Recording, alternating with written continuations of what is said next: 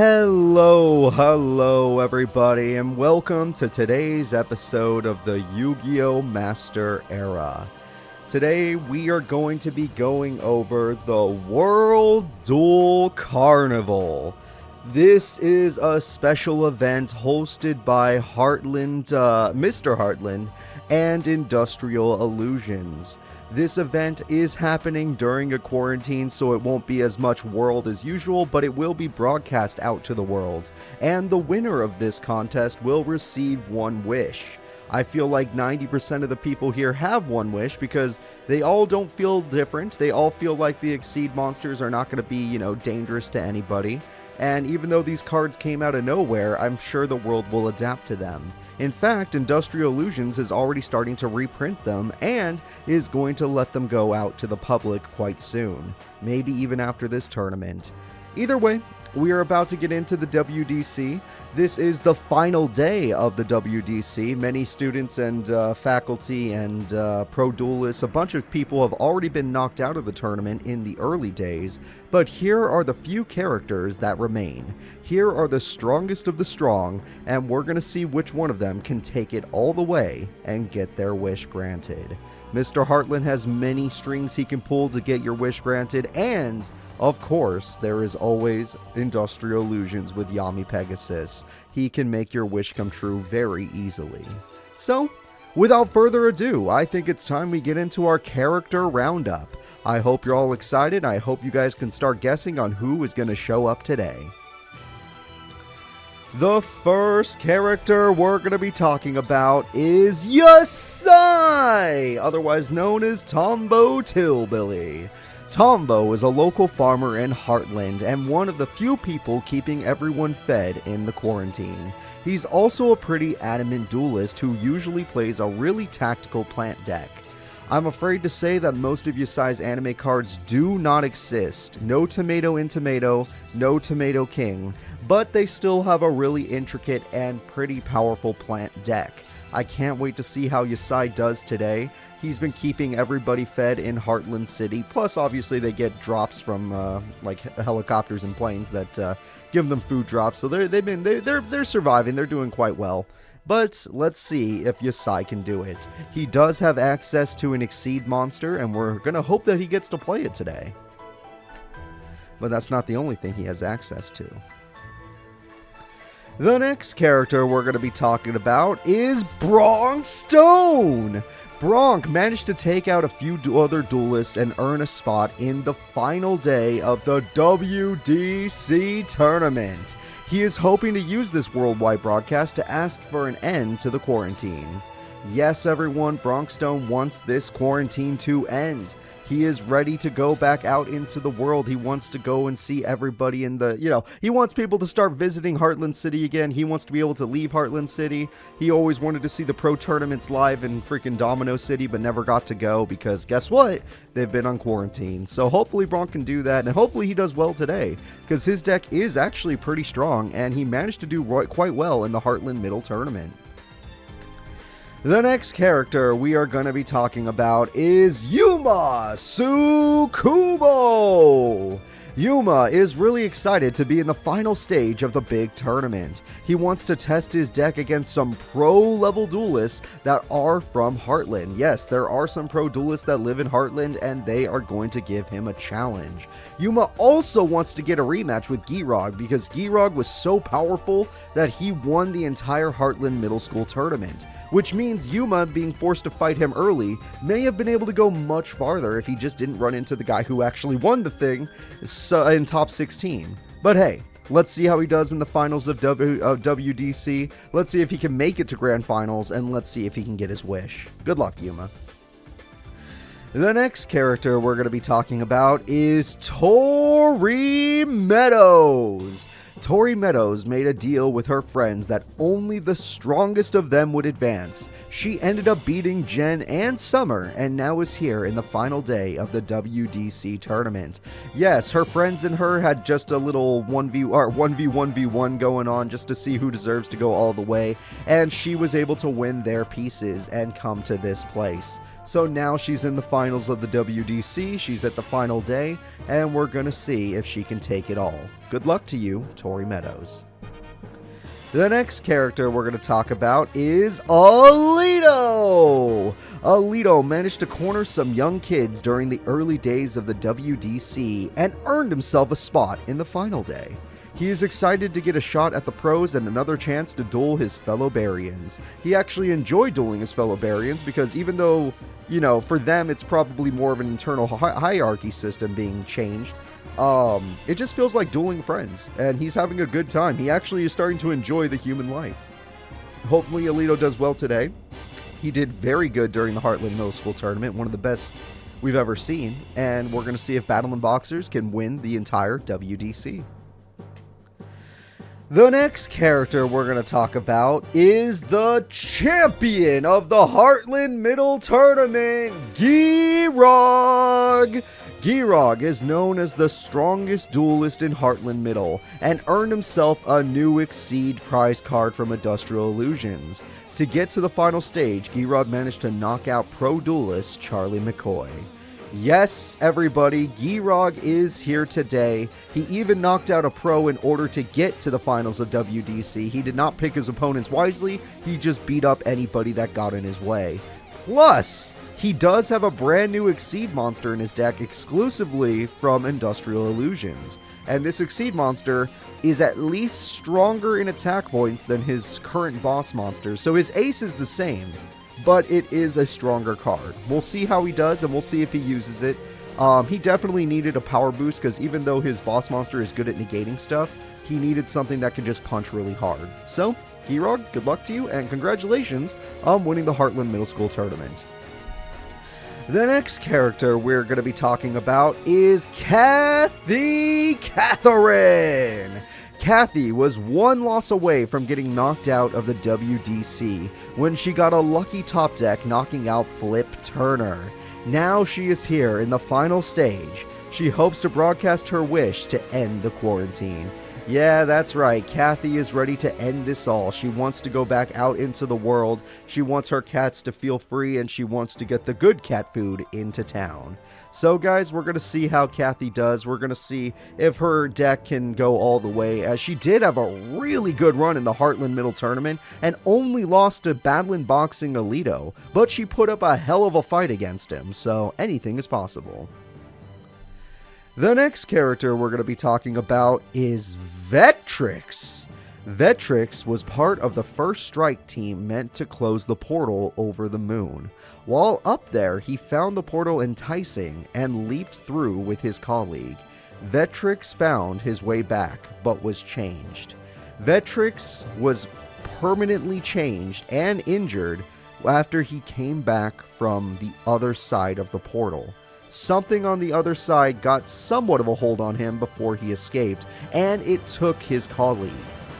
It is a sad sight to see, but he is back now. He is a little bit more unhinged than he used to be. He's a lot younger than he used to be, and now he's in the WDC with a very clear message if he wins the tournament. His deck has cards from the other world, and they perfectly counter all of the cards we're going to see today. The next character we are going to be talking about is Rio Castle. Rio and her brother managed to take on the other competitors during the early days of the tourney. She is prepping for her first fight today, but is worried about one of the competitors. Do not forget, Rio has the ability to sense energies, the ability to sense power. And right now, there is one person in particular that seems to give off a more horrifying energy than her brother Shark. Somebody that she fears. And hopefully she'll be able to avoid them in the bracket, because even though Rio is a damn good duelist, she did not win the Heartland Middle Tournament, and she's going to need to work her way through the WDC.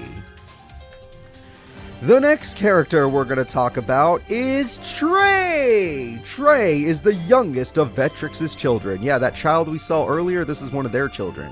He is a very happy child and has the most fun dueling. He loves his brother Quentin, but his brother Quattro always makes him feel bad and is kind of dangerous. Trey is he lives a different life. He's like, hey, I got my two brothers. One of them I love and one of them I fear. And then he's got his father who has turned into a child, and he's just like, you know what? I'm just going to be okay with that. So Trey is a really happy-go-lucky duelist. He likes to have a lot of fun. And he's being the youngest of the duelists. He actually does attend Heartland Middle School, but he was unable to participate in the middle school tourney. Here he is right now. He's a very powerful Chronomaly duelist, and hopefully his deck will take him far. The next character we are going to be talking about is Anna Kaboom! Anna was pretty bummed when she failed to get the prize card in her middle school tourney. This did not set her back, however, as she has qualified for the WDC final day. Her teacher in Duel Monsters is here today. The person that taught Anna how to duel when she was younger is in the tournament today, and I can't wait to see if Anna gets a shot to take on her former master, her former teacher. This is going to be really fun. Anna Kaboom is a damn fine duelist. Her train deck is very powerful with extreme burn, but we're going to see if she can pull it off. The next character we're going to talk about is Dumon. Dumon calculated the easiest path to qualify for the WDC. He did this so that he could test out his dueling strategies on pro-level humans. He seems to be training to rematch another certain pro. Dumon is like, you know what? There is one person, one human being that is considered a pro that I hate more than anybody else. And I want to get a rematch with them once the quarantine goes down, once the quarantine ends. And Dumon, in order to prepare for that, has gotten himself to the WDC finals, where he could take on other pro-level duelists to get some experience. We'll see if he gets to take on any pros today, and we'll see if he can beat any pros today. Good luck to you, Dumon. The next character we're going to be talking about is Quattro! Quattro is the middle child of Vectrix. He currently performs as a celebrity duelist. Very few people have seen his true emotions, but according to his brothers, he is an absolute freak in every sense. Quattro is an interesting case of a guy who does love the spotlight, but once the spotlight is off, he turns into kind of a monster and treats people poorly. But that's basically most celebrities, so we're going to see what happens when Quattro gets his wish. This is one of the few characters we probably don't want to see the wish of, and their gimmick puppet deck is not a gimmick deck. It's actually really good, so we'll see how it goes. The next character we're going to be talking about is Cody Callis. Cody is the son of the neighborhood construction crew foreman. His dad works 90 hours a week to buy Cody cards, and they all seem to be about heavy machinery. Cody Callis, for some reason, this kid likes dressing up as a ninja, but he is a quite powerful duelist, and he earned his slot in the WDC. We're going to see if he can go all the way with his heavy machinery deck and if he can make his dad proud, because I know that his wish is going to be to give his dad a freaking break, or to at least cut his hours to a point where he can work happily. Maybe even get his dad a promotion, I don't know. Cody, good luck to you. The next character we're going to be talking about is Cameron Clicks. Cameron is Heartland's best photojournalist. He has been documenting the entire quarantine and has been taking pictures of all the original Exceeds that the citizens have been summoning. Cameron Clicks, since the quarantine has begun, has been watching Duelist Duel, and anybody he finds with one of the cards that got them quarantined, an Exceed monster, he takes a picture of it. He memorizes it. In fact, he's keeping a list of all of them. So we'll see if Cameron Clicks can do well today, as he himself found one of these rare Exceed monsters and is using it today, as you can see. The next character we're going to be talking about is Dog-chan! Dog-chan has been navigating the early days of the WDC with success thanks to Roscoe. Roscoe is a big dog that adopted Dog-chan while she was living on the street. Now she is in the WDC final days, so hopefully Dogchamp will do well. We all know her deck is much weaker than it was before, even though Roscoe has helped her improve it little by little on the way to the final day of the WDC. It just will never be what it was in Tag Force because Sumo Dog King doesn't exist, Tribal Dog doesn't exist, all of her cards from the anime do not exist. It's heartbreaking, but it doesn't matter. You could still try to believe in Little Pip and maybe she'll pull it off. The next character we are going to be talking about is Brooke Walker, Pro Rank number 73. Brooke, the unsinkable Walker, is a pro-level duelist that hasn't had any pro matches since the quarantine. Her dueling skills are top-notch, and she even taught young Anna Kaboom how to duel. That's right, everyone, this is Anna's teacher. This is the woman who taught Anna. Brooke Walker is an interesting case of a character whose cards do not really exist in this game, or in Master Duel. Luckily, her Exceed monsters do, but her monsters herself do not. So she's going to have to make do with what cards she can manage, and honestly, there were some ship cards she could use. Plus, she actually uses other support in the anime, so we're going to see that too. We'll see how Brooke does today, as her deck is pretty fast and pretty powerful, but it doesn't have the same kick it did in Tag Force. The next character we are going to be talking about is Scarlet Starling! Scarlet has been surrounded by fans since the tournament began. They wanted to give her free wins so she could get to the final stage, but she refused. She beat Art Stanley and Carlisle Chesterton to advance. She found 2 of her fellow students at Heartland Middle School, challenged them to legit duels, and earned her way to the top. She is here in the WDC, and you better believe her Madolche deck does work. Obviously, she can get countered pretty hard if she doesn't get her field spell or loses it quickly, but if she gets out her tiramisu, then you already know that you're done for. There's no way you'll come back. So, we'll see how Scarlet Starling does today, and hopefully, if you like this dueling idol, then, root for her. The next character we're going to be talking about is Quentin. Quentin is the eldest son of Vetrix and took care of his brothers while their father was away. Quentin doesn't have much time to practice dueling as they run the family business and study the other world. Quentin has 2 specific jobs: keep the family fed and study the world that the father went into. Especially thanks to their father coming back, he has a lot of new material to study off of. He's like, hey dad, take the mask off. I need to figure out what's going on with you. So here he is today, Quentin, still a pretty powerful duelist, his boss monster, though it seems hard to summon. In test duels has been summoned every single duel and is really powerful. So, good luck to you, Quentin. The next character we are going to be talking about is none other than Shark Castle! Shark had the hardest time qualifying for the WDC final day. That seems incredible, but it's true.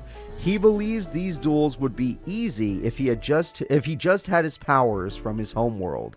Shark barely beat Yusaku Fujiki and Leon von Schroeder. That's right, Shark Castle took one of the hardest routes to get to the WDC finals today. He had to beat 2 of the strong students at his middle school, and the reason he took them on in the first place was to make sure he wasn't weak, because after losing to Girak, he felt like he lost a lot of his potential.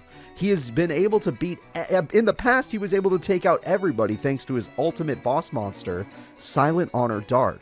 Now that he's lost access to that card because it was lost to him when the portal closed, he needs to find other ways to achieve victory. We're going to see if he could do it today, as he already took down 2 powerful duelists to get to this point. Hopefully he does well, but anything can happen. The next character we are going to be talking about is none other than Mazar.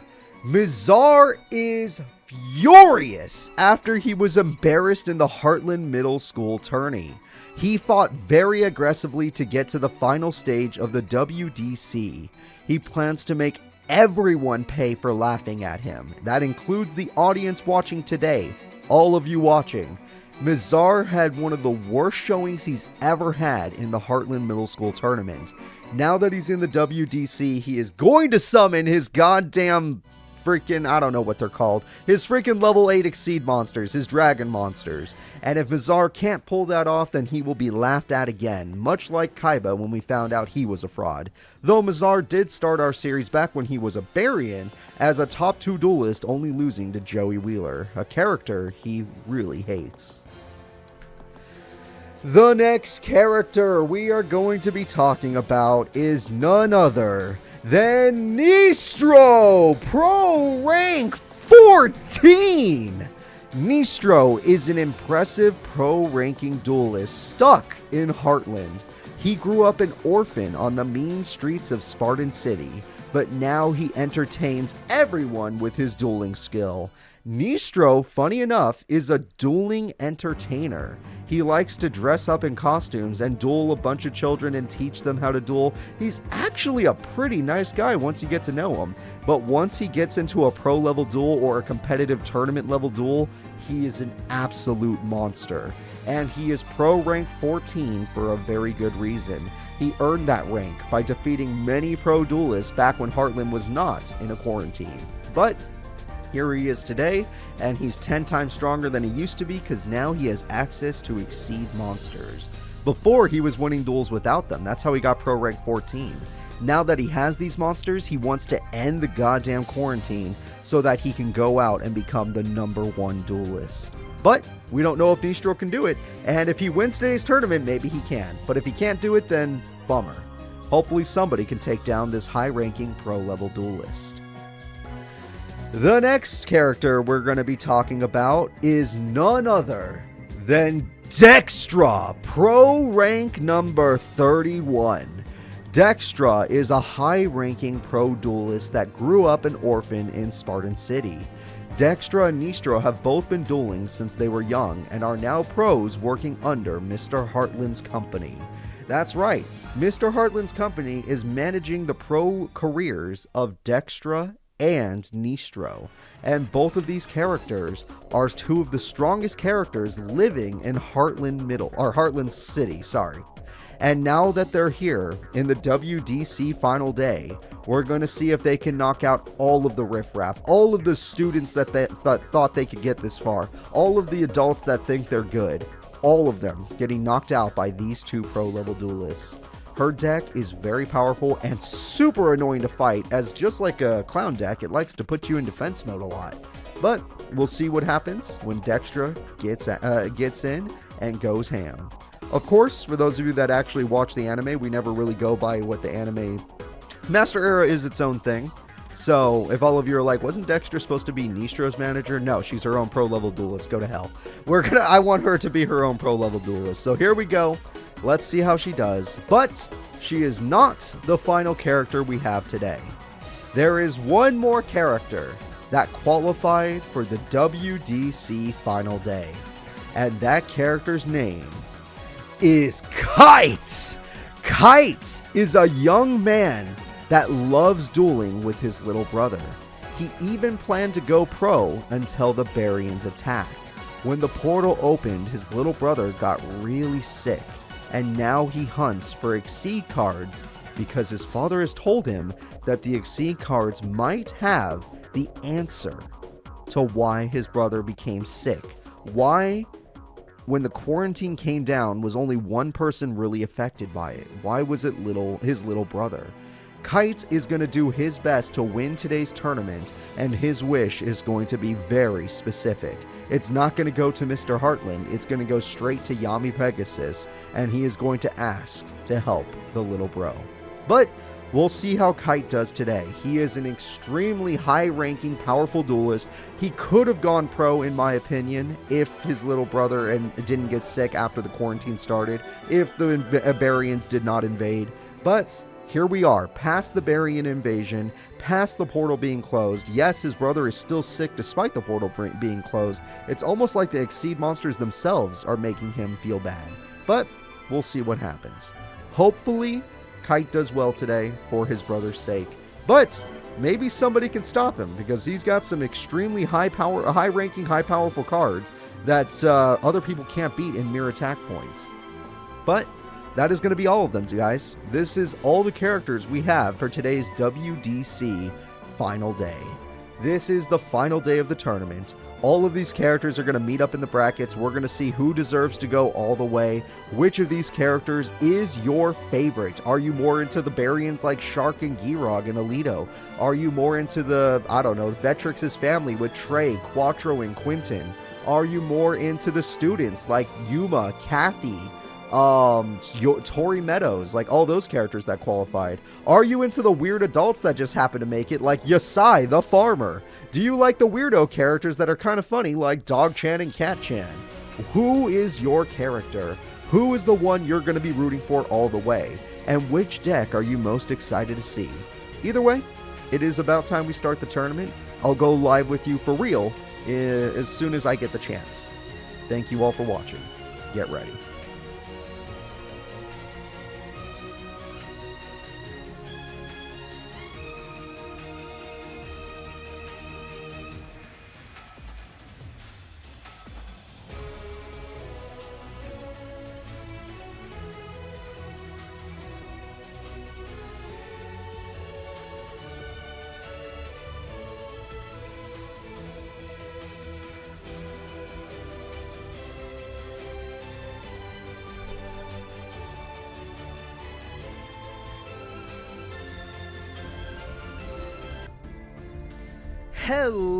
Hello everybody, and welcome to today's tournament of the Yu-Gi-Oh! Master Era World Duel Carnival. We have so many new characters to show off today, so many new decks that are going to be exciting, and I want to thank you all for being here live. I hope you're all excited. Lots of decks did get touched up for this tournament if a character did advance to this one from the last one. And of course, we have a lot of new characters that are going to show off their decks today. So I hope you're all excited, and I hope you guys are ready for the first duel, which I'm going to set up right now. The first duel of today's tournament is going to be Kathy Catherine versus Quattro. We're about to see the Cat Girl take on the Celebrity. Which do you guys like more? Are you more excited for the Celebrity? Are you more excited for the Cat Girl? Or is your favorite character somewhere else in the bracket and you just don't know which one, you know, yeah, maybe you can't see them, but they're in there somewhere. Trust me. Trust me. Everyone's got a favorite for this one. So guys, I am going to set up really quick, and then at 12 o'clock exactly my time, PST, we're going to start the tournament. So let me go find our characters, let me go find their faces, and let's have ourselves a really fun tournament today. I would like to thank everybody for subbing. I would like to thank everybody for watching. Ghost Wolf, congratulations on 2 years. Vidal, thank you so much. I really do appreciate that. I really do, and I hope you guys enjoy the gift subs. Let me just go ahead and find our 2 competitors for the day, and then we're going to get started. So, I have found our 2 competitors for the day. It is time to get rid of the bracket for now. The fight will be Kathy Catherine versus Quattro. The second I see 12 o'clock is the second I will start the fight. So everyone, please be ready. Again, thank you everyone for gifting out subs. Thank you everyone for helping me out. And, you know, thank you all just so much for helping me hit 100K. I really do appreciate that. But without further ado, it's time to start this tournament. Let's have some fun and let's see what happens, because it's time for Kathy versus Quattro, the first fight of the WDC. All right, let's have some fun. Let's see here. Kathy has a very strange hand, not one of her better hands, but I'm sure she'll find a way to make it work. Quattro has already got a combo on the first turn, but does not use it because AI. But you know what? It actually is the same thing, except he took 200 deflected damage. Because I'm assuming he'll do it on main. Of course they'll do it on main phase 2. Why wouldn't they? Everybody say hello to Gimmick Puppet of Strings. That's right, Quattro is breaking out the strings, everyone. So Kathy has Magic Cylinder, which is actually a good idea to deal with the string problem. I'm sure it will come in handy, you know, doing 3,000 burn and all. But we'll see what this guy does. He also has another card where he throws away a Gimmick Puppet, and Premature Burial brings back the Gimmick Puppet. All right. Not a bad play from good old Quattro. The damage is looking good, except for this attack. It's going to get reversed right back. All right, so far a good turn. Oh, wait, he has another effect. Oh, 800 burn. That's a living Ukazi, that disgusting looking card. All of his cards look disgusting. These disgusting looking cards are Ukazi. All right, she summons 3 separate monsters, putting 2 of them together. You better believe it, Cat Chan is coming to fight. She's got her shark, and the shark is just to stay alive. It's not about damage. And on top of having her shark, she's going to play another monster. It's the boss monster of her deck. It's Mannequin Cat. Mannequin Cat is going in against the Puppet of Strings. Yes, they'll throw away a card. They double their attack stat, and you've lost everything, Quattro. Your life points and your field advantage are gone. Get out of here. Alright, well, first things first, he's going to special summon a level 8 monster, as if it matters. Monster Born is going to special summon a... There is no way you're actually going to summon that boss monster. Wait a minute. Okay, no, he's going for a different one. I was going to say, that'd be some bullshit. And his other rank 8 monster, I don't know that one too well. And he's going to target another... Oh, he got Puppeted Strings back. Oh, shit. This monster has an effect. It uses its effect. It pops the monster. It does 2,000 burn. He's not done yet. That's the power of Quattro, everybody. Quattro has done it with his 2 Exceed monsters backing each other up. He Grinder's its name? He grinded his opponent to dust right there. All right. Well... that was a damn good first turn.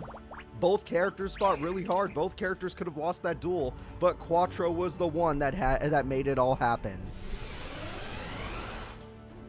So let's go ahead and get into game 2 and see what can happen. This is a better hand. She started Rescue Cat. Rescue Cat works really good in her deck. In fact, it's probably her best card.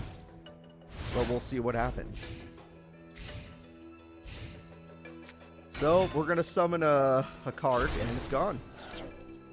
It has an effect, though.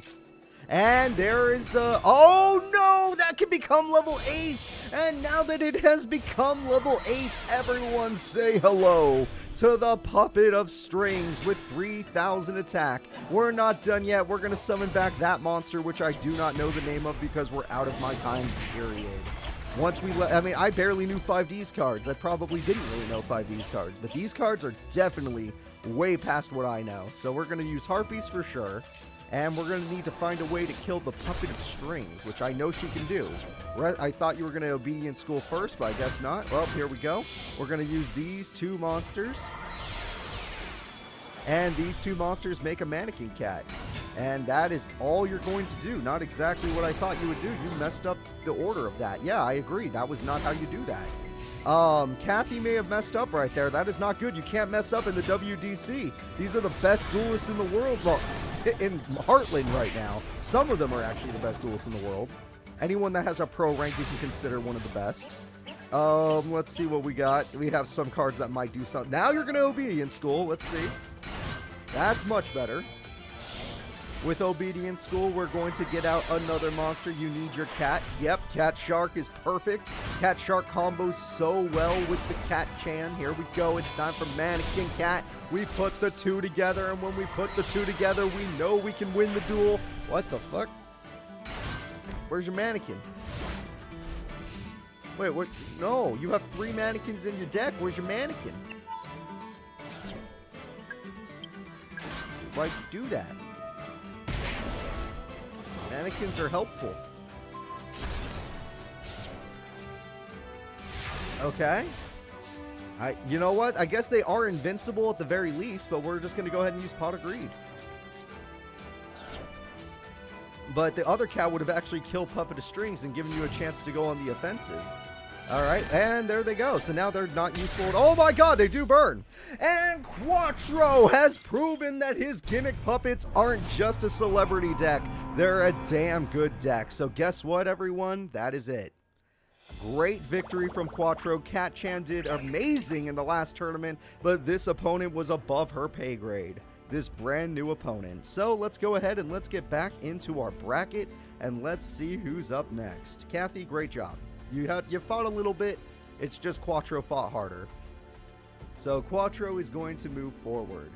The next duel will be Dog-chan versus Yosai. Yosai is going to show off his deck that only exists in this game because obviously it doesn't exist in Tac Force, so I had to get kind of creative with his deck, and you guys have to live with the choices I've made. And now we're going to go into Dog-chan, which I have the exact same speech about. You kind of just have to live with the choices I made because their cards do not exist. Alright. Dog-chan is ready. Yosai is somewhere. Yosai is ready. Dog-chan shall open the duel with Spiritual Forest, having Flame Veil Dog. Flame Veil Dog attacks Nacheria Cherries.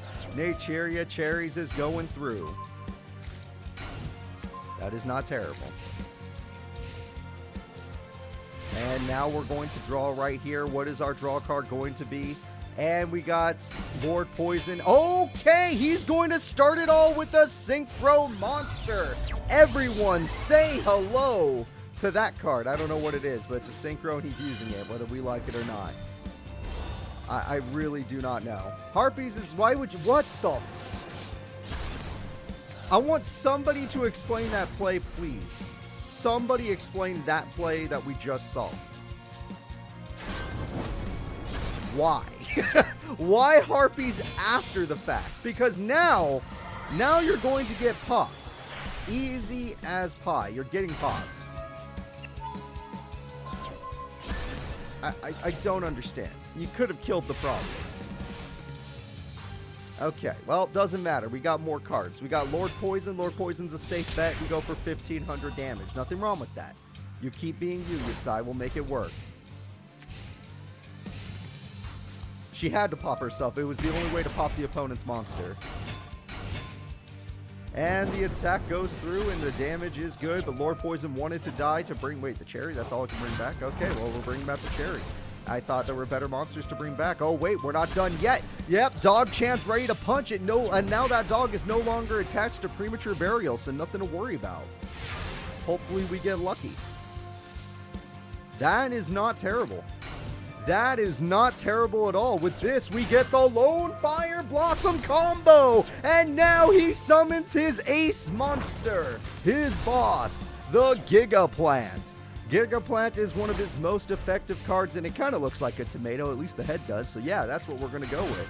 And Tomato Man is here. Using Cherry and Mato, he gets his Tomato King. Well, not Tomato King, but Gigaplant, which is as close as we're going to get. And now we're going to see this monster get revived, buffing all plant monsters on the field. The hyenas will roar. And they keep the field safe. So Dog-chan is buying herself some time. Maybe she'll get a tribute monster, maybe not. But we're going to hope for the best.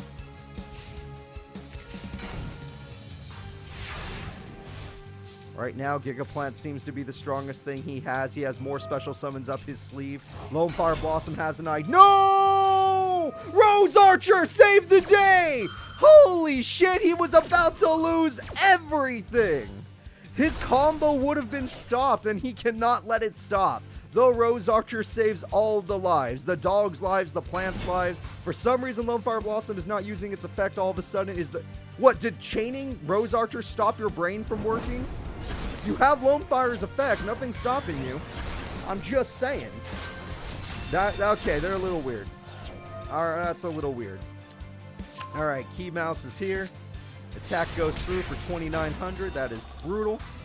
And now we're going to use Lone Fire the way we're supposed to. Get Cherry and Mato, and that's another Synchro goddamn summon, because those tomatoes that are Cherry versions, yes, they will give you that. There we are. Yasai's looking real strong with these power boosts. His cards are on top of the world, but we'll see what happens. Okay, I was going to say, he's going to get Lone Fire, right? And we're going to do a Synchro Shogun.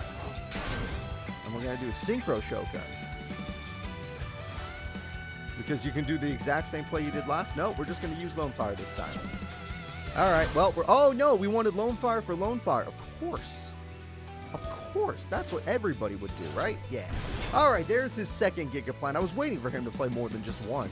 It's a little strange that he didn't. And he is going to Exceed Summon 2 Giga Plants into Rika. And now he's got everything his heart desires. He's going in for game. And Scapegoats will not let him end the duel. God damn it. Alright, well, he is not allowed to end the duel just yet.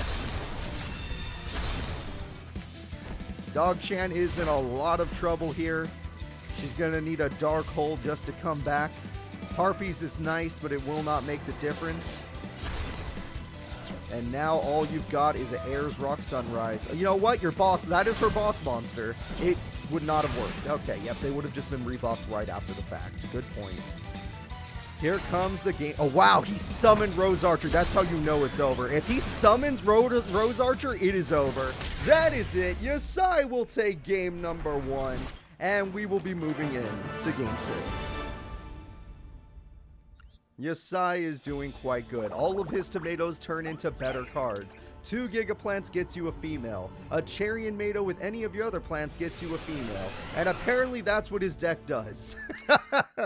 That is basically his deck. He's got all the tomato cards known to man in this game. And then the rest of the cards just help him get the actual stuff. Alright, Spiritual Forest, there we go. We got Doggo. Doggo is fine with me. Chain Dog will do a damn fine job. A lot of these traps are very annoying, I must say, but we'll see. I don't know if he'll use it properly. Wall of Thorns will come through. Yep, destroying everything she worked so hard for. Spiritual Force does not stop that. It only stops battle, so that's a shame. He's got Inmato if he wants it. Alright, Inmato is on the field. Now they're going to start attacking. The damage is good. Cherry for... Okay, so you baited before. The before play was a bait. Skulldog Marin is going to go in with Horn of the Phantom Beast. You are now going to defeat the Inmato. Nice play. Chaining that to damage stub was a good idea.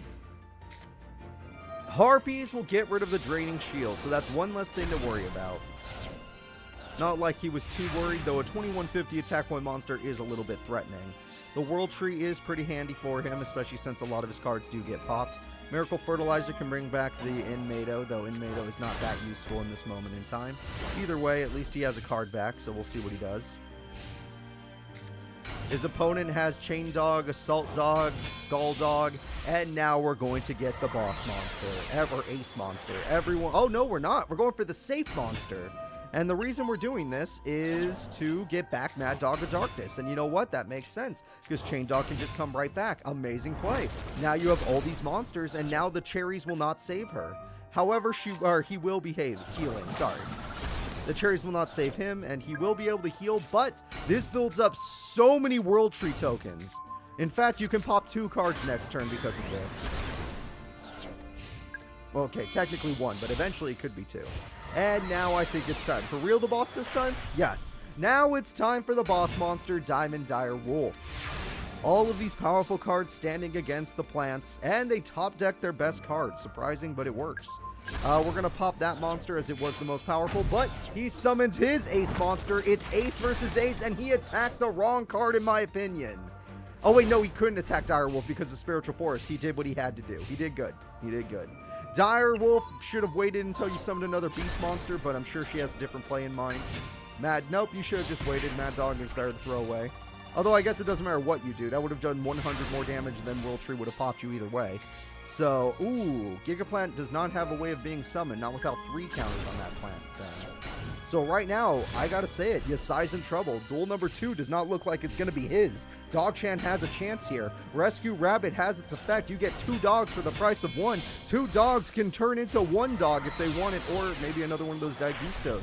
Daigusto gets you a dog. Daigusto throws away a card. Here we go. We're going to get back the Mad Dog. And now the damage is good. Not bad. 1900. Very good plays from Dog-chan. She's turning it around after how crazy the first duel was. That is a lucky top deck to get Pot of Greed, but the cards they top decked aren't the best. You should play both World Trees. You're kind of foolish not to.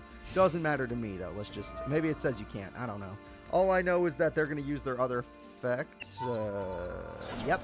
They got 2 Mad Dog of Darknesses, and now they can summon a 3rd monster to make things even more terrifying. Monster Reborn is going to steal the Gigaplant! You can only control 1 tree. That makes sense. Alright, and Gigaplant will not be normal summoned. I thought you were going to normal summon Gigaplant in order to use Gigaplant's effect. I was incorrect. We're just going for damage, and we're ending this goddamn duel. That's right, everyone! Dog-chan has what it takes! Dog-chan takes the duel by flooding the field with a ton of special summons. Amazing duel from Dog-chan. But... we don't know who is going to advance. Will it be the plant guy? Will it be Mr. Tomato Man Yasai? Or will it be the dog girl, Dog-chan? Come on, Pip. Both characters can be fun, though. In their own ways.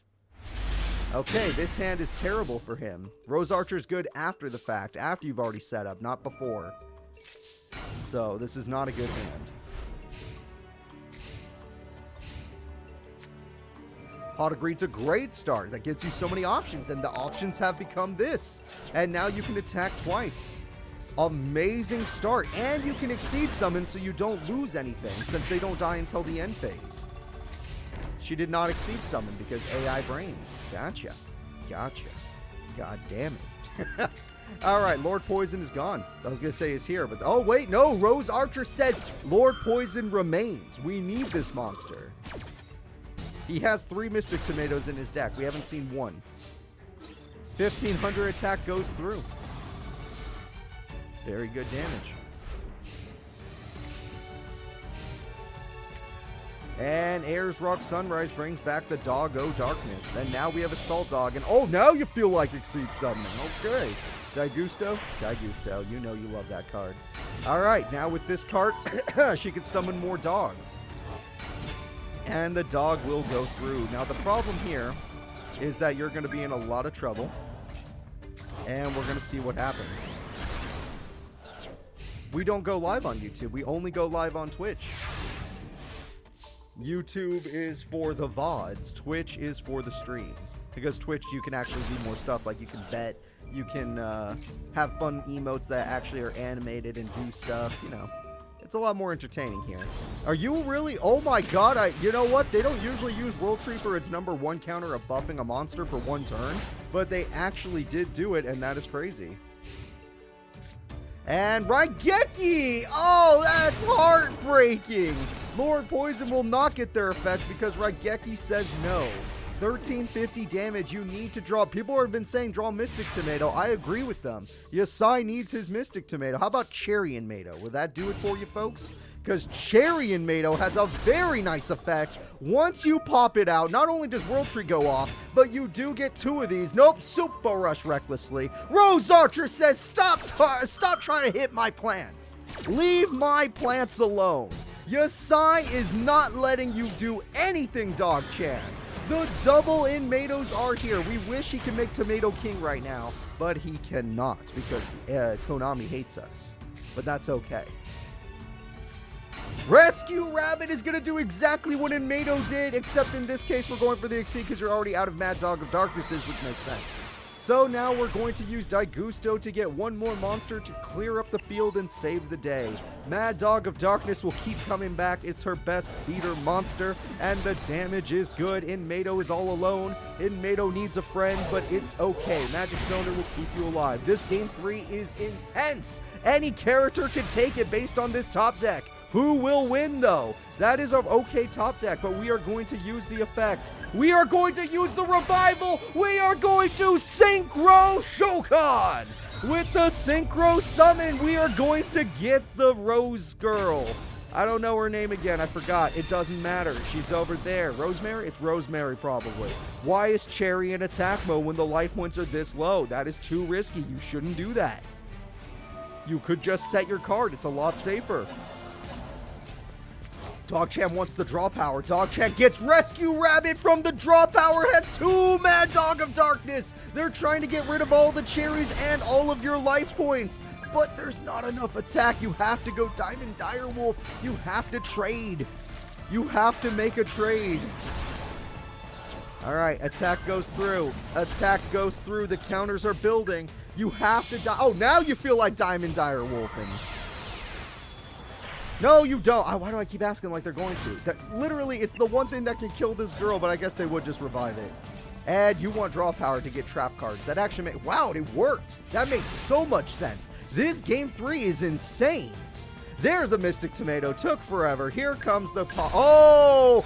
No, it was Magic Cylinder that would have won you the duel! Magic Cylinder could have won her the duel, but he was smart enough to target it. This entire duel might have been decided by that play. That play where he hits the trap card might have decided the entire duel. She had exactly what she needed. The draw power got exactly what she wanted, and it did not make a difference. Lone Fire Blossom is coming through. We are getting Lone Fire Blossom is coming through. We are getting Giga Plant. And that... Oh, wait! Assault Dog is trying to hold the field so desperately. There's only one left. It's not enough. She probably has one in the grave or in her hand. It is over, folks. It was such a close duel. That was an intense game 3, but Yasai moves forward. Not bad from the farmer. Anybody could have gone through that duel. Anybody could have won that duel, but at the end of the day, Yasai was just that little bit better. Good duel from both characters. In fact, good first 2 duels. I've enjoyed both of them. Alright, so Yasai, you keep moving forward. The next duel is going to be the Battle of the Barians. Everyone, who do you like more? Dumon and his Star Seraphs, or Alito and his Battlin' Boxers? These two are going to, you know, duke it out in the ring, and we're going to see which Barian deserves to advance. The Barian Square Off. I'm actually kind of excited for this myself. This should be good. Alright. Dumon and Alito. Dumon is ready. Alito is ready. I am ready. Let's watch this stuff. More water.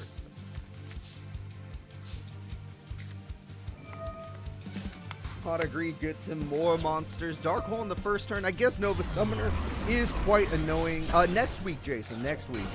Glassjaw is coming through. Glassjaw goes in for 2,000 damage. Maybe online if you want to, like, do some stuff. If Rick wants to play some Lethal Company or something. Attack go. No, we're just going to normal summon. We got Nova Summoner. And now we got the power-up card, which is going to be great for healing. The attack goes through for a direct damage, and that is absolutely A-okay. And 2,000 healing for Dumon. Dumon is feeling real good after that exchange. We got ourselves a spell card. Throwing away the spell card brings back the Battlin' Boxer. You better believe this guy feels like Exceed Summoning. We are going to get out something good. Alright, Nova Kaiser is here, and Nova Kaiser's got a great effect. You know why? I didn't expect him to eat that one. I was not eating that one. Alright, attack goes through, and we're going to just set up. Nova Summoner looks scared. Unless you get your Exceed monster, you're not beating this one. And they, you know what? Yeah, that's understandable. That's understandable. You didn't want to do it, but you had to do it. The problem is you still have to deal with every attachment he had, which Glassjaw is easy enough to deal with, but the other two, not so much. Alright, attack goes through. You will hit 2 of them, but you need to hit all 3, and even then, none of this would have mattered. Yeah. It looks like Dumon is just getting overrun. It looked pretty good at first when he was healing himself, but one Exceed summon changed it all. Oh, they're just going for damage, which is sad. That is sad. They're just going to punch you. They don't even care about Exceed summoning and then just saving their options. They're using their options. Now we're going to bring back probably the same monster because Nova Kaiser's so freaking safe. Nova Kaiser's like, I dare you to pop me. You're just going to give me more monsters. You fool. Alright, well, Alito's having a lot of fun with his Barry and Buddy, and the only thing that's in between them and victory is one trap card. One trap card is the only thing that could stop them. And it's TT. But that actually made things worse in my opinion. I would say that might have cost you the duel to use that TT. You probably would have survived longer not doing it. Why? Okay, we're probably going to just use one more Exceed Summon. Oh, Lead Yoke of all things? Really? I guess if you make 2 of those, you win. Oh, he brought back...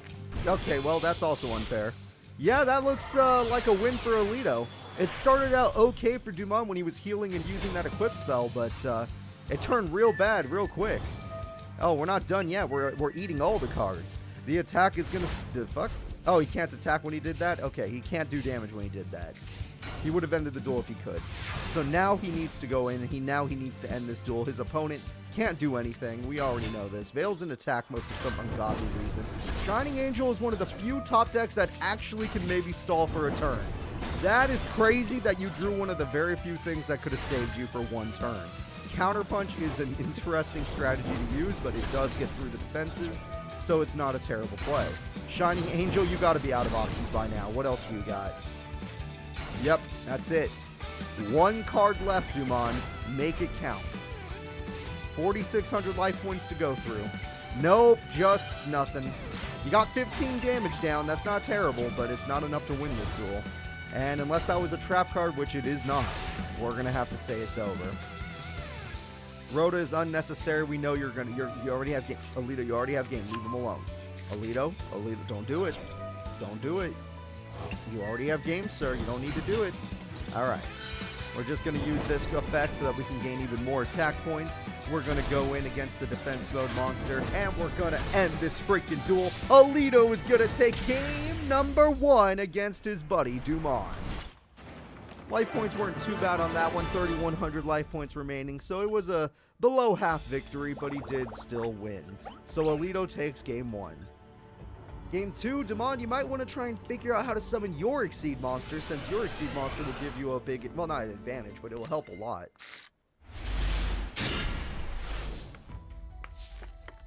Alright, really good starting hand for Alito here. Okay, I would not have started Glassjaw, but still, good starting hand. Alright, looks like we got the chair. And with the chair, we got an equip spell again. Oh my god, he's going to be a god! Veil has to be used otherwise. Yeah, I was going to say, if this guy gets a direct attack off, you might as well give up. Holy crap, never let him get a direct attack off. That would have been brutal. Guys, he would have healed 5,200 life points if he had attacked first with his Star Seraph. 5,200 life points would have been gained. But he did not attack with that monster first, therefore, he did not get that much life points back. Alright, here comes the switch hitter play, which means he is not going to Dark Hole. We're just going to go with Nova Kaiser, who admittedly can't defeat the opponent. Oh, well, Counterpunch. Yeah, you can defeat it, but still. Alright, there goes the damage. The damage is good. All the equipped spells have been wasted. You better hope you top deck a level 4 monster, because it's level 4 or bust. That is a level 4 monster. Call of the Haunted. That is a level 4 monster. Fair enough. We are going to do it. We're going to see. It's time for Dumont to use his Exceed. It's Star Seraph Sentry. Sentry is going in, using its effect. It will destroy the opponent. I don't know why he didn't use his other effect first. That made no sense. Maybe I'm dumb, but there was another effect he should have used. Alright. Not what I would have done. Dark Hole after all this time. Okay, there it is. There it is. Thank you so much for subbing for 3 years. I appreciate that. We got Veil in the top corner. We got Premature Burial right there. And we got Nova Kaiser looking good. Nova Kaiser hungers for Glassjaw. And the attack is going in for 24, but it will be reversed. 2,400 damage reversed. So now, Dumont has to come back from nothing. He is top decking. He is top decking. That is not a good sign. We'll see what this man can do. Rhoda is great. Rhoda is going to give him anything he wants. Sure. More monsters to devour. And with that, we have another Exceed summon. We're going to go for another Kaiser. No, we're going for lead yoke, and that is completely fine. Between these two characters, I don't care. They're both Baryons. I never got into Zexal, so these two were never for me. If I had to choose one, I guess Alito, because boxers are cool. But I just don't know. Lead yoke is looking real strong now. That Harpies, all it did was power up the opponent, if anything, and now they're not attached to anything. So that's kind of interesting. More things to devour. Shadow Boxer's ready to go in. Shadow Boxer deals with the problem, and next turn you're done. Unless you draw a dark, even if you draw a dark hole, I'm calling it. I think we have to call game on this one. I honestly think we have to call game. We can draw a card. Let's see what happens. Shard agreed. Not necessary. There's not going to be the duel's not going to last long enough. Oh wait, the chair does nothing. Nice job summoning your chair. Very impressive. Get him out of here. Alito will be moving on, everybody, in our tournament. This guy knows how to fight. And he is doing great in basically every tournament we throw him in. Alright. Oh yeah, Arturo's starting to get mad in that Digimon Crystal series, and I don't blame him. Whitney was tough, and I'm even tougher. So let's go ahead and let's see who's up next.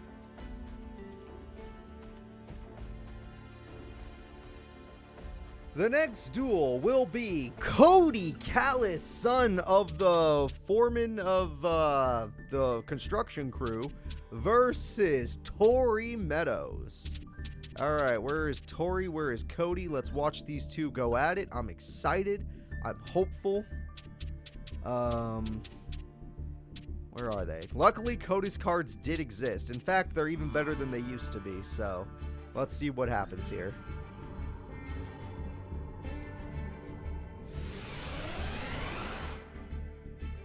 Cody is ready.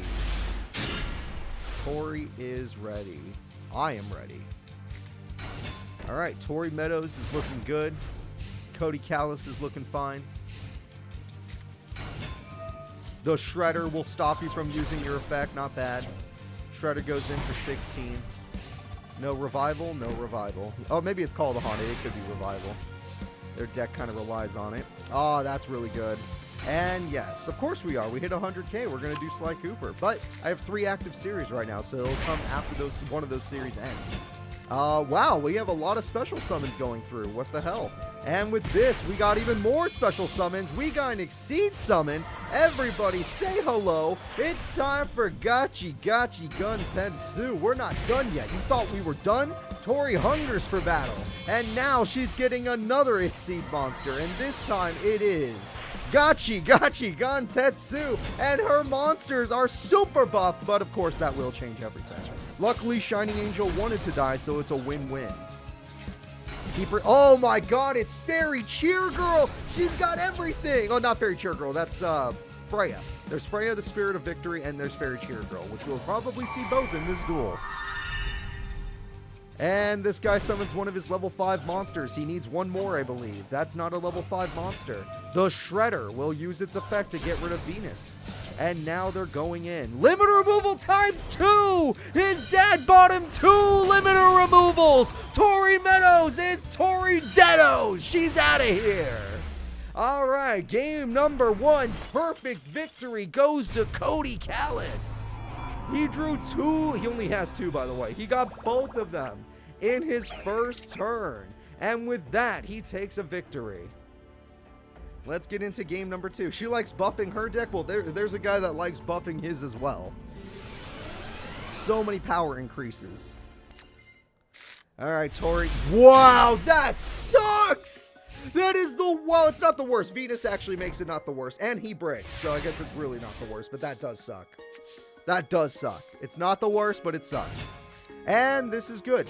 This is good. You still have your Photon move. Very good play. And now you have Venus, who is the card you wanted to survive, so that's really good. So far, so good. She got 3 monsters, and she's only going to attack with... Why? Why bother? Why not Exceed first, then attack?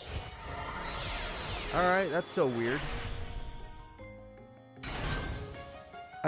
Look, she's weird, but whatever. It's fine. It's fine. She's got good stats here. He's scared. Nope, he's not. He has an effect. Okay, his effect is the tribute. And this card has an effect. It brings out another level 5. And this card has an effect. It brings out... That's level 4, right? That's not level 5. Wait, it has an effect. It's level 5. It's the boss monster. He got his ultimate card. Say hello to the king of heavy industry. Heavy industry throws everything in defense mode. Heavy industry throws away the cards on the top of your deck. Heavy industry pops 2 cards on the field, but Gotchi's not going anywhere. And heavy industry runs over Venus. All right, not bad. Not bad at all. Cody Callis is not a weakling. He is here to win. 2 Venuses kind of suck when you've already gotten everything. So you need Nova Summoners. You need Shining Angels. You need something. You need Master Hyperion, to be honest. That's the real thing you need. Okay, you're losing a lot of cards here to his effect. His effect is super nice. We have ourselves another play, and this play gets them more monsters onto the field. And the attack goes through.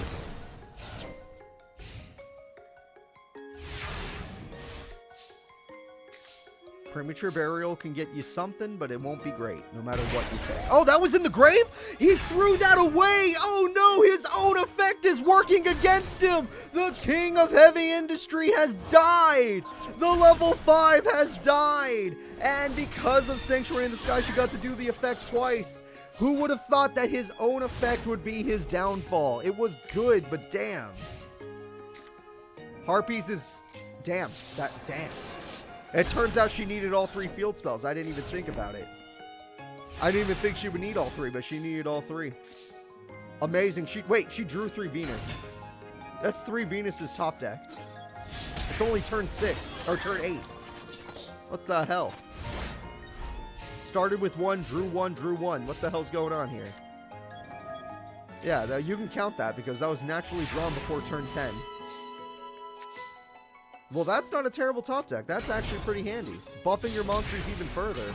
And now... Oh, the buff actually works against you.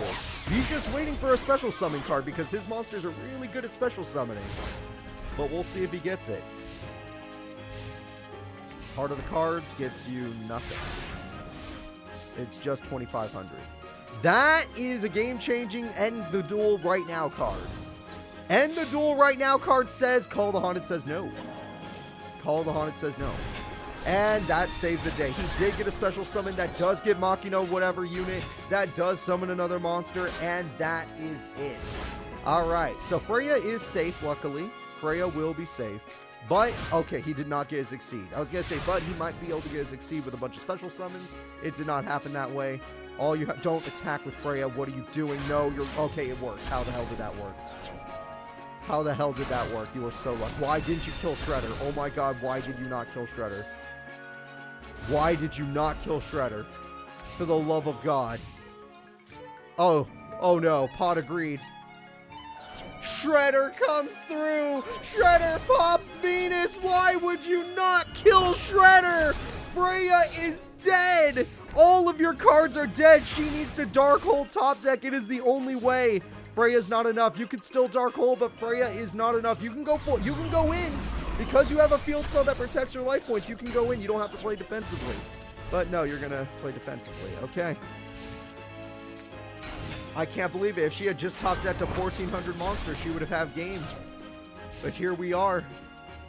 Both characters top decking for victory. I'm sure there's more than 4, yeah. I was going to say, I'm pretty sure there's more than 4, so he just needs more monsters and he wins. He got more monsters.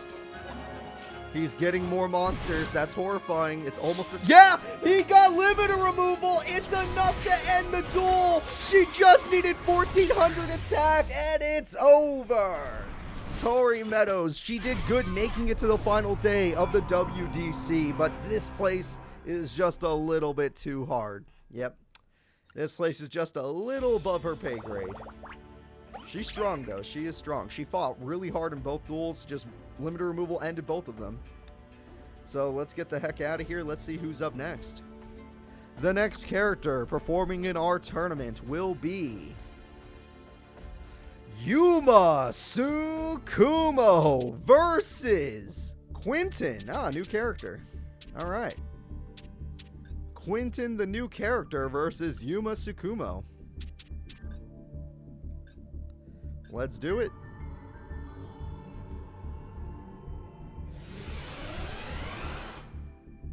Yuma did not really get to show off in the first tournament. He did... Oh, whoops, wrong character. He did end up losing to his opponent. The person that ended up winning the tournament, his name is Girog in top 16. So maybe we'll get to see more, or maybe he'll get wrecked. I do not know. All I know is he just stole his opponent's card because it's level 4 and it works really well for Yuma's deck. Yes, it does. Gagaga Samurai is here. Gagaga Samurai is perfect, and it will be used. Now it can attack twice, and you've lost every card you care about. Brutal. The sad thing is, he could have summoned Dyson Sphere on the first turn. He just didn't. And I've seen him do it every single practice duel. Dark Hole comes through. There we go. Gagaga Samurai is dead. Monsterborn comes through. We're bringing back the Samurai, but it's on the other side of the field. This Samurai is going in for 1900. Now we just got to play patient. Okay, this child is going to get bolts. Bolts can destroy their own Samurai. And with the bolts of lightning, they will destroy their own Samurai. And 200 damage goes through. Not much, but it's something. So, Quentin, are you going to be able to top deck Pot of Greed? Because that's basically what... Yo, no, that is not what you need, sir. Don't care if you did use it. It's not what you need right now. And that's 2 Gagaga cards, and that card just says no battle phase. Yep, that is just a no battle phase for you. Both cards will stand strong while Quentin tries to find a way out of this. That, you know what? That might work. I don't typically think that'll work, but it'll work on this case. Because if Yuma, there's plenty of cards for him to summon. Summons another monster. Oh, no! Yuma had Harpies. Yuma uses it. Here comes the Exceed summons. And the first one will be his Utopia! Utopia is on the field. It's going to evolve for no good reason. Honestly, it's only useful, like, in a very specific... It doesn't matter. At least he has it for an emergency. And we got another Exceed summon. The Gagaga child with the Gagaga girl. Or baby, I don't know. They're going to evolve into Gagaga Samurai, which means you get to attack twice. Bam. Bam. Bam.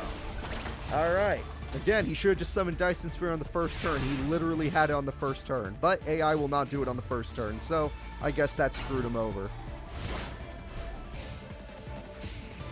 We're going to have to call game on this one. I can... Oh, he didn't use Samurai's effect. Uh-oh. I thought he was going to attack more times. Not using Samurai's effect might not matter at all. Yep, doesn't matter at all. All right, that is it, folks. The first duel goes to Yuma Tsukumo. All right, great job from Yuma. Gotta respect it. No disrespect here. We're going to go ahead and get into game 2 and see if Yuma can continue on. I may not have seen Zexal, but I played the video game World Duel Carnival, so Yuma's supposed to do good in this thing. He's supposed to win it, I think. But we'll see if that happens. Alright, we just have some basic summons here, nothing scary. He needs a level 5 monster in order to pull off his play. We're going to go ahead and get Gagaga Bowl. He loves this play. I swear, Yuma loves doing this play. And he has a special summon, which equals another card. They're both level 4 now. He lost his Pathfinder. Everyone say hello to Utopia. Safe card. Do not evolve it. Thank you. Alright, now that he doesn't evolve it, he'll take 2,500, but that does not matter. It's not about that. Keep Utopia, because its effect is actually good. Negating attacks surprisingly does help out quite a bit. There's a level 5 I was talking about, but I guess you can't summon it just yet. Who's this card again? You could have summoned it. You messed up. He had it. He's had it again, and he just didn't summon it. In test duels, he's always summoned it. He always uses that spell card. Utopia scared him into doing nothing, I have to assume. Alright, Gagaga Samurai will fail against the Goldfish. The attack goes through. The attack goes through. 1,900 damage is a little bit too much. He has stage fright. That's kind of funny. Oh, it might still happen. Oh, no, it probably won't. And he's given up. He pressed the give up button. I've pressed the give up button in the past, but nah. Nah, not like this. And Premature Burial brings back Kage Tokage as if it matters. None of this was necessary. You already had game with what you were showing. And that is the end of the duel. He's going to end it with his Gagagas. Everyone, Yuma Tsukumo will be moving forward. We are now going to be moving forward, everybody. We're going to see if Yuma can keep going. Last time he lost in top 16 to Gearog. This time I don't know who his top 16 opponent is, but we'll see if he can handle it. We'll find that out together. Here, I'll click on it right now. Alright, Quentin, you suck. Yuma, you're good. Yuma, move forward. The next duel will be Cameron Clicks, the photojournalist, versus Scarlet Starling, the dueling idol. Which character do you guys like more? Do you like Force Focus, or do you like Cameron? Who's Cameron Clicks again? Oh no, he's Force Focus. It's Tiramisu or Tiramisu. It's hard to remember some of these cards. Like I said, we're out of my time period, but I know Tiramisu thanks to Tag Force, so that helps. Here we go. Looks like we're all set up. Alright. I have Scarlet ready, I think. Yeah, she should be ready. And this other guy, Cameron, I care less whether or not he is ready. We're going to see if he is, though. Alright, she got her field spell, so that is a good start for her, but I don't know if it's going to work out the way she thinks it will. This card is going to, immediately die. And since it's banished, that really sucks. She can't put it back in the deck. Banishment is brutal. Dark Hole, interesting. I would have saved it, but sure. To each their own. Oh, this card has a special summoning effect. That's really handy. It has 2 special summoning effects. That's really handy. That was the perfect back row. I'm sorry, but that was the perfect back row. If it wasn't for that back row, she would have just destroyed him. What, do they both go back to the hand? Oh, dear God. Wait, can she just do it again, or is that not allowed? It's not allowed. Okay, I was going to say, that'd be kind of insane if she could just do that again. All right, well, the perfect back row will stop. He has another Mystic Tomato waiting in the wings. That's brutal. So now he's still good. Madolches are looking. Oh, she even got the ticket card. That's amazing. She has her full combo. The special summon comes in. The special summon comes in. Look at all these powerful monsters. The field spell buff is nice, or the ticket buff. I don't know which one's doing the buff. All that matters is damage is good. And Giant Germ. Yep, this man is building up a front row so that he has something to tribute into. I believe his monster does require something.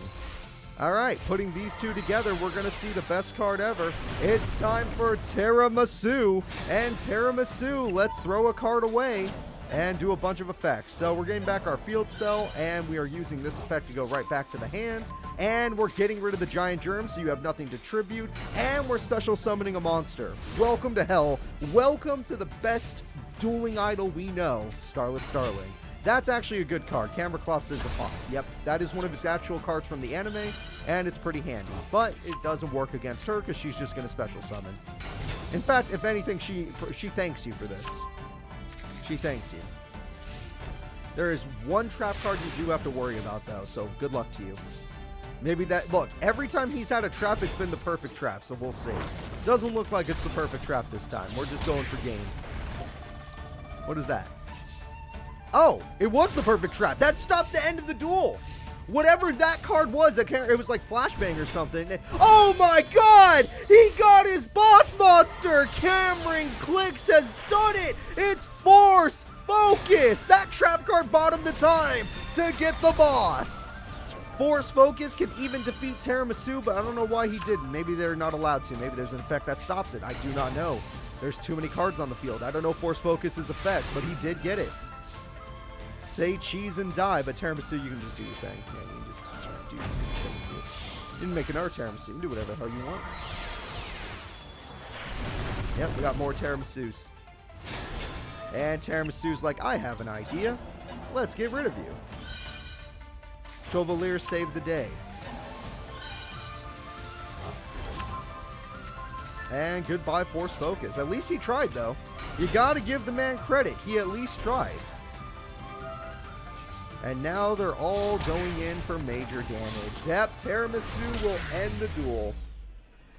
Amazing job from Scarlet Starling. Cameron Clicks is kind of annoying, and if he wasn't fighting the freaking dueling idol who got one of her best hands ever, he may have been doing good. He may have done well in this tournament, but we'll see. Let's get into game 2 and see what happens.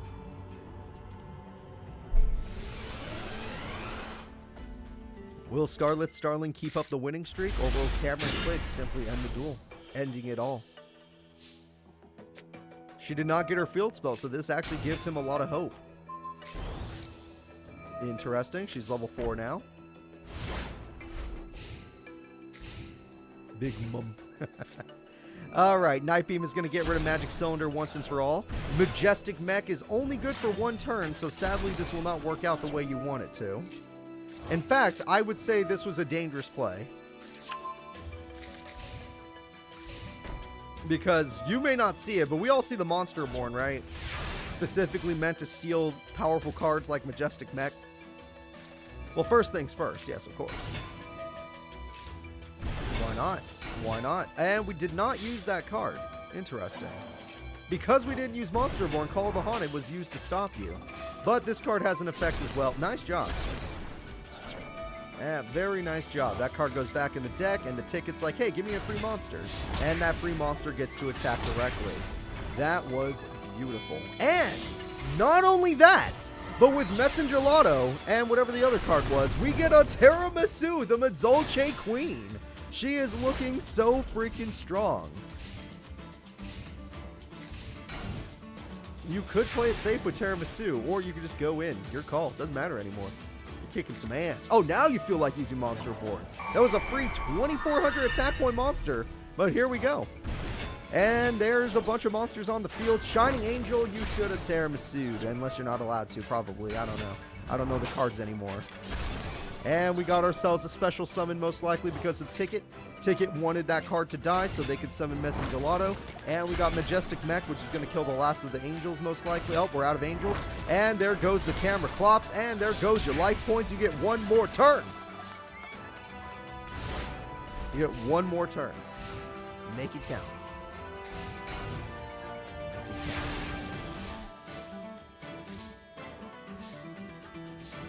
Attack goes through. Oh, there's the last Shining Angel. I was wondering where it was. I didn't know if I missed it earlier. Yep, there goes your life points, and we're going to end it with the opponent's monster. Cameron Clicks. Though you put up a damn strong fight in the first duel, the second duel was all Scarlet Starling. She's damn good. So, guys, there you are. Scarlet Starling will be moving into top 16 of the big WDC tournament. That is freaking awesome. And you know she's going to try to end the quarantine so she can go back on tour. She wants to go back on tour. She needs to get her fans. Hype them up, you know. So let's see if she can do it. The next duel will be Anna Kaboom versus Trey, the last of the children of Vetrix. Trey versus Anna. This should be an intense duel. Alright. For those of you that don't remember Chronomalies, they're pretty good. They're overall pretty good cards. For those of you that don't remember Anna Kaboom, she got like top 4 last time, so how dare you? She's amazing. She's an incredible duelist. So let's go ahead and watch these two go at it. Anna Kaboom or Trey, your call.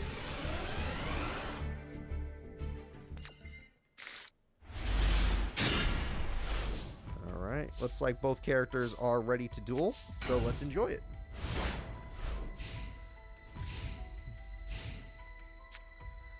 Okay, we already have 2 level 10 monsters. She did this extremely early. Holy crap, did she do this early. Anna Kaboom, on her opening turn, summons her Super Dreadnought boss monster, and she inflicts 2,000 burn. On top of that, she's going in for 3,000 damage, and you better believe she's unstoppable. This is Anna Kaboom, everyone. This is the girl who got top 4 in the last tournament. Trey, on the other hand, is going to summon a disc, which gets him a spell card. And the spell card, this other spell card, will get him bones and another card. And Monster Born will get bones. And another spell card. And this spell card will get that.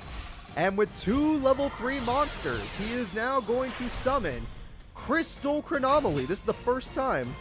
Oh no, he used this in Attack Force just very rarely. I don't know why all of his monsters are in attack mode. It seems a little risky when you have no life points left. Alright. Oh, it does 500 burn to end the duel. She wins the duel. She wins the duel, everybody, with just 500 burn. Okay, that is crazy. She just went for the kaboom part of her deck. All the burn she could muster, and it won her the duel. Not bad. Trey definitely was cooking something up, but didn't work out. Yeah, Anna Kaboom's song is definitely Here Comes the... I'm waiting for it. Alright, well, here it comes. 800 point buff. Trap card. A bunch of good spells, but none of them necessary without extra monsters. Harpies! That is brutal. He lost 2 of his best cards. Machine assembly line is nice. No way she did. Okay, I was going to say, oh my god, she messed up hard. She messed up hard. She did not have the combo, yet she still summoned the monster. No field spell, no nothing. In fact, now she's going to have to deal... Oh, never mind. It was bait. It was all bait. It was all bait, of course. Of course it was bait. How could I not assume this? And luckily for him, he still has Premature Burial, which brings back the disc. And now he's got this card to buff the disc to 2,800 attack, which against any other opponent would be incredible. But Anna Kaboom just looks at that attack and is like, that's all right. That's not great, but it's all right. And now she's got her train schedule, everybody. She's going to summon her Night Express Knight in defense mode, even though in attack mode it had 3,200 attacks, so I'm a little confused. Maybe there's a reason it couldn't attack. I don't know. It doesn't matter. 3,000 defense is plenty, and she's looking really good. And we got a level 4 monster that doesn't have as much attack as it looks like it has. Don't worry about it. It actually has way less, but this trap card will activate summoning... What is that card? It's Trebuchet, yeah. We got another Trebuchet. So now we got a field spell. We got ourselves an Exceed Summon, everybody. Say hello to Trey's monster, whatever the hell that is. And whatever the hell that is going to throw away a card, get back the disc, and the damage is looking good. That card has an effect. It nerfed the opponent's monster like crazy, and now the damage is good. She's down to 1 turn left. She may have won very convincingly in the last duel, but this duel is looking really bad. Pot of Greed is a hell of a top deck, though. And with this, she can summon 1 monster. She summons her level 4 monster. And she's looking a little scared if these are the plays she's making. If she's only playing defense mode, she's definitely looking scared. And no Exceed summons. Okay, the attack card damage goes through. Attack damage goes through. All of your best cards are dying. Your level 10 is the only thing keeping you alive. You need to find a way to use it. You did not attack, which is surprising. Maybe it's a quick effect. I do not know. Why is it in attack mode unless you're baiting? Did you just throw? And a Kaboom throws duel number 2. Trey dominates just as strong as she does. And now both characters look like they can win it all. I don't know which character is actually going to win it all, but we'll see what happens. Here we go. Game number 3. This is it. Who's going to top 16 in the WDC? Both characters have proven to be very strong, but only one can advance. She's got 1 train card and a dream. He already got his spell that makes his cards very powerful. Chronomaly Solidarity. And TT will stop any nonsense. Good play, but that spell card will give you cards, so it works out. Mud Golem it is. And Crystal Bones just does the exact same play it did last time, except Signal is going to stop it. Yep. That stopped all the damage Anna would have taken. So, Anna, if you can manage to kill these 2 monsters, he's actually out of everything. But, well, I mean, we see the Dark Hole, but other than the Dark Hole, he's out of everything. There's no field spells, so it's not going to work. MST gets rid of the buff. Oh my god. Anna Kaboom got rid of the buff. Anna Kaboom has thrown away all of the opponent's monsters. There's nothing left. All Trey has is top decks. All right. It is the battle of the top decks in Game 3. Both characters have driven the other to insanity. Wait, field spell? She is, okay, he at least has 1,300 damage, though. It's not a lot, but it's something. So, Anna Kaboom, can you defeat 1,300 attack? The answer is yes, you can. Anna Kaboom, for now, holds field advantage in the top deck game.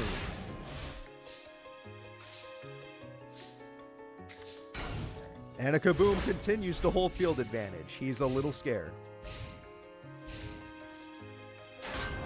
We got rid of another monster. Does she have... it's probably a level 10. It's a level 10. I was going to say, she probably has a level 10 in her hands. Another field spell, not exactly what you wanted. Okay, bad top deck. This is really dangerous. Okay, this card is not the strongest of the trains, but it just, you know, it's a better defense than offense. Because it has 2,400 when your opponent attacks, 1,200 when you attack. It's not terrible. It's not terrible at all. But we'll see. Okay, there we go. Crystal Bones is pretty good. Okay. It was something, at least. You need something better, but it's something. Where's that disc you like to use? Alright, 1,200 damage comes through. She's the only one drawing monsters so far. She even has a backup trap card for emergencies. Okay, there we go. That's a good card. This is the cooking time. If you get rid of Crystal Bones, summon Crystal Bones, get rid of Field Spell so you can do Field Spell twice, use the Field Spell a second time, get rid of Mud Golem, summon whatever that is, and then not play. Okay, what? I guess that works because only one monster can beat these. I think might not be right about that anymore. Oh, no. Oh, God, no. I understand he tried, but I don't think it worked. The winner is Anna Kaboom, which means out of all of Vectrix's children, only Quattro will advance. Trey was incredible, though. Trey did good. He just could not beat Anna Kaboom, which is understandable. Anna's damn good. So, good job. Maybe, Trey, if you had a better bracket, I think you might have done better. It was just an unlucky bracket. It's how it happens. Welcome to the world of randomizers. Let's go ahead and let's see who's up next. The final duel of top 24 is Rio Castle versus Bronx Stone. Both of these characters attend the same school. Both were in the previous tournament, but only one of these characters may advance. Will it be the power of Rio or will it be the power of Bronx? Which character do you believe in more?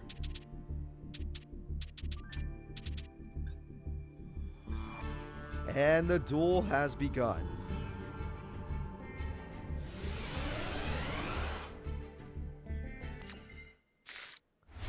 Bronx is ready.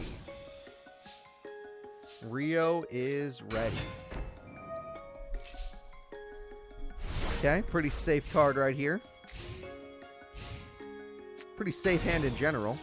And the limiter removal on the first turn, not something I expected to see, but it will do that at least. Except that she planned for this.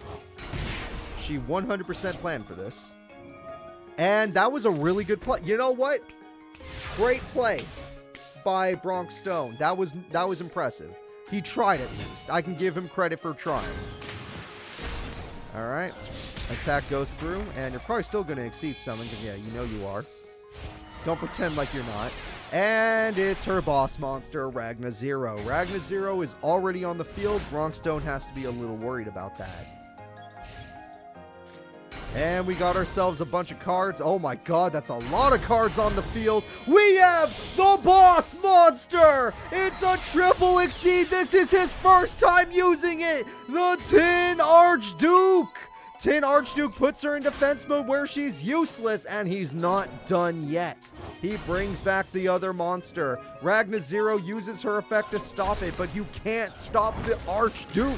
He is not a level monster. Burden of the Mighty does not work on him. Amazing play by Bronx Stone. Sorry, it's hard to remember the name sometimes. And there we go. Premature burial comes through. Ragna Zero is reborn. And we're not done yet. We're cooking with fire now. You have pissed her off for the last time, and you're dealing with Zero Fine. And Zero Fine is going to use its effect to get super strong. 3,500 attack. Bronk may have put up a fight, but she is not having it. She was not happy with any of that.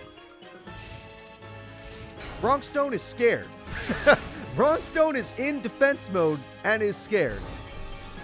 Pot of Greed comes through. She needs more monsters. There's a Mother Grizzly. There's a monster. Okay, she's not going for the monster board. She's just going for game. Ragna Zero will slash down Bronkstone. All right, amazing duel from Rio. Incredible duel. Bronk fought back, but incredible duel from Rio. So let's go ahead and get into game number 2. He managed to beat her boss, but she just revived it, so it did not work out in his favor. Another good start. Not great, but good.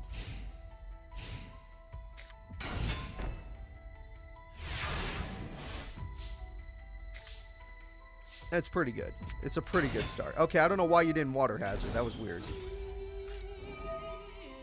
You easily had 2 specials. So you could have set Nightmare Penguin. Very strange play.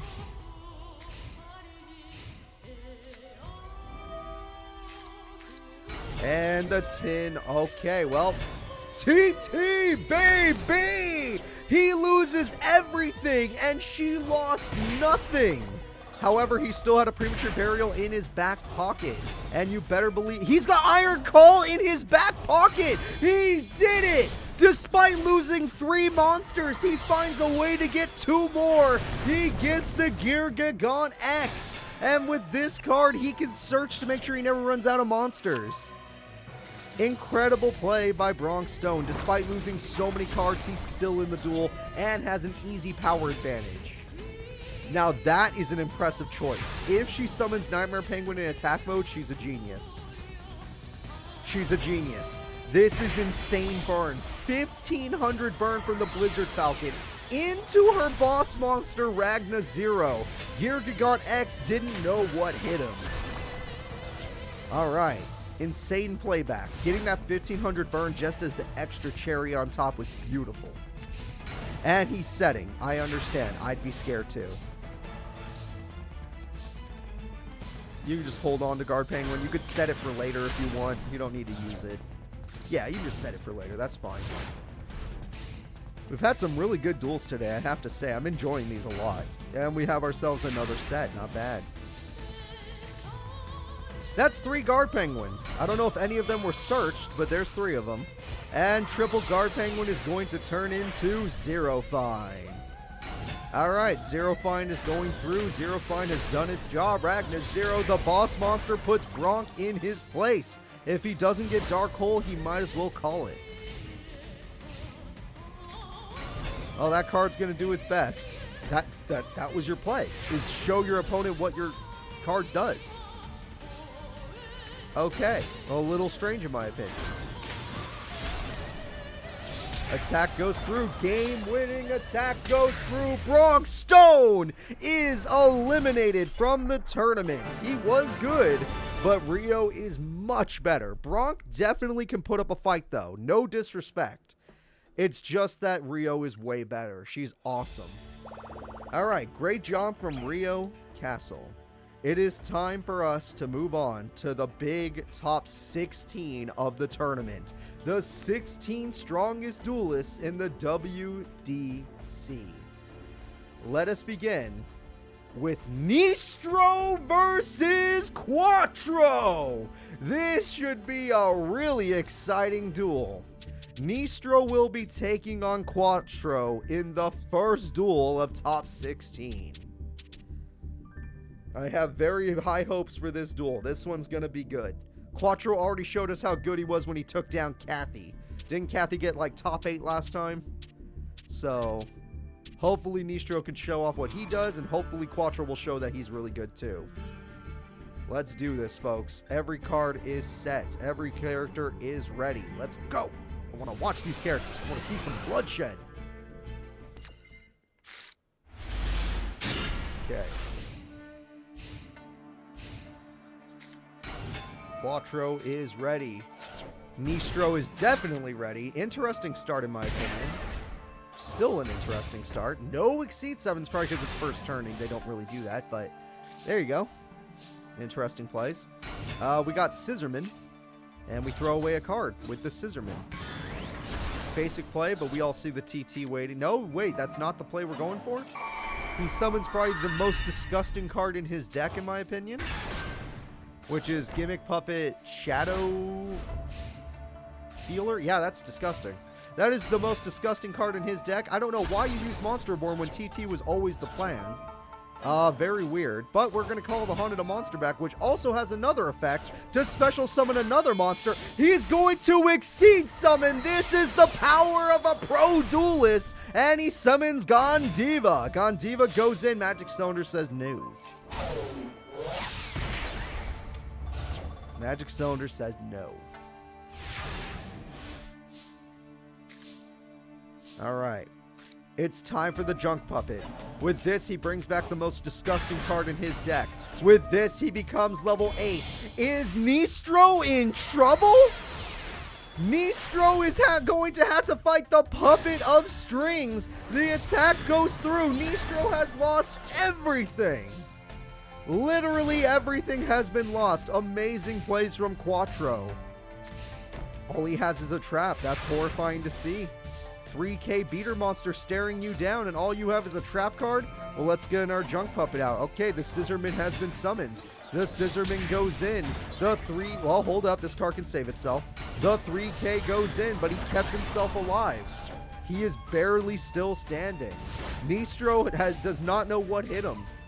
Quattro just had more options in the... Okay, well, hold up. There are 2 traps left, but we all see what the field looks like right now. The game-winning attack goes through, but it will be reversed. Attack goes through. Oh my god. 100 life points remain.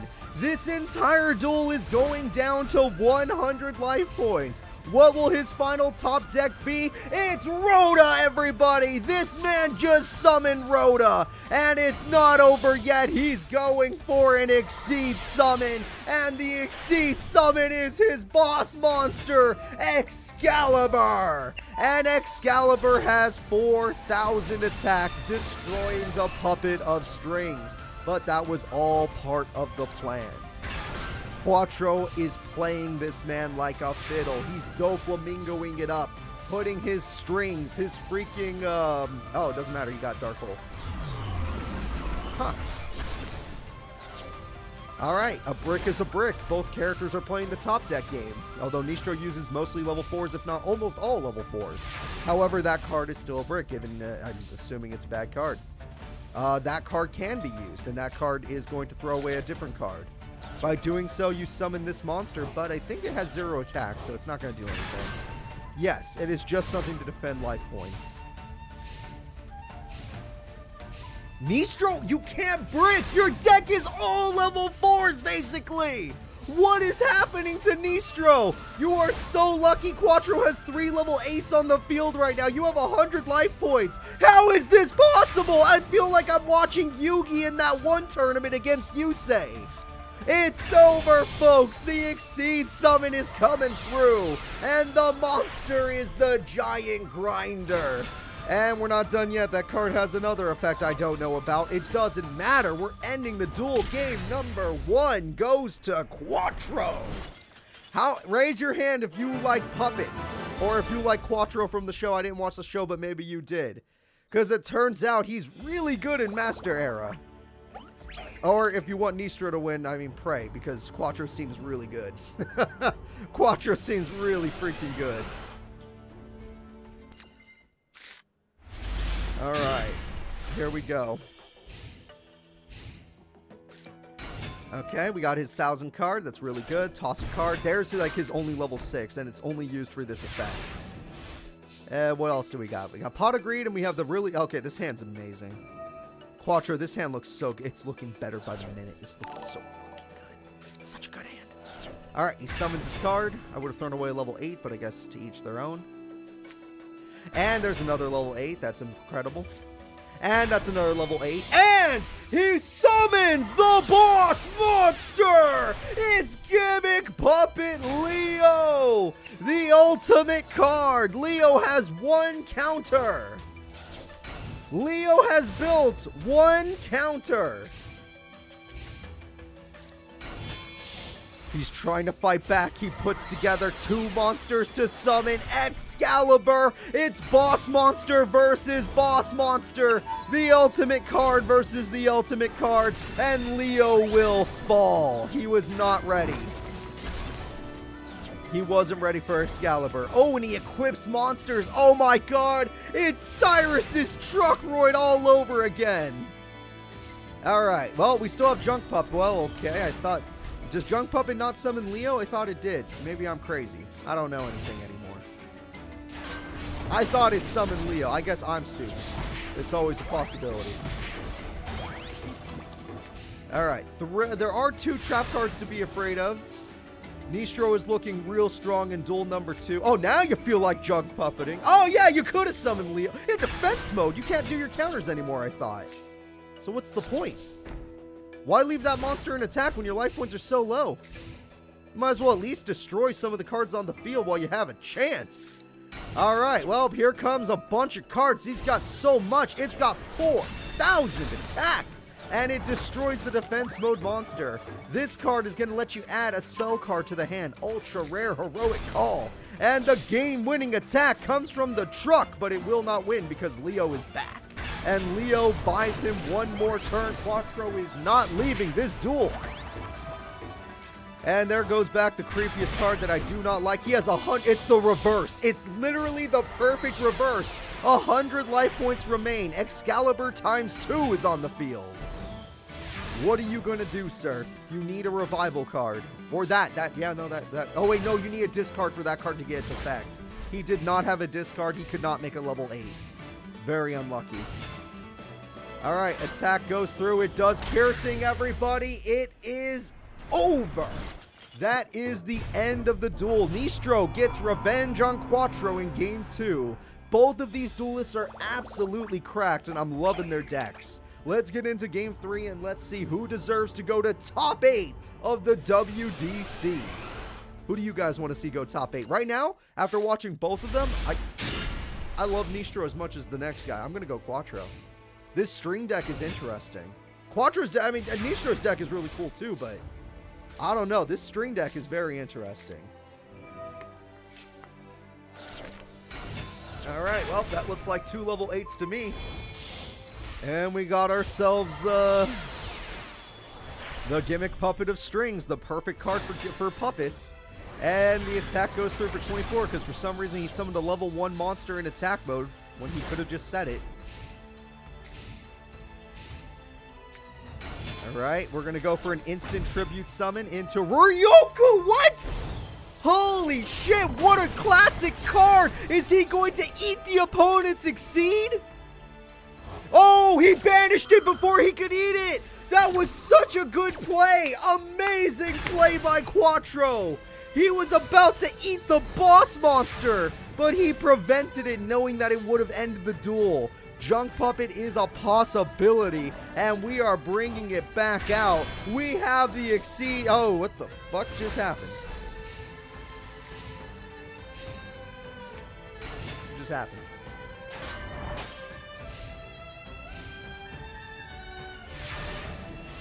Okay.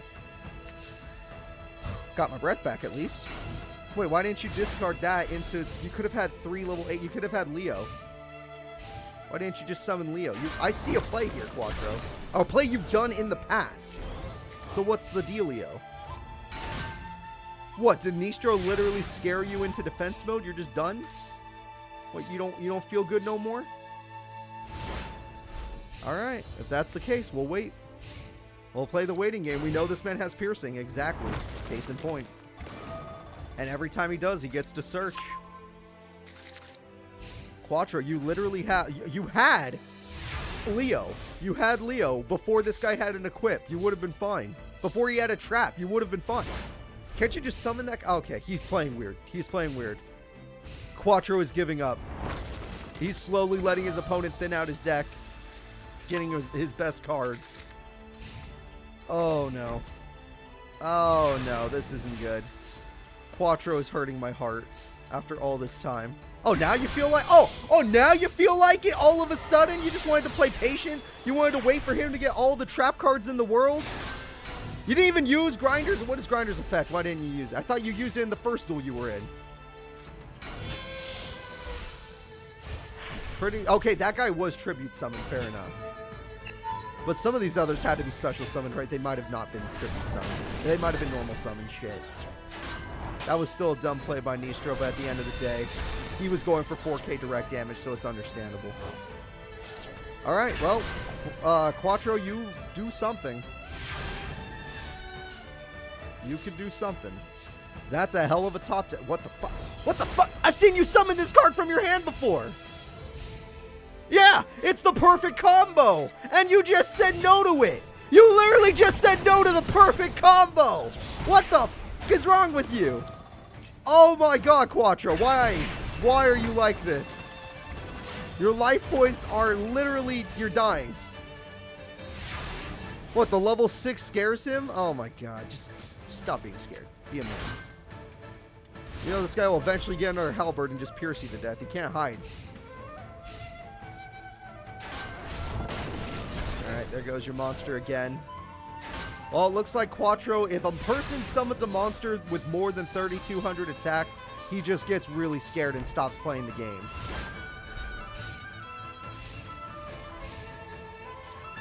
Harpies doesn't make a difference. Damn, game 1 looks so strong for Quattro. Game 2 is looking so weak. That is not the card I thought you'd pick. But I don't know what it does, so maybe it is good. Oh!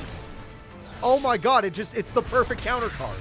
That is it, everybody! Nistro Pro Rank number 14 is going to top 8. That was actually the perfect monster for that situation. What the hell? He just has an answer for that? What? Nistro, you deserve to move on. Quattro, you obviously are a good duelist. You just, you have an obvious weakness. If someone summons big number, you freak out. If a big number is summoned, he just stops playing. Alright, well, Nistro, have fun in top 8. The next duel is Anna Kaboom's teacher, Brooke Walker, versus the Tomato King himself, Yasai, baby! Alright. This will be Brooke Walker's first duel on the channel. She is also a pro ranking duelist, though a low ranking one, like in the 70s, I think 73. Still good to be a pro in general. Not an easy thing to achieve. Sadly, her deck is not exactly what it should be. Titanica does not exist. Neither does a lot of her boss monsters, so we're just going to have to work with what this game gives her. Alright, let's have some fun.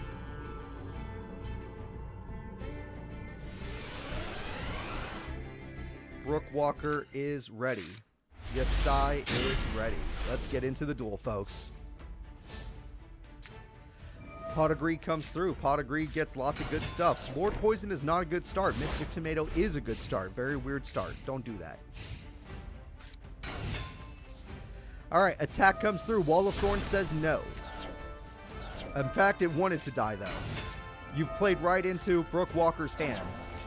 Brooke Walker is going to just do a bunch of searching. Very nice. Very nice indeed. And with that searching, we have a special summon, Draining Shield. Wow! You really protected that Lord Poison. Good job. Very good job.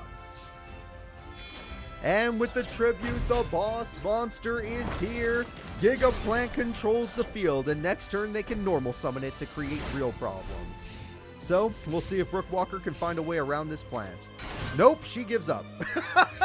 2400 attack, good game, GG. Shakes hands with Yasai. Yeah, it was a good duel. Yeah, it was fun while it lasted. Lord Poison returns to the field, getting rid of the Abyss and I don't know how to say these names. Abyss card. And that card dies as well.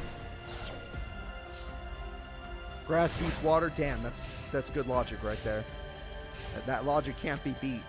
Salvage will help, though. We're going to get back some cards we may or may not need. I do not know. I really do not know. Alright, we have ourselves a normal summon, throwing away a card, searching out another card. Good for her. This card has an effect. You get to special summon. This card has an effect. You get to special summon. And we have 2 level 4s. So she's going to show off one of her Exceed monsters. And it is a ship. It's the Dreadnought.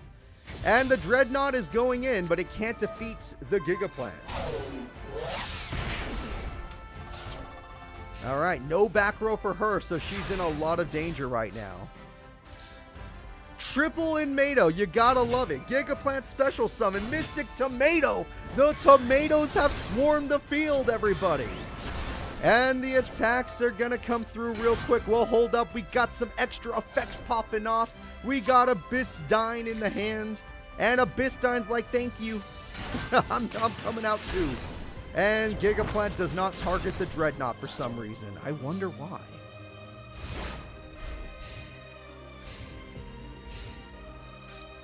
Premature Burial comes through. We're going to bring out another monster. Next, we are going to probably... Yeah, I was going to say, there's no way you don't have a normal summon. We're slowly going through the attacks. Why would you attack Lord Poison that way? You both have effects you wanted to use. Fair enough. But both of you gained something from this, so it's a little bit weird. You get a 1700... Oh, he didn't have... I thought he had monsters in the grave. I forgot Gigaplant revived it. Yeah, that makes sense. I was mistaken. I was mistaken. Alright, and this monster has an effect. Here we go! She's summoning the boss monster! Sky Palace, whatever the hell! 3,400 attack, baby! The Dreadnought evolves into an even bigger ship. And this ship is going up. Because it's in the sky. The Synchro Summon comes through, but it probably isn't enough. 2,900 attack is not enough. It was close, but 3,400 attack is incredible. It's just such a big attack stat. How is Brooke Walker still losing this duel life point wise? Monster Reborn comes through. We're bringing back any old card. It doesn't matter. We need to kill that Synchro and Gigaplant more. Yeah, kill the Gigaplant. Well, this card has an effect. We're going to pop Gigaplant for 1,000 burn. Then we're going to go into battle phase, bringing back the Gigaplant. What was that, Brooke? In Mato. Why'd you bring back in Mato? What? What just happened? What was that? I don't understand the world. All of that was weird to me. None of that made sense. Alright, well, we're just going to go ahead and set. Everything seems strange right now, but they're doing their job. Sky Palace is going to do its job again, doing 1,000 burn and popping. These two monsters seem quite weak to have an attack mode. It was kind of a ballsy play. Cherry and Mato is typically very good, but both in Matos are already in hand, so you must pick the Cherry versions. Yep. Alright, by having a weak monster in attack mode, she may have thrown the entire duel, in my opinion. She should not have played a weak monster like that. And here comes the Synchro Shokan. She could have played this many ways, but this is the way she went for it. And with this, she's got Rosemary, who just needs a plant. And there it is. The game-winning attack goes through. Yasai has done it. Yasai wins by keeping the damage high so that she couldn't play well. I don't know why the AI didn't adjust for that, but whatever. Let's get into game number 2. Let's go ahead and see who wins. Brooke Walker showed that her deck is quite powerful. It's just that she didn't play around her own life points, which every AI doesn't do that, so that's why it kind of sucks. But we'll see what happens.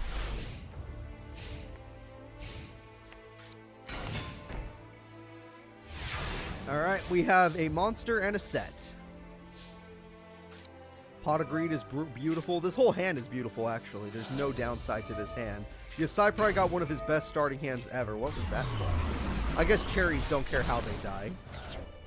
So yeah, that's... Oh, it does care. So what was that play? That was... What the fuck? I'm sorry, what? Does someone want to explain what just happened? Does anybody understand that? I understand AI will be AI, but I want a real explanation, because that was... What? What was that? Alright, Premature Burial brings back the monster. By bringing back the monster, we also get to search. By bringing out the search, we're going to go ahead and get out another monster. That is a triple direct attack because Yasai, Dark Hold, didn't get the cherries back. I don't know what just happened. All I do know is the Dreadnought is back. Or Dreadnoid, whatever. Dreadnoid is here. 1,000 subs on YouTube, thank you. That was a long time ago. I appreciate it, though. That was 4 years ago when I hit 1,000. It was a good time. A very good time. It was thanks to my One Piece series. And there goes the TT, though I think it was on... Oh, no, the Dreadnought has an effect where it doesn't die to TT. What a great card. Or Dreadnoid. If I call it Dreadnought, you guys might have to live with it. The attacks go through. Big damage. It's exact! I owe this woman money! Shit! Alright, I definitely owe her some money because that was great. No, I'm under review right now because once you hit 100k subs on YouTube, they put you under review for a month, and then they'll send you the silver play button. So I'm waiting. I have to wait. They'll give me a check mark and all that fun stuff. Let's go ahead and get into Game 3. Kind of like when I waited for Twitch partnership.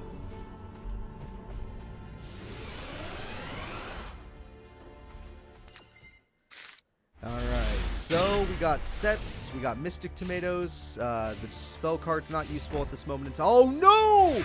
Brooke is bricked! Even though she doesn't run a tribute monster, Brooke is somehow bricked! We are going to Solar Nutrient, we are going to TT that monster because we know how problematic it can be. But Premature Burial says, screw your TT, we got ourselves Lone Fire Blossom.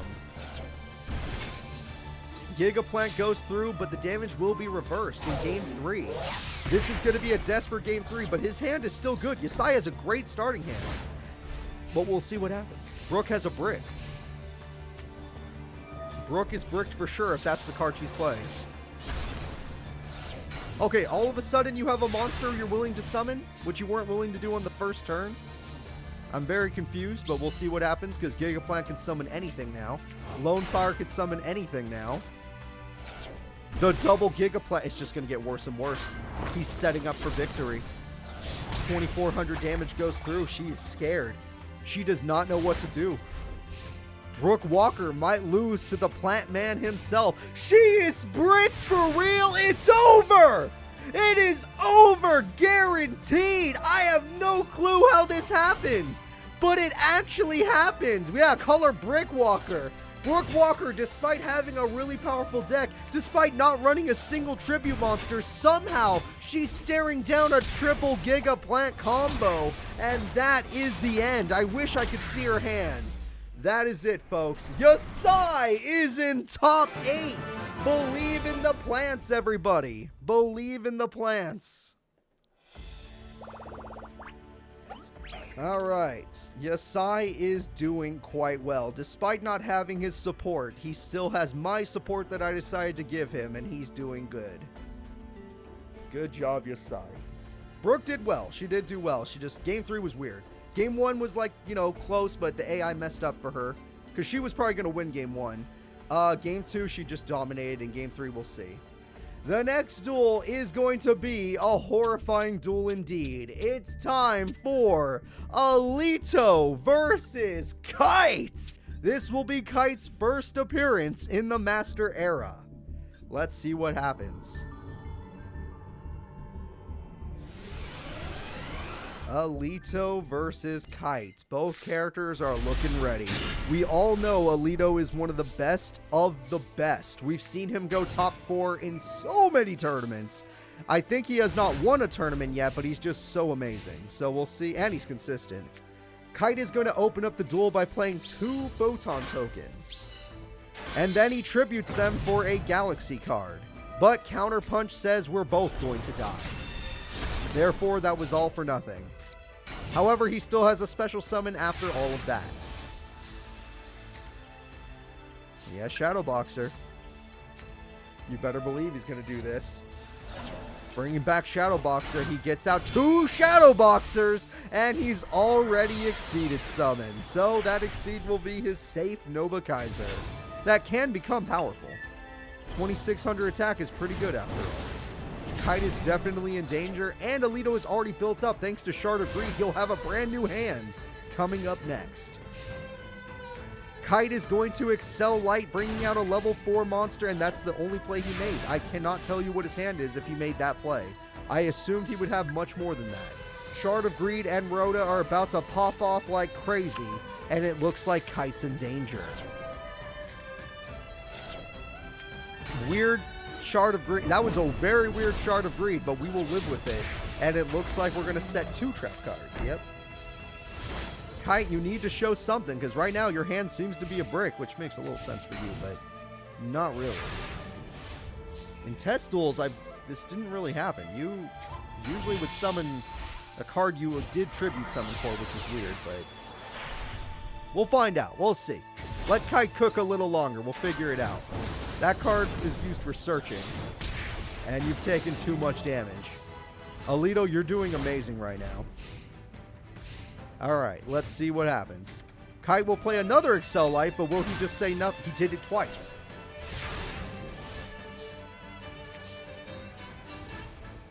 That's game. That is game. We're about to watch Kite get wrecked. No damage dealt. Broad Tenjo is about to be a household name. Kite has lost duel number 1. Alito is still one of the best duelists easily. But if Alito does that one more time, we are going to call Kite the fraud. Just like we did with Kaiba. Just like we did with Zane. Just like we did with so many people when they Jack Atlas. Alright. Go with Rhoda. I've done test duels with Kite's deck. He's never done something like that. He's always consistent. He always summons Exceeds. He always gets his level 8s out because his deck can do it. And he never just does nothing. Like one Excel Light into nothing. That's not a play he's done before. All right, attack goes through. Supply Squad does work, so that was, beneficial. 1,600 damage will go through. Monster Born instantly. Glassjaw is an interesting choice since it will just die. But to each their own. Very strange play to use the Monster Born. I don't understand it. I mean, I guess it stops a possible Exceed summon if you knew your opponent had a revival card. It's just a tad weird. Exactly. Although summoning Counterpunch was also weird. Both of you are playing strangely. Thank you. There it is. Where was this? Oh, thank you. The plays you did off screen. It's about goddamn time. Everybody say hello to Kite's monster. It is number 62. Galaxy Eye. It's really long, man. It's stupidly long. It's 4,000 damage, though I believe it only can do 2,000 direct. Oh, no, it can't. It can totally do 56. He won the duel. Everyone give Kite. This is the Kite I've seen in test duels. This is the one I thought we were going to expect. Give him a golf clap, because that was at least something. Alright. Let's go ahead. And let's get into game 3. Hopefully, both characters will play well. I don't want either of them to play poorly, because if Alito wins, that's great. But I want it to be in a tough duel. I don't want it to be in an easy duel like that first one. Alright, so we're going to start with Photon with Galaxy. Galaxy is going to be a little weaker, but not really. And that is an amazing first turn from Kite. His opponent should be a little scared, but honestly, Rhoda's going to help a lot. Oh, that's a weird choice. I was going to go with Switch Hitter, but yeah, to each their own. And here we go, folks. We are going to see Lead Yoke, the safest card you can pick, because you know you can't lose by battle. So unless Kite has a card that can literally destroy you by card effect, you're going to be a problem the entire time. Oh no, he's just going to decide to try and beat you by battle. Okay. Kite, that made no sense. That made no sense. I'm very confused. Why did you do this? Do you hate your fans? He might hate his fans. He might hate his fans. It is a possibility. I didn't expect it to be a possibility, but it could happen. Kite has lost his Galaxy Knight. Kite has lost his Photon Man. Game 3, Kite has nothing to 2 Exceed monsters. Excel Light. Are you going to use it properly this time? Excel... Oh, no. Yes, this is proper. This is better. There we go. This is much better. I can't guarantee it'll work, but it's better. Lord Galaxion is on the field. Lord Galaxion is going to special summon his Galaxy Eyes Photon Dragon. And with this, we are banishing 2 Exceed monsters. They are not getting their effects. Get them the f*** out of here. They will not be playing Yu-Gi-Oh! On this channel. 5,000 direct damage from Kite, but Alito still has life points and has Shard of Greed built up. He is cooking now. There we go. Alito has everything he needs to make a comeback play. Switch Hitter is on the field. Shadow Boxer is on the field. The best card you can go for is Lead Yoke. Lead Yoke is on the field knowing it can stall for time. Shadow Boxer uses the Exceed in order to power up the card. And now, Galaxy Eyes actually has an effect that can kind of beat it, but it will need to be done. I don't know if the AI is smart enough.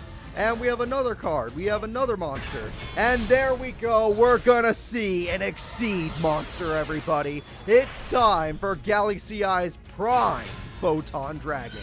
Lead Yoke says you're not allowed to destroy my Shadow Boxer. Lead Yoke has a lot of attack, but not enough to survive the Photon Dragon. Galaxy Eyes, whatever. Too strong. Counterpunch and attack. Did he just give up? Did Alito just give up to the might that is Photon? I'm going to say yes. Alito gives up the duel. The winner is Kite. Kite knocks out one of the most consistent duelists in Master Era and Tag Force, if we're being honest. Alito, a man who gets top 4 and even top 2 a lot of the time, is now knocked out as early as top 16 thanks to brand new character, Kite.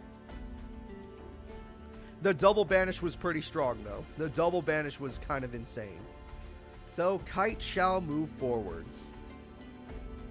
The next duel is Shark Castle versus the heavy industry man himself, Cody Callis. Do not doubt Cody. We all saw what his heavy industry deck can do. He is a horrifying duelist. He took down Tory Meadows. And Shark himself, even though he's strong, he's not as strong as he used to be. But we'll see how he does. The last time he dueled, he only lost to Girog, which kind of countered him, so I don't know what to say. Made him play worse. But Cody, on the other hand, is just an effective duelist in general. No counters needed, just a good duelist. Alright, so we're going to start the duel with no Exceed summon. Last time he did this in the last tournament, it was because he had Torrential Reborn. The Shredder comes through, and the Shredder destroys his Shark. That's the exact same play he had before. That is the exact same play. Now, granted, because he lost to level 4, he might be in a slight amount of danger, but we will see. Cyber Shark gets summoned. Shark Stickers get summoned. All of these cards are different levels, but the Rare Metamorph will take both cards down. The Shredder takes down the Cyber Shark, and now the damage is good, but there's no Exceed possibility. Without an Exceed possibility, this actually means Shark is bricked and in a very bad situation. Alright, this card has an effect. It special summons a monster, both level 4. Poseidon Wave says, no! You take that 1600 burn! Cody Callis is in a bit of trouble, but if he gets out that Jumbo Drill, the duel is over. Alright, attack goes through. He stopped the possibility of a Jumbo Drill situation. Again, Shark does not have any Exceeds. That's a really bad sight. He almost always exceeds in every single duel.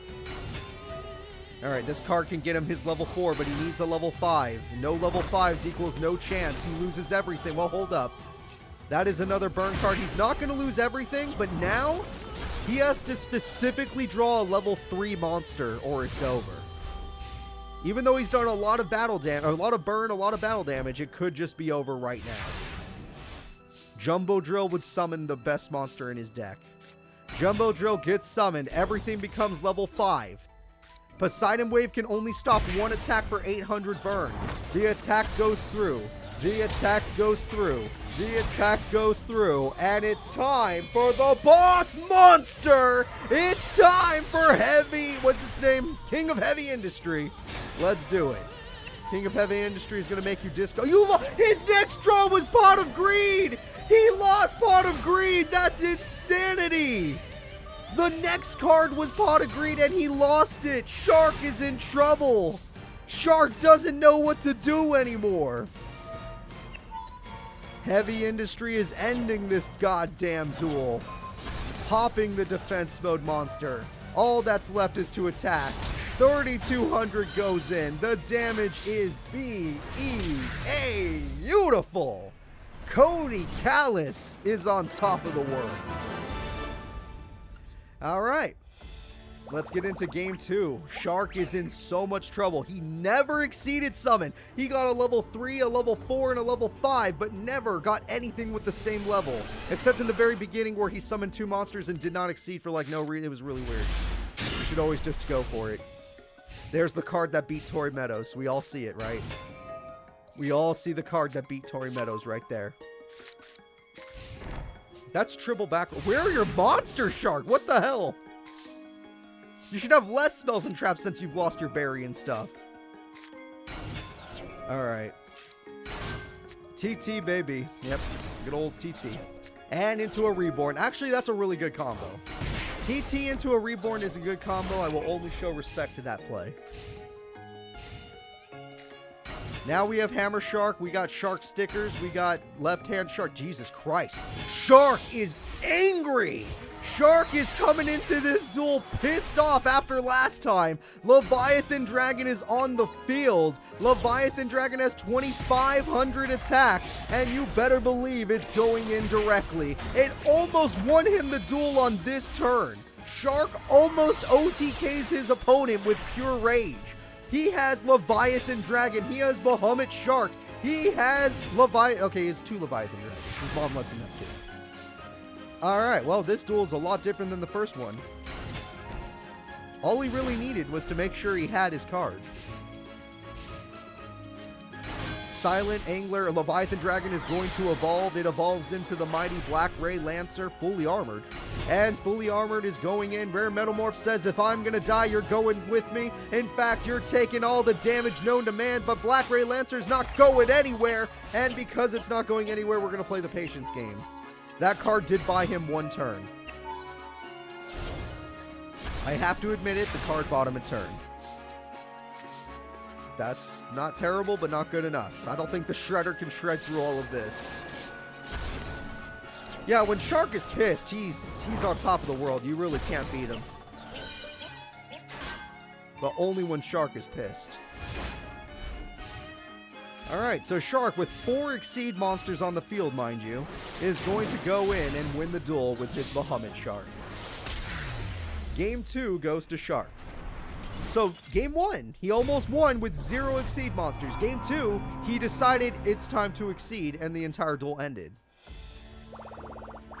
Alright, let's go into game number 3. Will Cody Callis' heavy industry kick in and help him win with limited removal? Or will Shark continue to Exceed summon, ending it all? Either way, oh, he did get limited removal. Either way, only one of these characters can go to top 8. Okay, they're hiding in defense mode, but they do have a limited removal for later. Shark decides you don't have a limited removal for later. You don't have your safe spell card that makes your deck actually good. You don't have shit. Why did he summon Silent Angler of all things? Because he had 2. Because his mom lets him have 2. And now he's going to Exceed summon into the Bahamut Shark. Bahamut Shark, Shark Stickers is looking kind of lonely. Maybe give him a friend. The friend is Leviathan Dragon. Leviathan Dragon will evolve into the fully armored Black Ray Lancer. This man is cooking with Diesel. He's going in, and yeah, that was terrible. Never attack with that monster ever again. Alright, well, unless you draw Dark Hole, I'd say give up. Jumbo Drill is good for your deck, but only after you've already built up your field. Call the Haunted is good for his deck. Silent Angler returns. Do you have another level 4? You do not. Weird card deck. I can't believe Shark Stickers actually got a kill. I'm a little pissed off at that. I'm a little mad that it was able to get a kill at all. Alright, Bahamut Shark summons 1 more monster, and it's going to be the last Leviathan Dragon. Why not?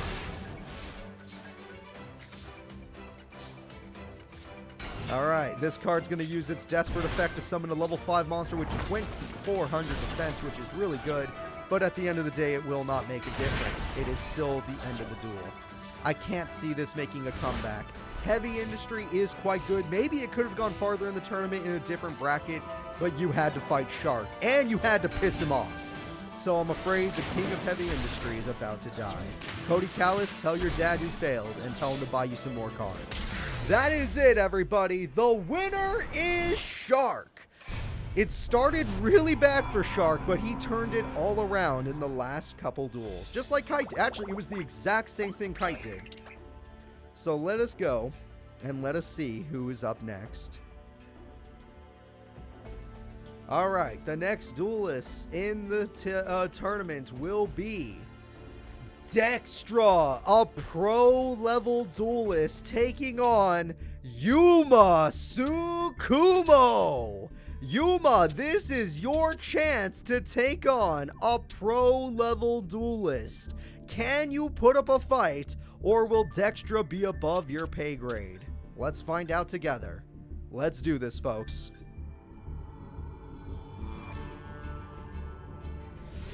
Dextra is ready. Yuma is ready. He has a decent starting hand thanks to Kage Tokage. Mystic, why didn't you, the fuck? You don't have any other level 4s in your hand. You kind of had to do it with Mystic Tomato. You fool. You absolute fool. Dextra has Goblinberg to start the duel. Doing so activates her effect of Blue Mountain Butterfly, whatever its name, Butterspy. And Goblinberg gets out that card in the first turn of her first duel in Master Era history. She summons the strongest card in her deck. That is her boss monster right there. Literally the best card she owns, and she summoned it in the first freaking turn of her first freaking duel. But now Yuma's gonna cook. Again, why didn't you use any of your effects? Kage Tokage was waiting to be activated. Again, he's upsetting me, but it's okay because Gagaga Samurai is going to just do some work here. Alright, 3,800 damage reversing back after taking on that Knight card. And Gagaga, whatever, in defense mode. Dark Hole. Upsetting, but it happens. Dextra, what else do you got? She's got a, what is that, the Blue Morpho? No, that's Morpho Butterspy. The other one was the Blue Morpho. Nope, he has nothing. He could summon Gagaga Girl, but he can't use her effectively. She's just gonna sit there. And we got Morpho Butterspy times 2, which means she can exceed summon.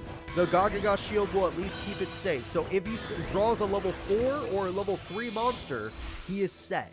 If he draws anything else, he is done for. Because Photon Queen Alexandria is here, one of her best cards. Easily one of her best cards. Well, that is neither of what the things I just said.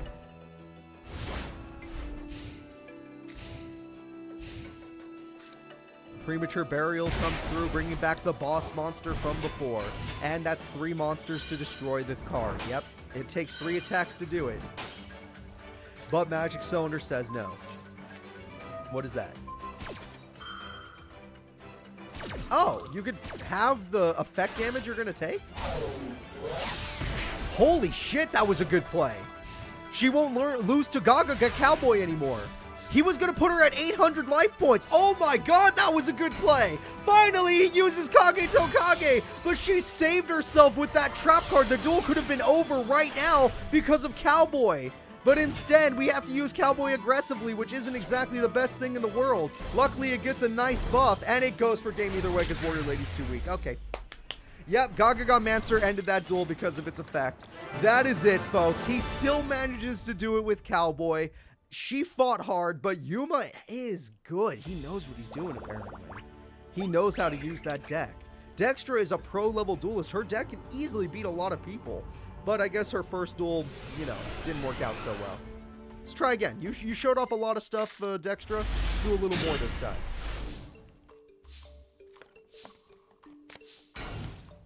Gagaga Gardner in defense mode is extremely safe. A very hard card to defeat. Dextra gets Rhoda. Rhoda gets Goblinberg, which combos with her deck. Goblinberg is going to combo into... Yep, she's doing the same play as last time. She's going to get her boss on the first turn. Her ultimate monster on the first turn again. No! This time she specifically chose not to go for that. She went for her weakest Exceed monster attack point-wise. Interesting. It has 0 attack. She's getting 2 direct attacks off. It doesn't matter if you keep it alive. She's literally getting 2 direct attacks off. Alright, not a bad play. I don't know why he threw away Goblinberg. I would have kept that, but we'll see what he ends up doing. Gagaga Magician is here. He's going to need a powerful card to defeat that Photon Alexandria card. Utopia has risen. Utopia goes, oh shit. Utopia attacked the wrong way. She's set up for victory now. I mean, yes, you can't really attack Utopia, but maybe she'll find a way because that's a lot of damage. Alright. We'll see what he does. He's in a bit of trouble right now. I hate to admit it. Okay, he's going for his Exceed monster. I don't know if it's worth it. I think the one that stops attacks might have been better. Gagaga Gardna is here. Oh, Butterfly Yoke, you're stuck. She got you. You're actually worthless now. Oh my god, you've been played so hard. Yuma Tsukumo is getting played by pro-level strategies, and now she is willing to go for the ultimate monster in her deck, Knight Paleo Operative. And this card is going to make your opponent lose so many stats. This card is going to make you gain your stats by 4,100 attack. The duel has ended. A perfect victory from Pro Duelist Dextra. And I don't think Yuma played poorly. I think Yuma played as well as he could. He just wasn't ready for pro-level plays. Pro-level plays are above him. Let's go ahead and get into game number 3. This one decides it all, folks. Yuma did take a game on the pro-level duelist, but he needs to do 2 if he wants to move forward. If he does, it'll be his first time in top 8, but it's a very hard opponent to have to go up against. He probably would have done better against a Barian or something. Alright. Oh, there's Kage Tokage. There you go. Gagaga Magician, Kage Tokage. I would have saved Magician, honestly. I would have used one of my 2 Mystic Tomatoes. Gagaga Samurai is quite good, since it can attack twice. Gagaga Samurai will do just that. That card is gone. But it wanted to die. That card is gone. Alright. So, thanks to the 2 attacks, Yuma was able to stop her from getting 2 level 4s on the field. A very good play by Yuma. Warrior Lady. Nope, never mind. You can't stop this woman because she has evolved into her ultimate form. No, it's actually just Photon. But Photon beats Samurai, so it's fine. Alright, Photon will easily defeat the Samurai. The Samurai can force the attack over there to save his life points, but all you have left is a small child. Will the child be able to make a difference? There are 2 children now.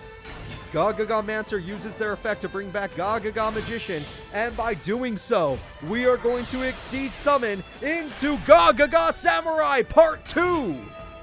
And Gagaga Samurai Part 2 gains attack thanks to Gagaga Mancer attacking twice, making this look really easy. It looks like Yuma is showing a pro-level duelist how these kids can duel. No Exceed Summon. Okay, it's fine. 2 level 2s just to defend his field. Defense mode might not be the best option, though. And that's why it's probably not the best option, though. Because she's not done cooking. This is a pro-level duelist. They are the comeback kings. It's Photon Queen Alexandria. And she defeats the Samurai. Well, Yuma, you've done a lot so far. You need to cook something else up. 1 more play. Oh, that works. That works pretty well. What else do you got? Rhoda, scary. Did she pick that because she has another level 4 in her hand after all of this? 900 burn, Goblinberg. Mystic Tomato. Exceed Summon. Incredible play. Clearing up the field to make sure he can no longer summon. Granted, she lost her Photon card, or her other card. But at the end of the day, he no longer can Exceed Summon because he lost all of his cards. So he's going to have to get something good. Mystic Tomato is still good, but you don't want to play defense mode against Dextra. Dextra is the best at countering people that are setting and sweating. Alright, and just like that, she does it. Just like that, she does it. It's brutal damage, but she attacked with the wrong monster, in my opinion, when it comes to Mystic Tomato. Exactly. That was the wrong monster. Because she attacked with the wrong monster, he still has a monster left over. And because of that, he can summon Gaga Girl, Gaga Child, Gaga Child. We have ourselves an Exceed summon, everybody. And it's going to be the Jin Busta. I don't know that card. It's new. We got Gaga Girl. We got a level change. We got a level change. It's level 7. It's time to devour monsters. It's number 11, Big Eye. Alright, Big Eye hungers. And the attack is go. Shit, you're stuck in defense mode, but the other attack, you can't attack with that monster. Shit, she kept her monster alive. That is a problem.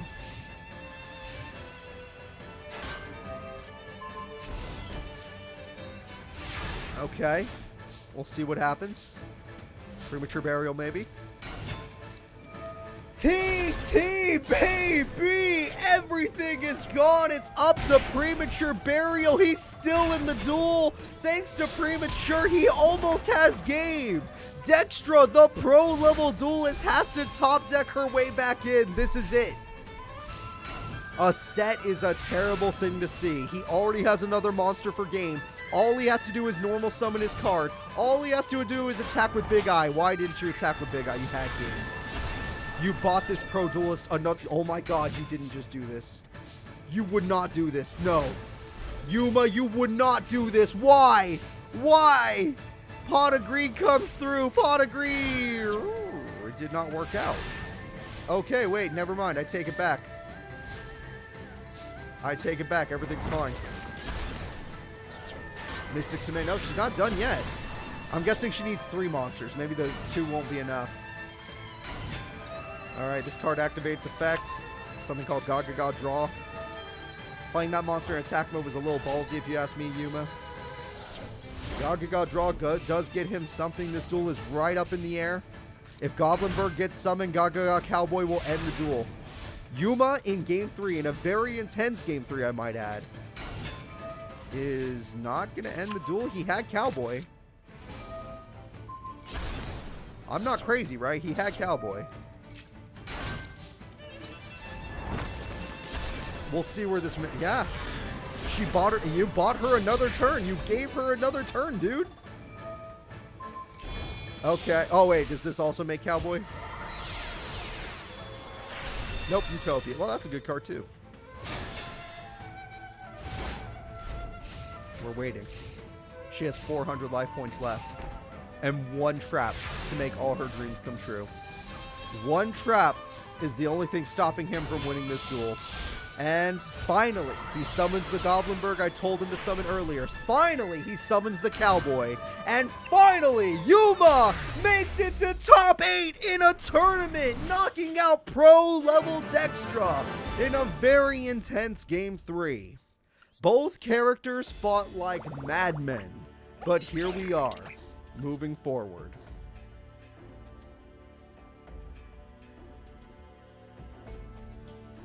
All right, Yuma, I'm very proud of you. I am very, very proud of you. That was one of the toughest Game 3s we've seen today, but you managed to pull it off. The next duel is the only one left of the Vetrix family. Vetrix has already lost all of his sons. Quattro, Trey, and Quentin have all lost in this tournament, but he is still here, and he has to take on none other than dueling idol Scarlet Starling and her tiramisu. This is going to be a tough duel. There we go. And let us start. Vetrix versus Scarlet Starling.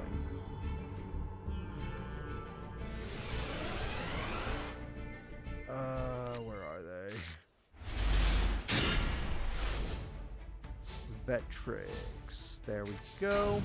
And now we play the waiting game. I don't know Vetrix's cards, so I can't tell if this is a good or bad hand.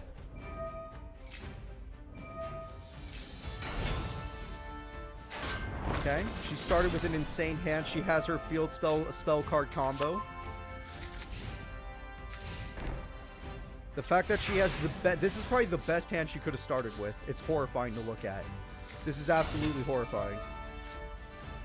Alright, we're going to summon 2 monsters, and we're going to throw away another card. What does that do? Okay. But Dolce Knights says that you are not allowed to do whatever you were planning to do. And we are going to exceed summon. You're probably going to wish you saved that card for Tiramisu, because oh, not Tiramisu, for Heritage's effect. Although it doesn't activate until you have Tiramisu, so never mind. You're fine. You did your best, and the attack is not going to go through. So she still has a level 4 monster alive. If she gets one more level 4 monster, she's going to end this duel, and it's going to be painful. That is a level 4 monster. Everybody, it's time for Scarlet Starling's boss monster, the Tiramisu. So popular, it gets an animation. And she's not done yet. She's got even more monsters. Oh, she's not done yet. She's going in for battle. And she destroys Genome Heritage. And Leo will at least let him get one card back, but let's admit this field looks horrifying. She literally got her field spell and her ticket on the first turn. Get wrecked, Vetrix. You're as bad as your sons. No offense, Quattro or Trey. Kind of Quentin. A little bit to Quentin. Alright, so let's go ahead and let's get back over to game number 2. Scarlet Starling doesn't care if you counter exceed monsters. She will still win with the power of... I don't know. Is her deck just a sweets deck? The power of sweets. Okay, we have ourselves a set pass. Nothing wrong with that play. Very basic, very strong. Let's see if she gets her field spell.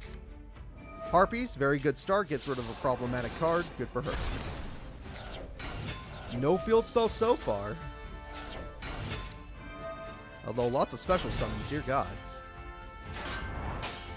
Yep, but those special summons can't beat them. No! Okay! No ticket or field spell. Really bad start for her. Let's see if he can take advantage of this bad start.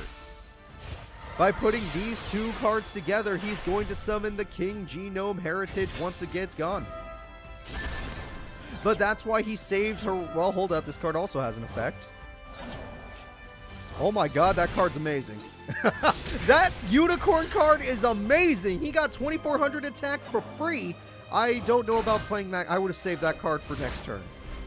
That spell card was wasted, in my opinion. Pot of Greed is a hell of a top deck. She is trying to come back with Angeli. And with this, she gets out her level 5 monster and destroys it. Oh, it doesn't die. It actually pops. What the hell? That's awesome. What a handy card to have. That worked out. Harpies is God tier in this situation. You do fuck. I'm sorry, what? Was I incorrect about Harpies, or were you just willing to risk it for the biscuit? Like, what was going on there? What if she had any trap to stop you? When has an AI not activated Harpies first? That's the first time we've seen that. Dark Hole! Okay, this duel's back up in the air. She may be losing by half life points, but, yeah. Monster Reborn, stealing the boss monster! It's on the wrong side of the field! Oh no! 2400 damage comes through. Your boss monster is working against you. What will you do? He draws a bird. The bird is not good enough. He is scared. Vetrix is very scared. Attack goes through again. We'll see if it works. No, it does not. He needs any form of special summon, any spell card that can help him. Is that one of them? Apparently it is, because he activated it. He summons 2 level 4. That's not fair. That's not fair! There's a spell card that literally just says you win? You get to exceed? Alright, and now you get to show off your counter XYZ monster, nerfing the opponent to 0 attack. And now it goes in direct. You are almost at victory. Vetrix is 1 turn away. She never got ticket, she never got her field spell, and now it's too late.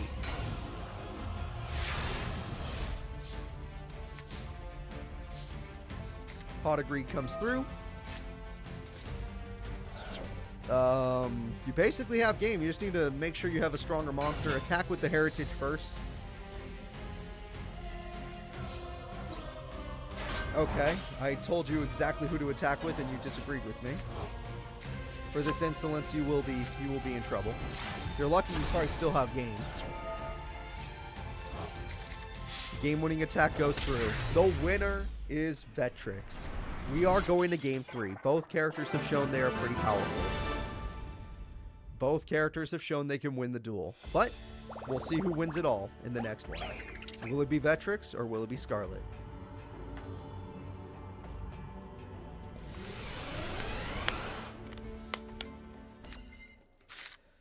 Looking at this hand, we have 2 trap cards and 2 powerful monsters. The spell card, I don't know what it does, so whatever. Okay, you got your ticket but no field spell, so that's okay. That's an okay hand. And that's 3 level 4 monsters, so you can Tiramisu whenever the hell you want. She got it. It's over. It's over. She got her full combo. Unless you get Harpies, I would call game. Close. That's close to Harpies. You didn't even use Dark Hole. Jesus Christ. That spell card lets you get 2 monsters for the price of 1. That monster lets you get a monster. And here we go. Again, he summons his Heritage. Heritage tries to go in, but that card is going to do something. Inflict 300 burn. It's a burn card? What the hell? She has a burn card? I didn't know she had a burn card. What's going on here?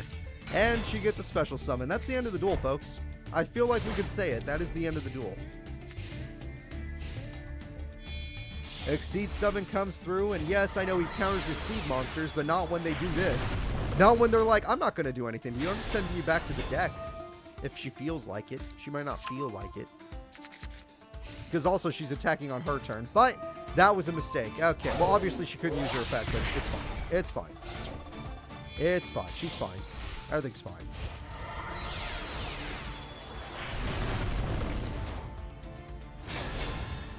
Okay.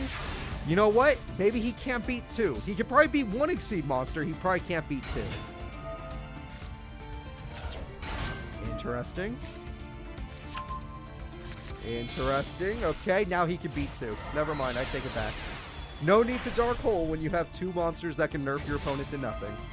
Alright, you have been nerfed to nothing and I gained your attack points. You have been nerfed to nothing and I gained your attack points. That's the end of the duel. The winner is Vectrix, which should surprise nobody due to his countering cards. She did amazing, though. Scarlet Starling did amazing in this tournament, but ran into a counter character, stopping her from playing the game. Absolutely brutal. So, guys, we are now going to be moving into the next duel of the tournament. Let's go ahead and see who's up next. The next duel of top 16 will be Anna Kaboom versus Girog, the winner of the middle school tournament. Girog is going up against Anna. This should be a duel for the ages, and Girog is packing a brand new card he won from Industrial Illusions thanks to winning the middle school tournament. So we'll see if he uses it today, and we'll see if Anna Kaboom can make a revenge play after what happened last week. Alright, Anna Kaboom is ready. Girog is ready. I am excited. Let's do this.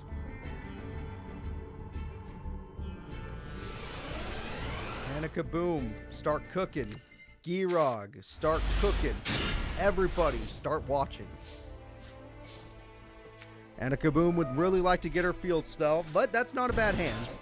Night Express Knight into the level 10 monster is a very good hand. Supply Squad is one of Girog's best starts. Fire Hand combos into Giant Hand, getting an Exceed monster, and he's already going to show it off. Yeah, you all could probably guess it. Why wouldn't it be a monster that fills up the fact that he has no beaters? There we go. Girog's newest card he earned from Industrial Illusions. Yes, it is just the beater monster, so it'll help him when he does need that. But he's a bit of trouble right now. He's in a lot of trouble right now. Not only does this beat his beater monster, but the burn alone is going to be devastating. And I take it back. She never even got to do the burn. He was waiting for that exact play, bottomlessing her, and now he still has his powerful Gem Knight. And he's got Pot of Duality to make sure he gets another monster. Ice Hand, Mystic Submit, all are good choices. Every single card he had there was good choices. He did stop the boom. Alright, attack goes through. Attack does not go through. She brings back Night Express 9. No! He counters everything! Why do you think he won the last tournament? Anytime somebody tried to play something, he countered it. And now she has nothing to work with. Call of the Haunted is a brick on her field. God damn it, Girock. You're too damn good at this game. He's too damn good. He's cooking too damn hard. All right, Trap Tricks, you know it. You know it. He's setting up. He's like, you know what? Even if you find a way to get another Dreadnought out, I'm just going to kill it. I'm just going to kill it either way. All right, the Snowplow Russell Hustle with 3,000 defense is a problem. But he has an Exceed monster coming through, and this time it's going to be Gemini. Okay, well, maybe he likes that card a lot. I would have picked Giant Hand, but I'm glad he likes his new card at the very least. Now, you know what we know. He has a bottomless, so unless you can get rid of the back row, there's no reason to exceed your last. That was your last monster. Shit. She has no exceeds to win this duel. She has to win the duel with no exceed monsters. It's over. The duel is over. I take it back. Exact damage. I owe Girock money. Girock is too good at the game. Girock is too damn good. Anna Kaboom just got countered every single play. Any play she made, he countered. Alright, let's go into game number 2, and let's see what will happen. This has been pretty brutal.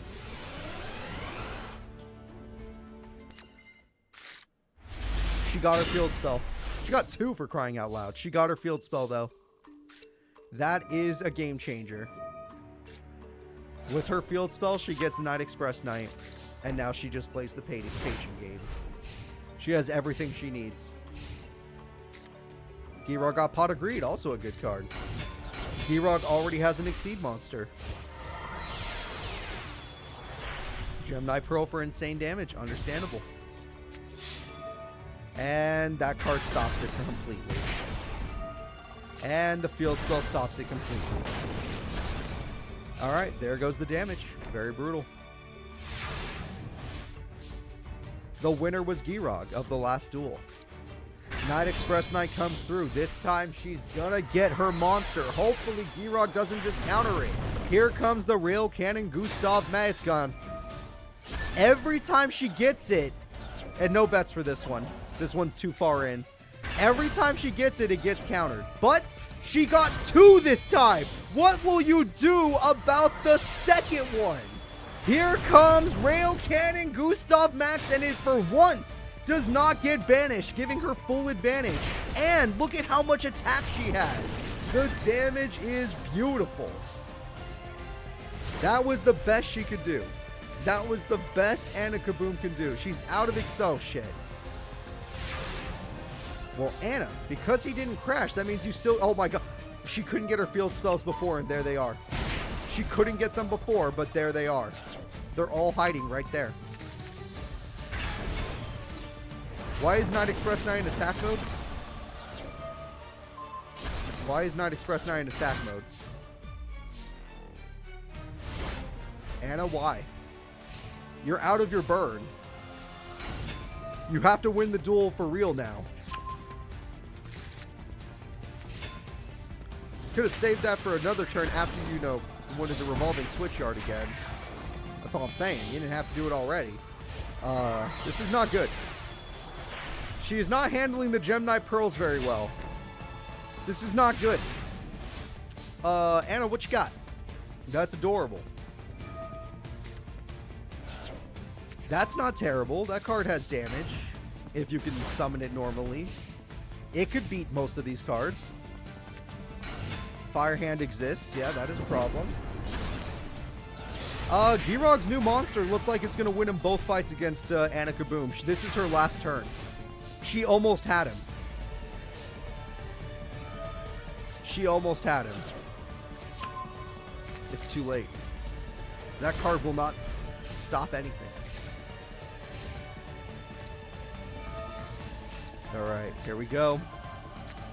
He cannot exceed this turn, but he can at least show off another monster. Murmello is a hell of a choice. Yeah, that is a hell of a choice. Game-winning attack goes through. It's over. The winner in a 2-0 is Girog. Girog defeats Anna Kaboom extremely fast and extremely easily. We are now going to move on to the next fight, the final fight of top 16. Who will be the last person to advance to top 8 in our WDC tournament? Who do you guys believe in? Mazar, it's actually going to be another Barian battle. Mazar, the king of choking, or who else is it? Rio Castle. Rio had a really good first duel today. We're going to see if she can keep it up. I think she 2-0'd her opponent despite her opponent going ham. But can she keep it up against Mazar? Who will be our 8 strongest duelists in the WDC? Who deserves to be our 8 strongest duelists? Let's find out, guys. It's time. Ice beats Dragon. That's some good logic right there. You gotta respect it. You're not wrong. Ice does beat Dragon. I feel like every time I do a stream, we're learning more about Pokemon here. Mazar is fighting Rio as we speak. The duel has begun. Let's see who deserves this victory. Pot agreed from Mazar. Will you actually summon level 8s this time? Trade in. Understandable. Level 3. Monster born on your level 8. A little bit weak, but understandable. The fuck? Now I don't understand. I thought you did that because you had another Parsec in your hand. Now I'm confused. And now you're losing the floater game. You're not going to win the floater battle. She's going to have more monsters than you. The fuck is that? I'm sorry, what? The fuck is that? Wait, I didn't get to say. It's Grand Tusk Dragon. Holy shit. What? Wait a minute, Mazar, what the fuck? Why didn't you just do that yesterday? Or not yesterday, last week, you son of a bitch. Did you just never draw Mass Dragon? Holy crap. He got it. Call of the Haunted comes through. Call of the Haunted gets back Mass Dragon. I highly doubt he has a rank 3 Exceed monster.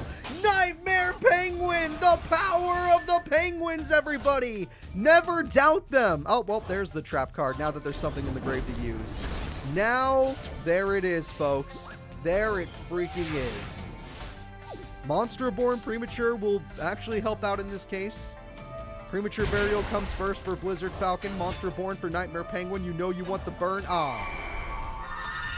She wasn't smart enough to go for the burn. Okay, well, that's fine. We still have her Exceed monster, her powerful, powerful card. It's time for Ragna Zero.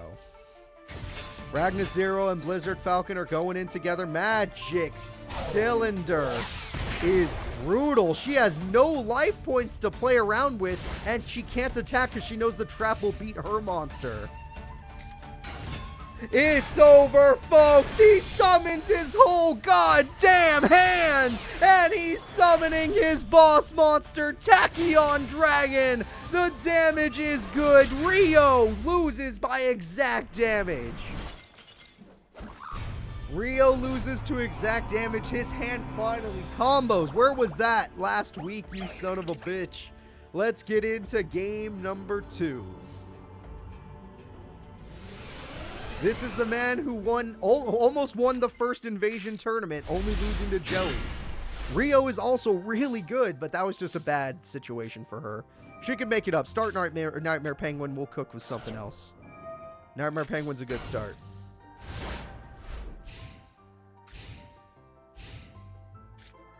All right. Nightmare Penguin will not be defeated. Blizzard Falcon is now an even better start. Don't worry about the trap card. Be brave. Yep, I owe him DP. You're 100% right about that. Come on, Blizzard Falcon. There we go. Blizzard Falcon, 1500 burn. 2 monsters attacking for 2800 damage. And you can still exceed if you feel like it. Amazing. Amazing. This is an insane start by Rio. Rio got him down to 3700 on turn 3 and has her boss monster on the field. It could not be better. His answer to this is to summon an... Yeah, actually, no, that was quick. Damn. Not bad. Not bad. That works. Dragaluon. Interesting choice, actually. Interesting choice once again. Okay. You know what? He got out 5,000 damage in total, 3,000 and 2,000. It makes sense. Now she's the one in trouble. Nightmare Penguin can technically slowly get her out of this situation, so that works. But I have a better idea. Oh, she can go for both. I love it. It's a win-win situation for her. Summon, you die. Oh, no! Supply Squad gets hit. TT gets hit. That was the best card he could have gotten, but she still gets rid of Dragaluon. Get that shit out of here. All right, as bad as that was, we are in a good situation. Okay. We have the Thunderbird. We have the Blizzard Falcon.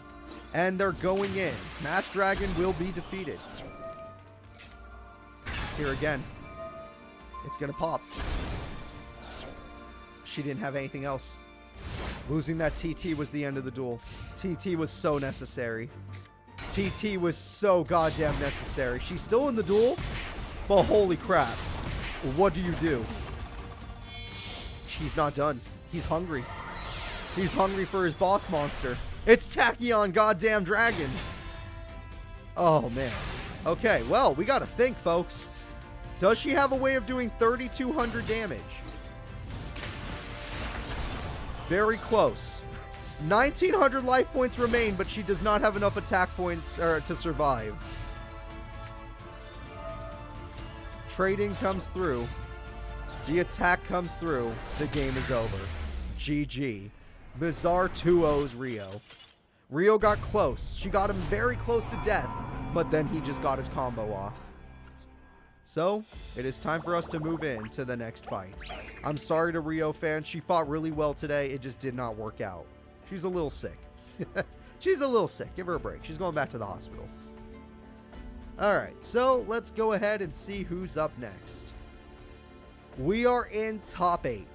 The top 8 competitors of the WDC is Girog and Mizar, Vetrix and Yuma, Shark and Kite, Yosai and Nistro. These are the 8 strongest characters in Heartland City right now, at least that participated in this tournament. It is time for Nistro to take on the plant man himself, Yosai. Yosai, this might be the only time in your life where you get to fight somebody of this caliber.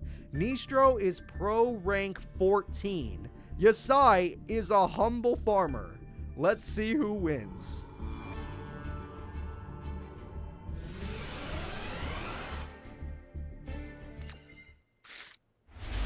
Nistro is ready. Yosai is ready. Let's do this, guys.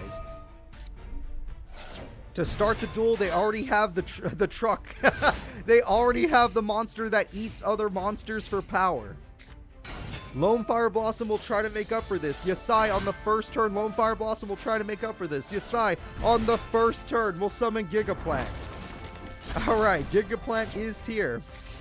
We have 2 traps to protect it. Not bad.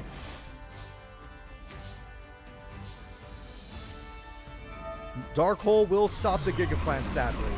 As cool as it is dead. Premature Burial will bring back the problem. Oh, no, he wants to go for even bigger monsters.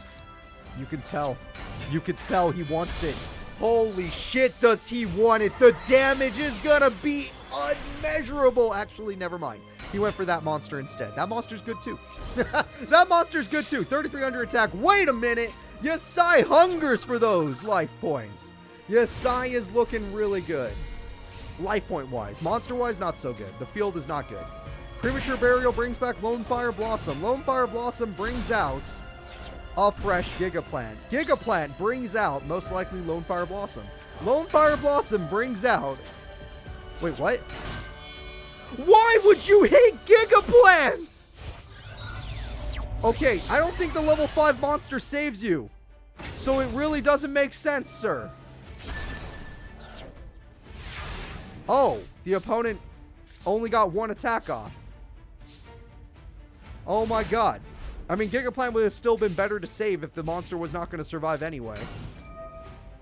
But this works. Lord Poison, out of all choices, you chose Lord Poison.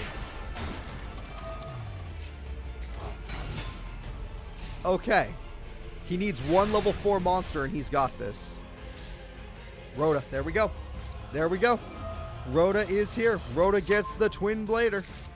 Twin Blader's coming through. This monster's not done yet. We need one more monster. We got triple monster. Triple Exceed Summon! It's time to triple exceed into Kusanagi! Kusanagi will go in with 3,500 attack. Your monster means nothing to him. You will die, sir. Holy crap. Kusanagi is insane. And now they're scared. He is absolutely afraid. Let's take a look. I don't know this card, but it's a heroic champion. Whatever it is, it's scary. Lord Poison brings back the boss, Gigaplant. And now we see what happens. Gigaplant does not normal summon itself to special summon. It makes no sense. Oh, it does it on main phase too. I still don't agree with the play, even though I understand you're weaker than your opponent, so you're scared. Kusanagi, for those of you that do not know, is Sumo King, the dog. It's the dog. Except it makes it even stronger. He has to find a way to beat it in attack points, which he cannot do. He will not be able to beat it in attack points.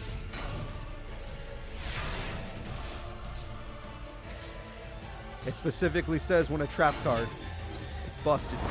Alright, well, we're not going to have Gigaplant anymore. Gigaplant is no longer safe. Yasai was not ready for Kusanagi. Kusanagi was something he didn't have an answer for. Because look at, he got Nistro. A pro-level duel is this low on life points. But it doesn't matter if you can't do that extra chunk. And you cannot do that extra chunk with any trap cards. You have to do it with monsters or spells. Alright, well, that's scary. Mystic Tomato can at least try to keep you in the duel. Cherry and Mato can at least try to keep you in the duel. Regular and Mato can try to keep you in the duel. I'm so sorry, Yasai. I don't like this. Nistro is so strong. He's got his boss, Excalibur. He's not even going to need to use the effect, you're right. He holds on to it for when it's time to kill. Alright, Miracle Fertilizer is going to bring back the Lone Fire Blossom. Lone Fire Blossom is going to use its effect on the Cherry. The Cherry gets Lord Poison. He's just stalling for time. He doesn't know what to do. Yasai has no idea what to do. Kusanagi has stopped his entire plan. He's got himself a Killer Blade. He's going in. Excalibur goes in. Lord Poison is probably going to revive Gigaplant or Lone Fire. Gigaplant is back. Gigaplant can go for some damage to make the duel look close. That is about the best it can do. Gigaplant is going to go and get Lord Poison back, which is not the card I would have chosen. You literally have that one Synchro monster in your grave. There was no reason to bring back Lord... Well, I guess Lord Poison's for the long game. He's stalling for time. And we're going to throw away a card. We're going to bring out a monster. It's time to go in. Lord Poison, who would you like to bring out? The Synchro card I was talking about. And it's gone. Gigaplant will join it. Yasai, you're making this duel look close, but you can't win. Well, the AI is specifically not activating trap cards because if they do activate a trap, it makes Kusanagi stronger. Not only he loses one material, and then he gains 500 attack permanently. Also, he was just waiting for Dark Hole. He was cooking up a Dark Hole. Holy shit, all he has is Rose Archer. It is not worth it. He got Dark Hole when it was too late. He lost all of his options. If he summoned Rose Archer, that means he had nothing left. This is the worst thing that could have happened to him. Yasai, the timing on this is terrible, and it looks like he's going for his big boy. It's, oh, Gun Diva. I don't know what that card does. All I know is it's going in. 2,100. Nope, he's hungry. Now that he can activate traps, he's healing back up. He's at least healing back up. Rose Archer's like, holy crap, I'm still alive. Rose Archer gets tributed for the boss. It's the Giga. It's gone. Gigaplant is Giga dead. I feel bad for the Gigaplant, but we're still here. Anything can still happen. Saku, what a top deck. Holy crap. Sakuretsu armor will guarantee that you're going to be fine no matter what he summons. Oh, Yasai could have game. Yasai, no, he doesn't have a monster. Why doesn't Yasai have a monster? The monster reborn comes through. Here comes the heroic champion that can eat monsters. 2100 attack comes out. The game was right there, Yasai. It was right freaking there. Neychiria Cherry's in attack mode makes no goddamn sense. Why is it in attack mode? You're literally throwing the whole duel. The attack. Oh, it's because you have Wall of Thorns. I'm very stupid. I forgot. He didn't activate it before because of Kusanagi. I forgot. That's still not going to win him the duel. He needs one more monster with actual attack points. He doesn't have it! Yasai somehow doesn't have a monster. His cherries have nothing. He has 2 traps now. That's actually kind of interesting. What the hell is this? This is the first duel, by the way. Are they going for an exceed to guarantee game? They're going for an exceed to guarantee game. They're going for the biggest attack. It's Excalibur. Excalibur maxes their attack points. They're at 4,000. The game-winning attack goes through. It's Magic Cylinder. It's a trap card. What the f just happened? Retribution Sword. Will it stop the damage? It doesn't stop the damage. It doesn't matter. None of this matters. The winner is Yasai. Give it to Yasai. Yasai will be getting the first victory against a pro-level duelist. That was so intense. Very back and forth. Both characters had what it takes. But Nistro is shook. He's like, did I just freaking lose to a farmer? What the hell just happened to me? Alright, well, Nistro, do better this time. Let's see what happens. World Tree with the cherries. We don't need the cherries, we need the Lone Fires. We don't need the Lone Fires, you know what we really need. We need the Giga Plant. That's right, good start. That was a good start. Dark Hole on the first turn, because we're not dealing with Giga Plant. I actually can 100% understand that. Alright, attack goes through. Draining Shield says, good try, kid. Try better next time. Yasai looks at this man like, you know what? You may have been in the pro league and that might be pretty intense, but you never worked the field. You don't know how hard it really gets. Oh, crap. Yasai's a bad hand. If Yasai had to summon Rose Archer, then his hand is bad. We can all tell. And the Exceed summon comes through. It's getting worse by the second. And Gondiva is back, but this time it's going to gain some attack points. Yep, 3,100. Damage is good. It wasn't a plant monster, so World Tree does not get the ability to pop the opponent. He needs to top deck a plant monster. Mystic Tomato would be his best bet. You know what? It's happened so often now. Why do I care? I called it, though. I called it. And Wall of Thorns. Amazing. Wall of Thorns will stop the problematic monster, but he held back a monster because he's smart. He learned. He's a pro-level duelist, and he knew his opponent had some bullshit up his sleeve. And now he has the level 6 monster Mystic Tomato will never be able to deal with. World Tree will, though. Mystic Tomato goes in, but he's not letting you kill his level 4 because he plans to use it for Exceed next turn. Next turn, Yasai, you're going to lose some life points. Not much, though. Alright, he does not have any of his cards, but this can throw away a card he doesn't need for now, and there we go. Exceed summon time. Your best bet is Excalibur and just go for maximum damage. Yep. Because honestly, let's be real, the World Tree is going to pop something, so you might as well do as much damage as possible. Also, we have a spell card that doubles it to 8,000! Nistro one-shots his opponent! That is insane damage, everybody! Nistro one-shots the opponent with 8,000 attack and easily decimates him. Yasai didn't know what hit him. When Yasai wins, it takes a miracle. When Nistro wins, it takes a couple cards. Either way, we're going into Game 3. That was incredible. The winner of this will move on to top 4 semifinals. The loser will be remembered as a top 8 contestant in the WDC, which is pretty impressive. We'll see what happens, though. Rhoda comes through. Rhoda gets Halberd, which is a very safe monster. This monster can get you an early Exceed monster. We'll see if he goes for it. Nope, he wants his level 6. I don't blame him. That level 6 hits like a truck, and it gets stronger. Super Solar Nutrient is going to change the cherry into Lone Fire Blossom. Lone Fire Blossom evolves even further into Gigaplant, and Gigaplant, we're going to find out what that trap does. That trap reflects the damage and pops the monster. That's what it does. If it was battle damage, it reflects the battle damage so they both take it, and it pops the attacking monster. Not bad. Not bad overall. In case he runs into somebody with some really powerful exceeds. Excalibur has a direct attack off right now for 4K. That's insane damage. 4,000 damage goes in. Brutal. Absolutely brutal. Yasai almost is losing this duel right now. He needs to pull something off. Yasai pot agreed. Not a bad top deck. Let's see what he gets. Lone Fire Blossom is by the fuck. I'm sorry, what?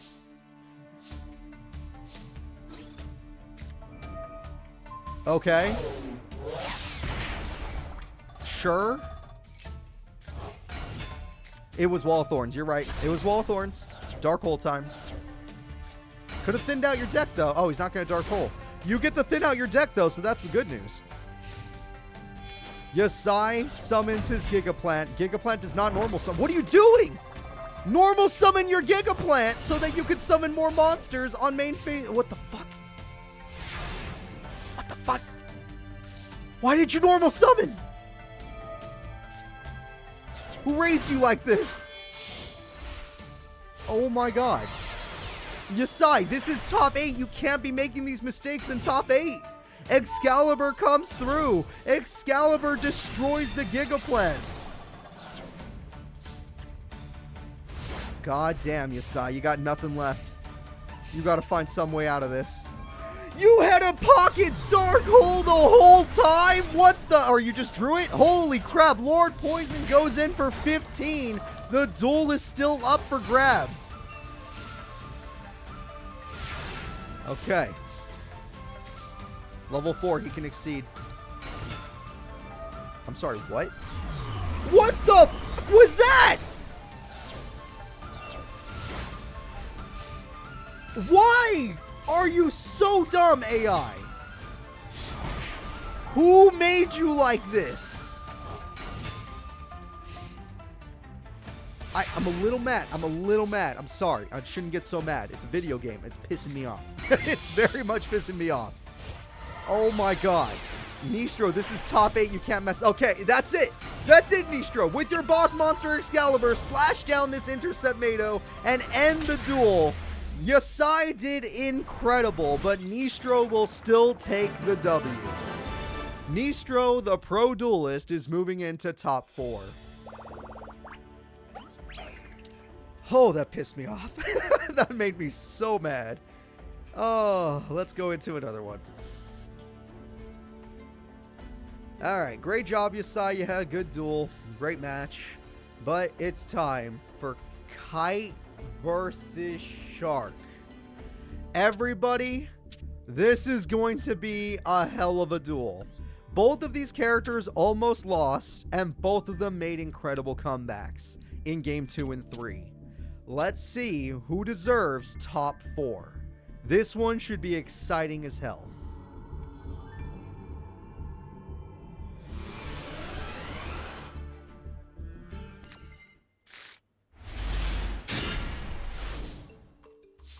Both characters are ready. Kite's hand looks decent. Okay.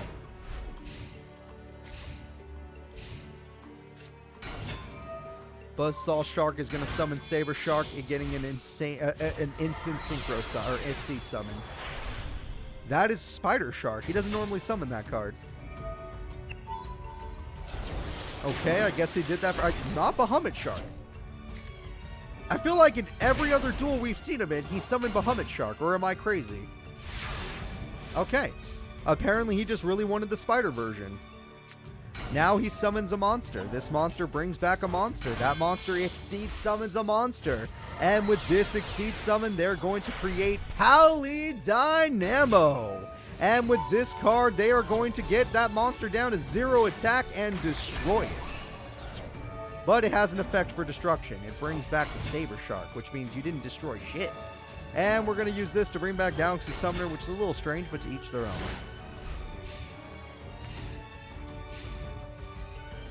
Buzzsaw is not done yet. It summons another monster. Is he going for it? No, he's going to reduce the level. Increase the level. Okay. And we are going to get ourselves Valiant Shark Lancer. What? He's never summoned that card before in his life. That is the first time Shark has ever summoned this card. Why are we seeing new cards all of a sudden? Why are we seeing new cards? What is happening? Leviathan Dragon goes in. The freaking new card goes in. Well, hold up. Dynamo has an effect. Gets you a summoner. The new card goes in. I don't even know what that is. That's way, way past my time zone. Shark Lancer. That's all I know. And Galaxy Summoner brings out the monster to do this. What the fuck is going on? We got an equip spell for no reason. That card has the ability to pop, so it was all for nothing. Galaxy Summoner is all alone. This duel looks like it's over. This is insane. Thank you so much for following. Double Fin gets out a monster, gets out. It's the boss monster! It's time for Shark. Oh, wait, Black Ray Lancer. I thought it was going to be Shark Drake. I was incorrect, and I apologize. Either way, it's great. And that is the end of the duel, folks. Shark destroyed his opponent. Kite did do some good exceeds here and there. He tried to fight back, but Shark showed off new materials just to win that duel. Alright. Shark did not even give Kite a freebie, because usually Shark throws away a duel for fun. There was no fun in that one. Alright. And we have Hammerhead.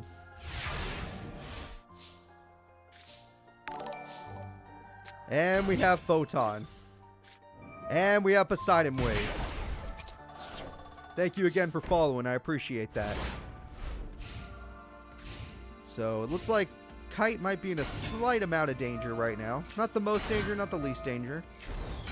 It's a lot of monsters in one turn, I gotta say. Leviathan Dragon is here. He really likes that card.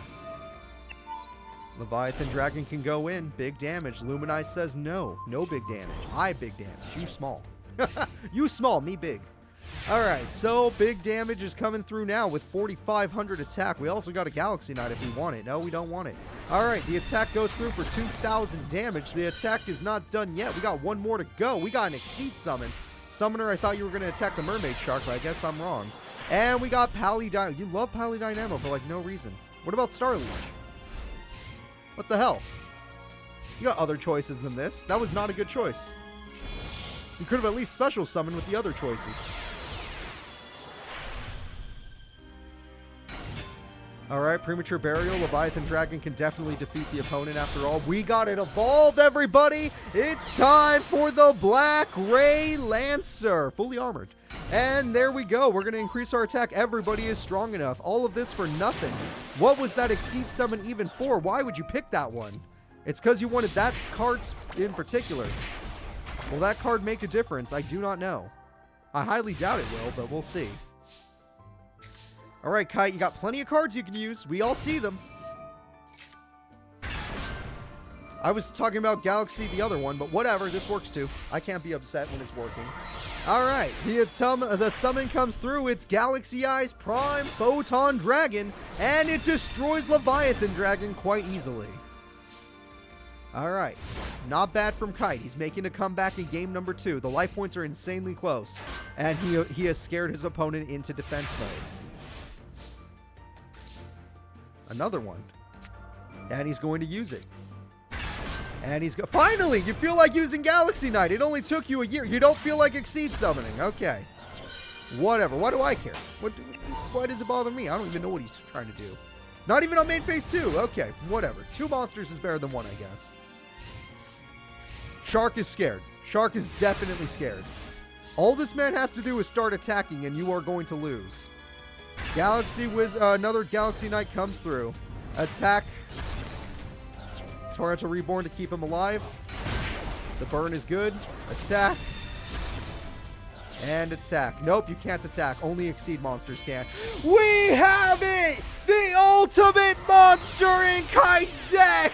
It's Neo Galaxy Eyes Photon Dragon! The strongest card in today's tournament.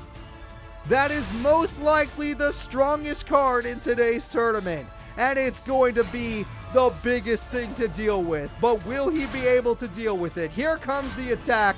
Here comes the direct attack. Here comes the direct attack. You can't stop it. 4,500 to your face. Kite has done it, everybody. I remember somebody during the intro said he's never going to summon that monster because it was shown with his picture. He did it. Got you. All right, let's go into game 3. This is insane. The winner between Kite and Shark will be moving on to semifinals. Who deserves it more? Should it be Kite or should it be Shark? Shark won game 1. Kite won game 2. This is for everything. All right, a 2K monster just to protect yourself because you think it'll be strong enough. You know what? Most of the time, you're probably right. And you know what? You were right. It is strong enough to defend yourself, but there are 3 back row you're going to have to get through. All right. And you did not get through it. I'll tell you that for free. But you do have a spell card. And we have ourselves an end phase there. 1 second.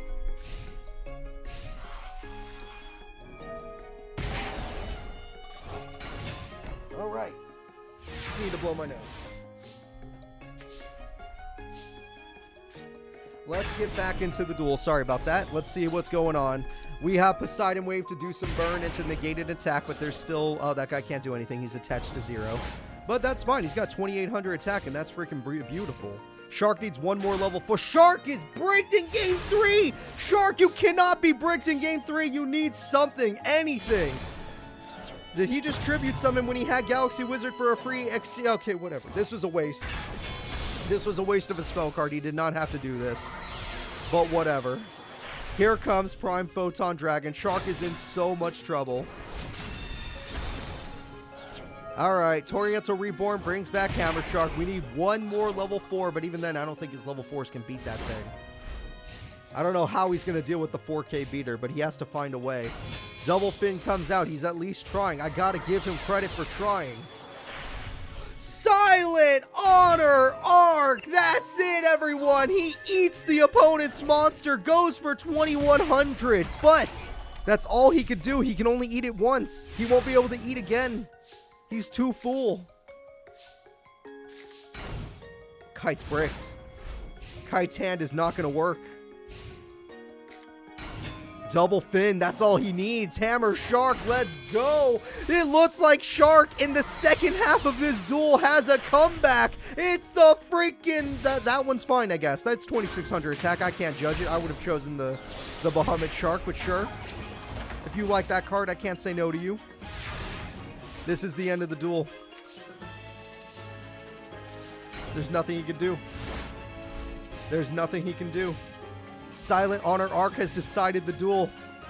The attack goes through. The game-winning attack goes through. Shark defeats Kite. I never saw the anime, so I don't know who was supposed to win, but you guys said plot duel earlier. And you know what? Shark is the winner in our series of Master Era. All right. That is freaking incredible. Great job. Shark, you are a hell of a duelist. I gotta give it to you. Kite, you are also really good. I don't want anyone calling him a fraud. He did incredible, and it took Shark to stop him. All right. So, in game 3, no less. So, we'll see how Shark does. No, he does not use his Karibo. Photon Karibo, he uses it horribly. It was in the test decks. It was terrible. And he refuses to use Galactic Karibo's effects, which just pisses me off. He normal summons it, for crying out loud. Trust me, I tried. So, here we go. It's time for Yuma versus Vectrix. Yuma versus Vectrix. So, Yuma, this guy 100% counters you. This guy is 100% a counter duelist to you. I don't know how you're going to win this. So, good luck. You will be getting countered in this duel.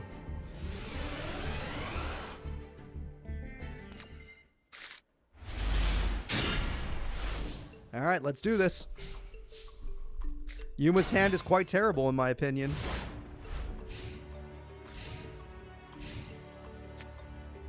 That's not good. That's not good. That's really good. Premature Burial brings back the monster. They're not even going to exceed until main phase 2 because they'd rather just go for damage. Here we go. Okay, Genome Heritage. You got to deal with it. And he has a trap card to back it up and the field spell. Start cooking, Yuma. We are going to use some emergency, and we're going to call in the Gardener. We're going to call in that guy. We're going to start popping stuff. Trap card is gone. We need the monster gone. Field spell is gone. You better have a real reason for doing that. If he finds a way to bring that monster... if he finds a way to keep that monster alive, you're in trouble. Utopia is here. Utopia will defeat it, but if he brings it back, you're going to wish you killed it. Well, I guess you don't have any banishing cards. You're not Kite. Kite banished 2 cards. It was insane. Another field spell. The Bolt was for nothing. The revival card we all knew he had. Utopia, thank God for your effect unless this card negates effects, because it's about to make you have no attack. And it's going to gain your attack. It has 2,500 now. Useless. Absolutely useless. You lost your effect. Pot of Greed, what a top deck from Yuma. Goblinberg does not work. Those two do not work. Incorrect. Goblinberg can be saved just in case you get the top deck, but otherwise you're in trouble. You're in a lot of trouble. That's good damage. Yuma has 2,000 life points left and has barely done anything in this duel. He is getting countered pretty hard. Harder to the cards. That is a level 4. That technically works. The Exceed Summon determines everything.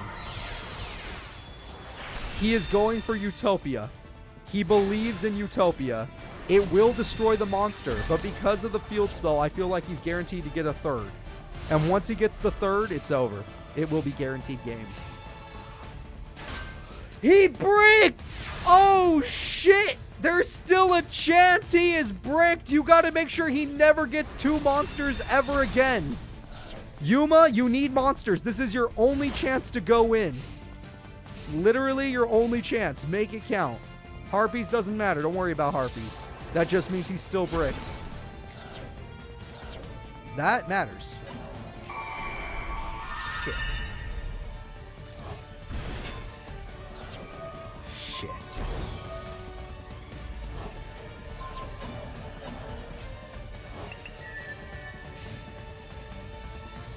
Monster Reborn ends the duel. The winner is Vectrix. It is time. Let us go in to game number 2. He doesn't need overlay units in order to do the you lose all your attack and I gain your attack. Let's go. Game number 2. Yuma, you saw what his deck can do to you. You got to cook around it. You've got to cook around it. Alright, Mystic Tomato is a great start. Very safe, very understandable. Make it work. Pot of Greed is a great start. Let's see what he does with it. He's got that card. That card is also going to get rid of it for 2 more cards. These 2 cards become his boss monster because he loves his boss monster. You're going to need to kill that card. You could get a 3rd Gagaga Magician with Mystic Tomato, I'm just saying. And then you can make any monster you want. You technically can make whatever you want in this world. You have all the options in the world right now. Goblinberg can get you a... That's a weird choice, but sure. Gagaga Bolt can get rid of the trap or the monster. It doesn't matter. Did you just make 2 level 3s, or am I a crazy person?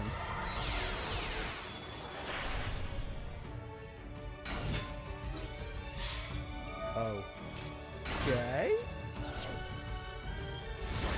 That was an interesting choice by Yuma. Is this his way of beating the heraldic thing?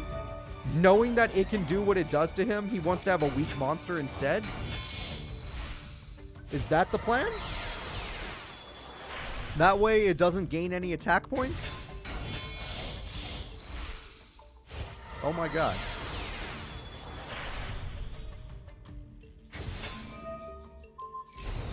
Yeah, it made it weaker. Technically, it made it weaker. There was no reason to do much. Alright, Yuma, good news. You have nothing.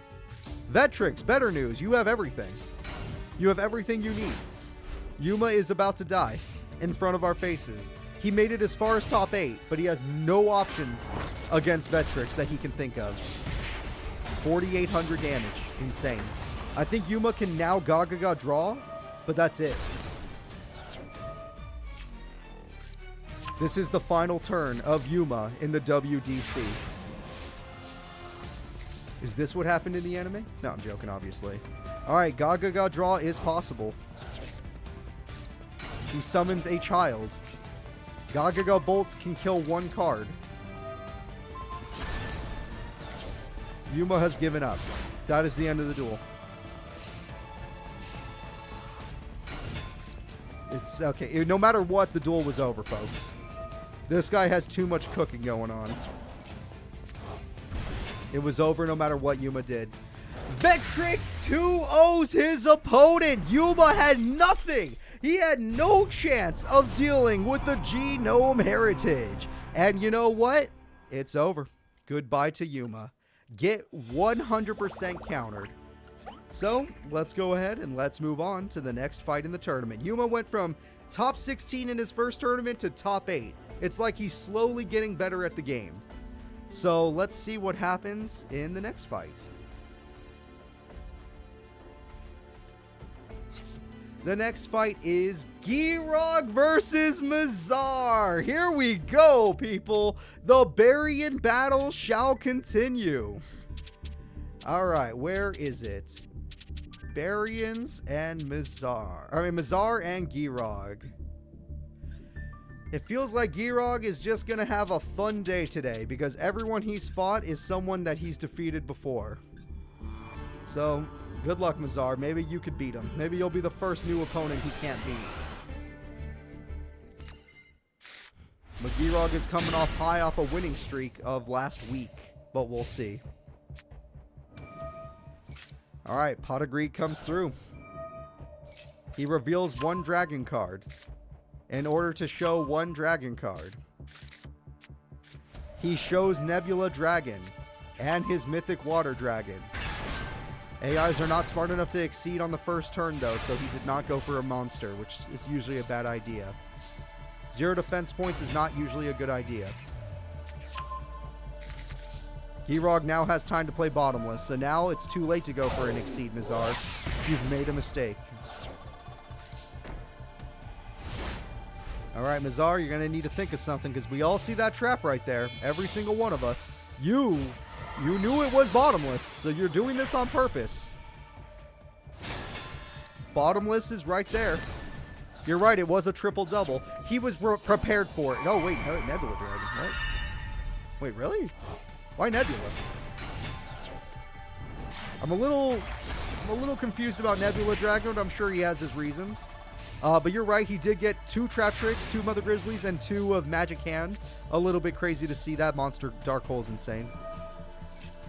Oh yeah, I did get banished. Thank you, Amon. My brain turns off sometimes. And there we go again. Making sure the opponent can never summon powerful cards against him. 1600 attack comes through. Pretty brutal. Girog is putting everyone in their place in this tournament and the last. Nebula Dragon is going to try. That is a lucky hand. That is a very lucky hand. The Exceed Summon comes through, but you saw it! You literally saw the bottomless. What are you doing? You have nothing, sir. Good day, sir. And now he can just go in for damage. Yep, he's just going to go for damage. There's nothing he could do. You played too slowly. You had the first turn to Exceed Summon, and you didn't use it, making it so he could get his trap cards in time. Alright, Pearl is there. You need a Monster Reborn or something. Just bring back your level 8s. Try to make something big. That's 3 Mother Grizzlies. They're going in. It's only turn 6 or turn 8. I can't tell. Call of the Haunted brings back Nebula Dragon, which can only stop 1 attack. Brutal. Brutal that he had to do that just for 1 turn of respite. He's gonna die. Or respite. Oh, he's done. He's done. He's done, guys. Mazar is cooking with nothing. All you have to do is summon another powerful card. That's not very powerful. It's over. The winner is Girog, still unstoppable since he's become a human. Girog is currently unstoppable, but Mizar, you get one more duel unless you win. So let's see what happens. We're going into game number 2. Will Girog be the guy to make it to top 4, or will it be Mizar? Who is the final top 4 competitor? Who will be the last semifinalist? Trade-in is really good. You can get yourself some cards. Nebula Dragon is really good, but I'm going to tell you once again, you better goddamn Exceed Summon on the first turn while you still have time. And you said no. Yes, you did. Alright, Pot of Greed comes through. Supply Squad comes through. Magic Hand by itself will try. Wow! He had to spend a Magic Cylinder on Nebula, on freaking Magic Hand. That was pathetic. That was absolutely pathetic. And now he's going in for damage. Magic Cylinder says no. And now he's going in for damage, which means Supply Squad is going to be happy about this. We all saw him Pot of Greed into a bottomless, so we all know. Why would you flip that at all? If you weren't going to use it for Exceed Summoning, why would you even flip it? Doesn't matter. Get banished. Alright, he has been banished. Granted, that card I think is safe. Yeah, that card is safe because he has too many cards in his hand. So you have nothing to worry about just yet. There is a level 4 Exceed Summon. It is time. I believe he uses Galaxy Stealth Dragon. Yep. Galaxy Stealth Dragon is now on the field. He is going to special summon one monster. It's that card. And Nebula Dragon is like, what about this? Really? That's the card you wanted back? Okay. Mystic Tomato will die, but this is all part of Girog's plan. He does not mind because he gets draw power. Mystic Tomato turns into more tomates. Stealth Dragon will create more problems. It won't be tomatoes, but it'll be a problem. The last of the Magic Hands is here. The dragons are trying to stand up to the hands, but nothing can stop another bottomless. He drew it. He drew it naturally. And who needs it when you're stronger? If you're the stronger player, you don't even need bottomless. Gemini Pearl is here. Gemini Pearl has the power of Fire Hand backing it up. Well, hold up! It's not strong enough because that card just increased his power. There is still hope. Even though Fire Hand is annoying, there is still hope for Mizar because of that trap. That bottomless was not used that effectively. Stealth Dragon, you know that works too. The Exceed monster is here. It is time for Galaxy Eyes Tachyon Dragon. You lost your Tachyon because you attacked in the wrong order. Oh, it can't target Tachyon, thank God. I assume Tachyon has some form of protection then. Ice Hand's going to get rid of your trap card, sadly. You can't get through the wall of hands. Granted, he's going to run out of hands eventually. Alright. Tachyon stands strong. Looking real good. Trap Tricks. He already got his monster, so your bottomless is not as important anymore. Oh, maybe it does work and I'm crazy. So he just didn't target it last turn because he wanted him to attack. I guess so. I don't even know what that Galaxy Eyes effect is. I'm not going to lie. I don't think we've ever seen it. If we have, I just don't remember. Alright, 1600 damage comes through. Bunch of trap cards. There's no chance now. Anything you do, you'll get bottomless. Exactly, you agree. I'm glad he agrees. Mizar has decided to give up. Girog is too damn good at this game. He's heading up the disciplinary committee at his school for a reason. He's got to teach these kids what it means to get beat. And that is it, folks. 1800 damage left. What will you do? That normally would be like, holy shit, he got the draw. That's an incredible draw. But we all saw the third bottomless. We all saw it. There it is. It is dead. There is no trailer. This can bring back a card so you can... No! You can't do shit, sir! No plays can be made when you're fighting Girog. Absolute zero. You get no plays, no chance, no love. Get wrecked. It's over. He's doing this for fun at this point. He doesn't need to do any of this. Giroud got Pearl Alexi when he won last week's tournament. Remember, last week's tournament there was a prize card, and this is it. Pearl has won him the duel. Alright, folks. Giroud will be your other top 4 competitor, which should surprise nobody after what he did last week. Now, we are going to see the 4 strongest duelists at the WDC. And they are Giroud, Vectrix, Shark Castle, and pro duelist Nistro. Alright. Who do you believe in? Do you believe in Giroud, last week's champion, and his hands? Vectrix and his counter exceed deck? Shark and the fact that he is Shark? Or Nistro, the pro level duelist? Only one of these will win the whole thing. Let's see what happens. Nistro versus Shark. This should be a really fun duel, based on how both these characters have done today. Nistro and Shark. Where are they? There they are.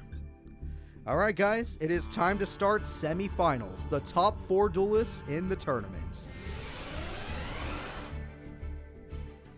Nistro is ready. Oh, count it. I saw that. I saw it from the corner of my eye. There's 3 sharks right there. Shark is ready. 3 hammerheads at least.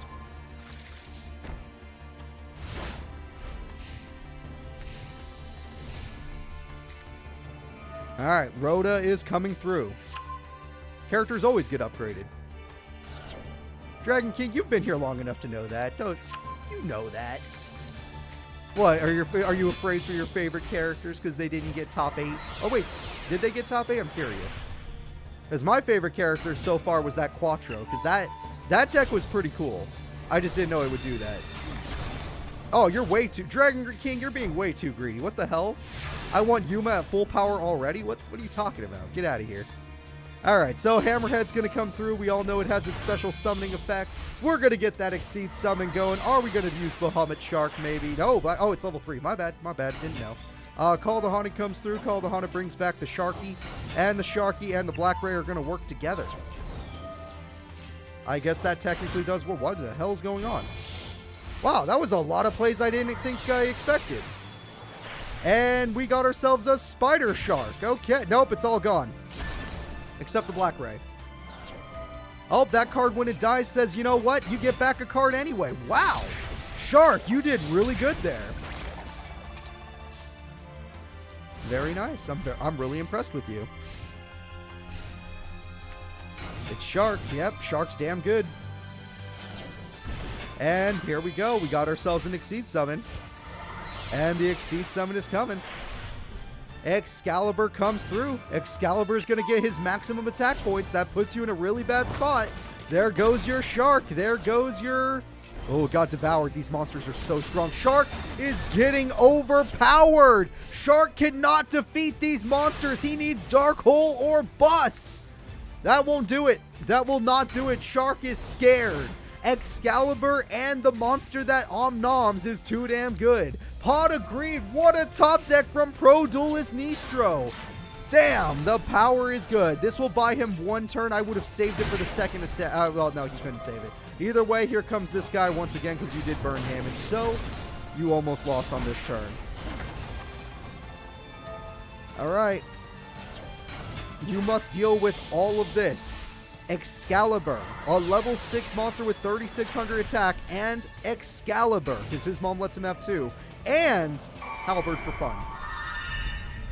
Shark with no hand, make a miracle happen. This is it. That's not going to do it. Burn will not make a difference. I mean, it was close, but not enough. You only got your opponent below half. The attacks start going through. Piercing will begin. And he gets to search, which is always good. Reborn will do a little bit of burn, and will bring back the Shark. By doing this, he is going to lose his Shark. And by doing that, his boss monster ends the duel. The winner of the first duel is Pro Duelist Nistro, which makes the most sense because even though Shark was the best of the best, he is no longer in that form. He is now still a top duelist, but this is a pro duelist. There's a difference. There's a difference in rank here. All right, let's do it. I would say... Oh, God, that hand is... Wait, no, does Buzzsaw summon from the deck, I think? You're right. Shark gives away first games. You're right. 2 level 4s, no Exceed summon. Oh, God, Shark lost. Oh, my God, that start. Everyone raise your hands if you think Shark just lost off of that opening turn. It's over. He's going to get devoured. He can't premature burial it. Because he gets devoured, he can't premature burial. The Pro Duelist is going to take it. That is the worst thing that could have happened. There is nothing worse than what we just saw. Double Shark comes through, but there's no Exceed that can save him from this situation. Well, okay. I'm an idiot, and I'm sorry. But that's not going to save him from everything. There's too much going on. Too much has happened for that to be the card that saves him. Buzzsaw comes back to the field just to get through the monster's defense. But we all know that this does not matter because one Excalibur will just take him down. Losing all of those traps was horrifying. Unless he goes Bahamut Shark and tries to get more cards onto the field for safety. Love it. Good play, Shark. You have no cards left in your hand, but you work with what you got. You work with what you got, and I respect that. I respect that, because this Pro Duelist should not just 2-0 you. You are a good duelist. That Harpies was horrifying, but you're still here.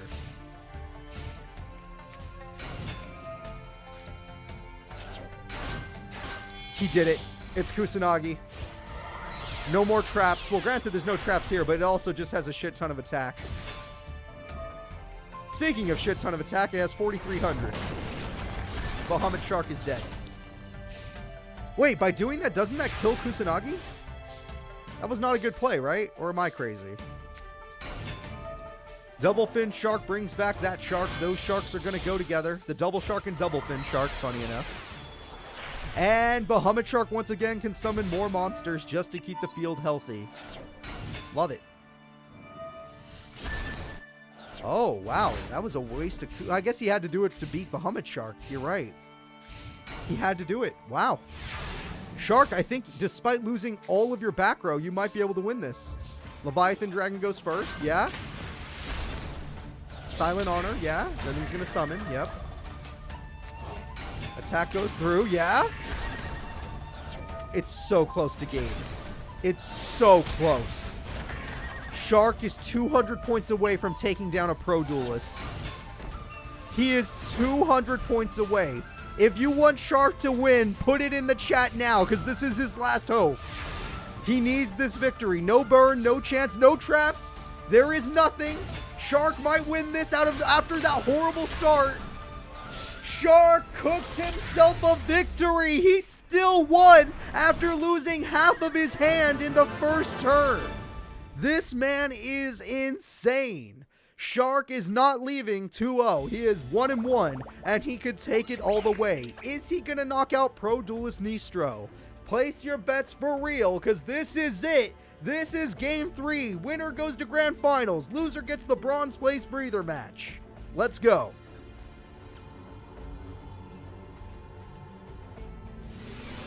Who deserves it more, Shark or Nistro? Both powerful duelists. Both of them have gone to Game 3 a lot today. Shark worked hard just to get past Kite. That's 3 monsters for Exceed summoning. Refuses to Exceed summon. Again, he lost everything on the first turn. Horrifying starts. Harpies on the first turn is just cruel. The monster that eats monsters. Absolutely cruel. You cannot beat 3,700 attack. You have to admit that.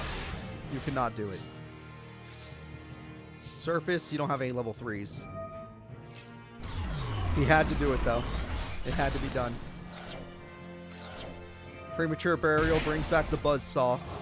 Buzzsaw Shark goes in for 16. Main phase. Oh, yep, that card's coming back so he can exceed for Excalibur. Main phase 2. Buzzsaw Shark is going to summon Double Fin. They will exceed summon. By exceed summoning, they will get Bahamut so that they have more than one monster on the field. Very smart play. Respectable play. And one of them is the fully armored Black Ray Lancer. These are great plays. But it only takes one level 4 to get a 4K beater out with one spell card could end the duel. There's the level 4. Let's see the monster he chooses. It's the 4K beater boss monster. That's his best card. It goes in. Good damage. Bahamut Shark will die. Black Ray Lancer can beat it in 2 turns, though. Saber Shark can't do much. Yeah, I was going to say, it really can't do much here. Not the best situation to be in. Another heroic card is summoned, a trap card. They both take the damage. I don't know why he would do... Oh! Is that the only way to kill Black Ray Lancer? Is that why? Oh, no, it didn't work. It nerfed the opponent's monster, but it did not work. Magic Cylinder got hit! Shark is in a really good position! Holy shit, without Magic Cell... Wait, Kusanagi, shit. Alright, well, no traps anymore. No traps. Shark needs to summon a monster with 2600 attack. This duel is intense. No traps! The trap card is the worst draw he could have had! That is the worst thing that could have happened right now. Oh my god. Hitting Magic Cylinder was so good, but I think it's turning all the way around. Nistro has done this. He needs to draw Double Fin. He needs to draw something. That does nothing. Surface didn't work because he never drew any of his level 3s. No stickers, no mermaid, no nothing. That is it. The winner with Kusanagi is Nistro with a perfect victory. Sorry, exact damage victory. He gets extra DP. That was an intense match. Both characters were really good. But at the end of the day, the Pro Duelist will be moving forward. The Pro Duelist will be doing everything. Alright. Nistro is in Grand Finals. The next duel is Vectrix versus Girogue. Vectrix and Girogue are 2 scary characters because both of them play counter decks. Which counter deck is truly better though? Who will move forward in our tournament? Let us go. The last semifinal match shall begin. Girogue is ready. Vectrix is ready.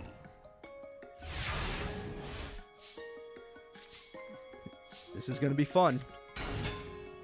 Okay, he's going for the double summon so he can get his boss monster out. Bottomless says no. He did not allow the boss monster.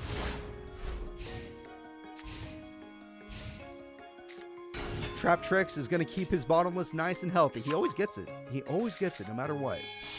I've seen a person with 9 cards that search never get Necro Valley. But you always get Bottomless.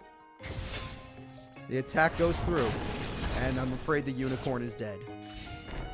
There are 3 traps, and we know they're all problematic. Girogue is loving humanity so far. He's having a great time here. I did not expect to see you attack with 1,000, but Fiendish Chain made it so you're useless. Girogue literally was like, that was a nice idea. Get wrecked. That was a nice idea. 400 damage goes through. Your effect is negated. Get wrecked, even though it's a really good effect. And there we go. 2,600 more. It looks like our buddy Vectrix is in a lot of trouble here.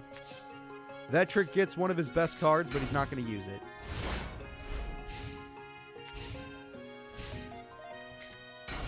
A Mother Grizzly comes through, so that looks like the end of the duel here.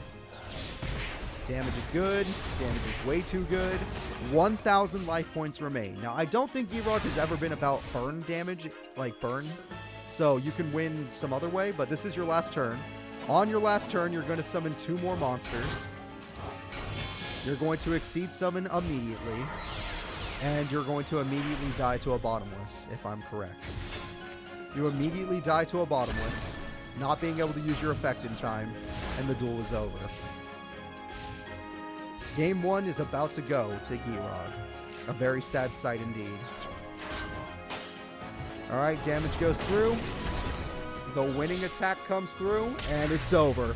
Giirog is 1 win away from Grand Finals 2 times in a row.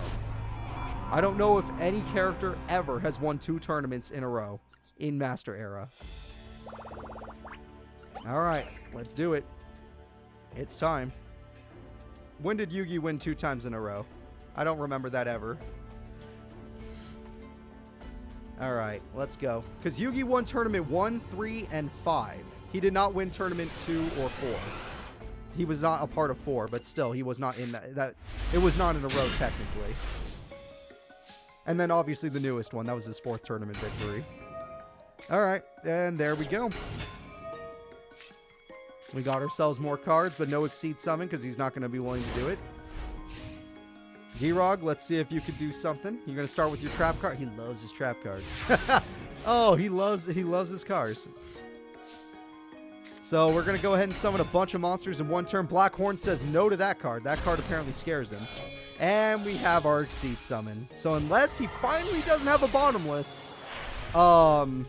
this is going to hurt. This is going to hurt. It happened. There's no bottomless. Magic Cylinder comes through. Not bad. Magic Cylinder does a lot of deflected damage, but no Dark Hole, and he already has his boss out, so no bottomless is a really bad situation, unless you get Fire Hand. If you get Fire Hand, I take it back. Alright, Mother Grizzly will die. That technically will not get you Fire Hand. Ice Hand has no target. Ice Hand has no target. You should have chosen more Mother Grizzlies. Oh my god, Giirog is in danger. It is official. Giirog is in danger. There are 2 Genome Heritages and an Aberconway just waiting for him. Premature Burial, he can go for Pearl. Pearl can only beat one of them. It can only beat one of them. Pearl is on the field, his brand new card. It does defeat one of the problematic monsters, but the other one can still do whatever the hell it wants. Giirog is truly in danger for the first time ever. Call the Haunted unnecessary. Just summon more monsters and do some more damage. There is the 3rd Heritage card. That's all of them. The Heritage card uses its effect. It has 2600 attack. It's going for game. The game-winning attack is good! Giirog is going to Game 3. The winner of the next duel will be going to Grand Finals against Nistro, and the loser will be dueling again immediately in the 3rd place breather match. Let's do it. This is it. Game 3. Who's it gonna be? The man who counters Exceeds, or the boy that counters decks in general due to bottomless and stuff like that? It does so much. It literally says no Yu-Gi-Oh for you. Alright, we'll see. He got his field spell to get a special summon off early thanks to Heraldry Reborn. He also has Monster Reborn, which is more of a waste, but whatever. I like to use Monster Reborn on my opponent's cards, not my own, when I already have my own Reborn card, but to each their own. Mystic Tomato knows it can just go into a problem, so this is not good. 1000 damage comes through.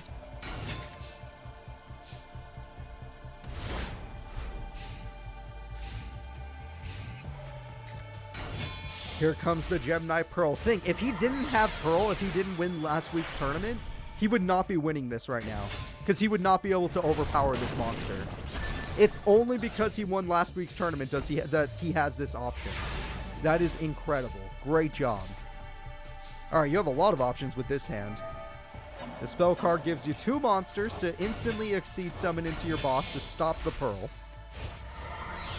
That is the good news. You can stop Pearl. Genome Heritage is going... Oh, Blackhorn says no! Get out of here! You were never summoned in the first place. And with this card, we're going to throw away a monster in order to get a spell card. And then we're going to play said spell card in order to instant exceed summon. And that instant exceed summon is into his monster yet again. Oh, whoa, he's throwing a new one out there. What the fuck? Why? He's not out of heritage, so why would you not use heritage? All right, we got a new one. Yep, there's two of his monsters now. He hasn't used this one the entire time. In this entire tournament, he's never used this card. And now they get 2 direct attacks? Holy shit. Giarog almost died to that turn.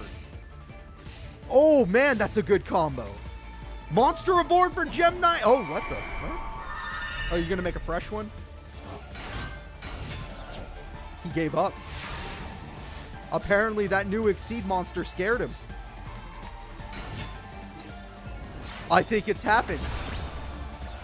I think we are about to see it. Everybody, Vetrix is going to Grand Finals. The winner is Vetrix. Giarog will be in the 3rd place breather match, trying to fight for that bronze medal. Giarog, that is his first match loss in his human form. It happens to the best of us, dude. It happens to the best of us. Yugi's first loss match was to Taya, but when he was undefeated. Giarog was to Vetrix.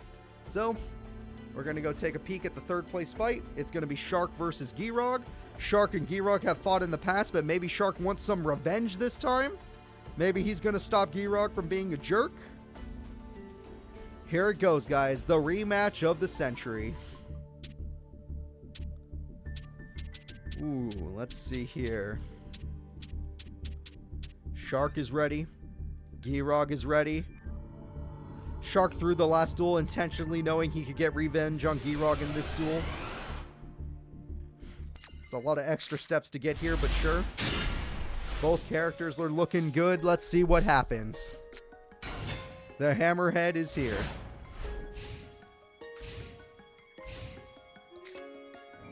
Supply Squad is coming.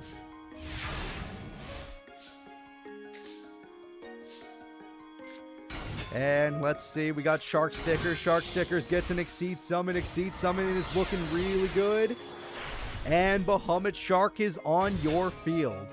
Bahamut Shark is going to get out Leviathan Dragon. Leviathan Dragon is going to get a full armored Black Ray Lancer. Monster Reborn brings back the Hammer Shark. Why are you doing so much? It's the first turn. Oh, because he had Fire Hand and it was all for a reason. Yep, at least you're going to destroy Supply Squad. Fire Hand is going to try and get rid of full armored Black Ray Lancer. It will not succeed. That's 4 effects going off. No Supply Squad because it was not on the field. Brutal.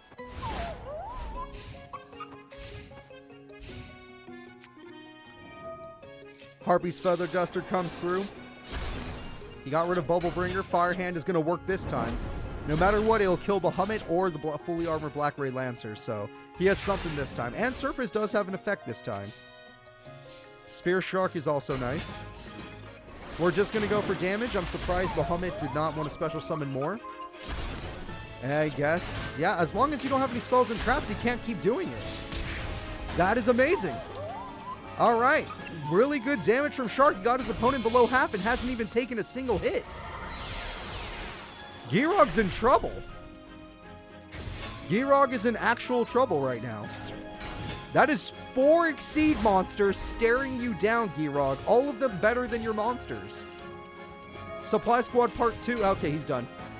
He's done, folks. He's cooking. He's cooking up a story on why he lost twice today. Double Fin for Dumblefin. Mother Grizzly is here. Supply Squad is here. Mother Grizzly gets the Ice Hand, but there's no target. Supply Squad at least gives him more cards, but there's no time. The attacks are coming through. Attack and game. You were not ready for the 6 monster beating. The 6 shark beating. Too many goddamn sharks, everybody.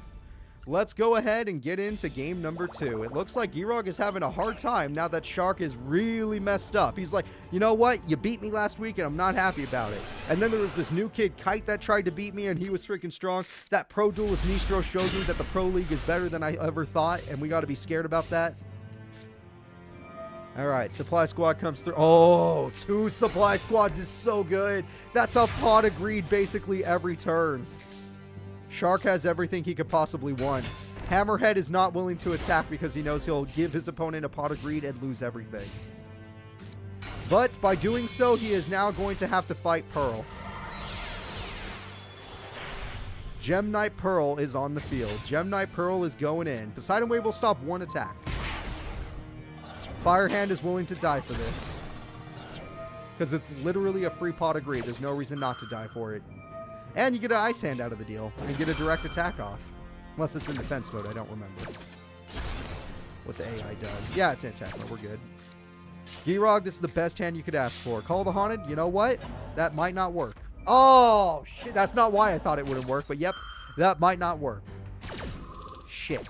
I thought it wasn't going to work because Ice Hand would just pop the spell card and then summon Fire Hand. Alright, well, there you go, folks. Shark lost a lot on the first turn.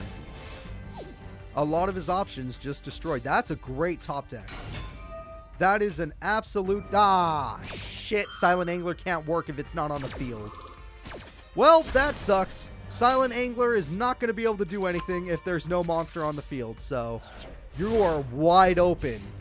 Giroug, he is wide open. Give him the big punch. Here it comes. 5,400 damage. 1,200 life points remain and a single trap that we all will believe is freaking bottomless because it's always goddamn bottomless. He summons the shark again. It's bottomless. He lost. He lost. Every play he tried to make got countered. Every single one. Welcome to fighting Giroug. Giroug is going for game 3, everybody. Giroug is going all the way, and he's going to get that bronze medal at this rate. Shark got wrecked in game 2. He wrecked in game 1, got wrecked in game 2.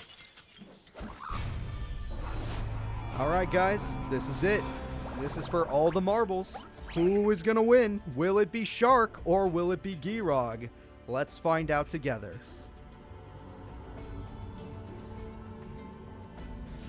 Who will get their bronze medal?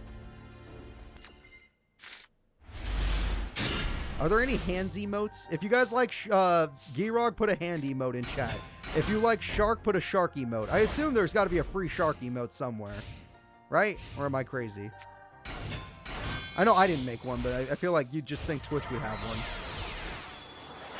Gem Knight Pearl on the first turn. Pretty scary. There you go. That's a shark. There you go. And 2,600. I understand there might not be a hand one. That is kind of weird. And maybe a thumbs up one. I don't know. But there's definitely a shark one. You all showed it.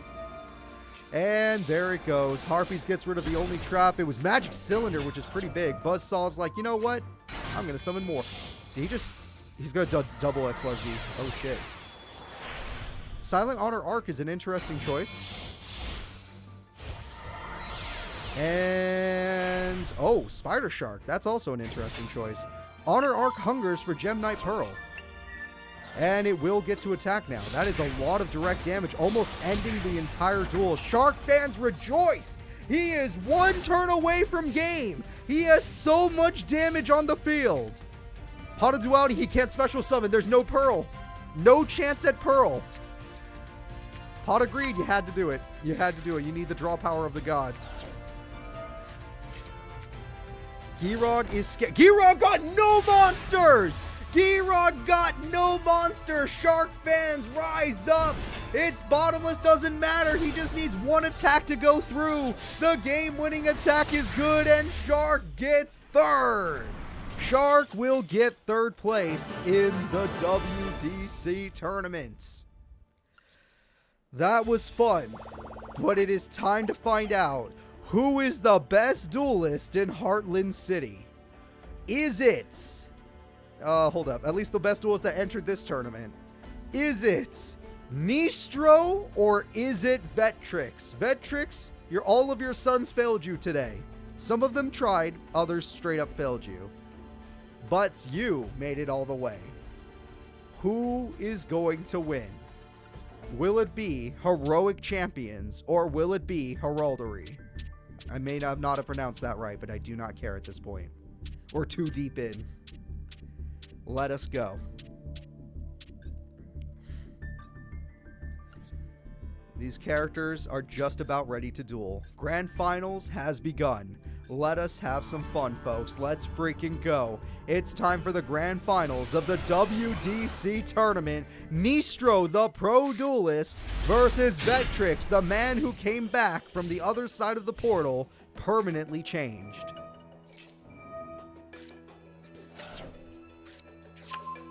Oh, you'll get to find out their wish very soon, trust me. Not in this tournament, but you'll get to see it. Both of their wishes are critical wishes. I won't say positive or negative, but they're critical. Alright. And luckily, I kind of thought Vectrix or Nistro would win this, so both of their wishes were already planned out. I'll admit, I did not plan out a real wish for, like, Tori Meadows or something. No offense to her. Alright, Gondiva is here. Gondiva will get rid of Leo. Leo will go ahead and just draw, whatever, just a monster to have for Exceed Summoning. Right now, this is a really bad situation for you to be in. Not a good spot for our buddy Nistro.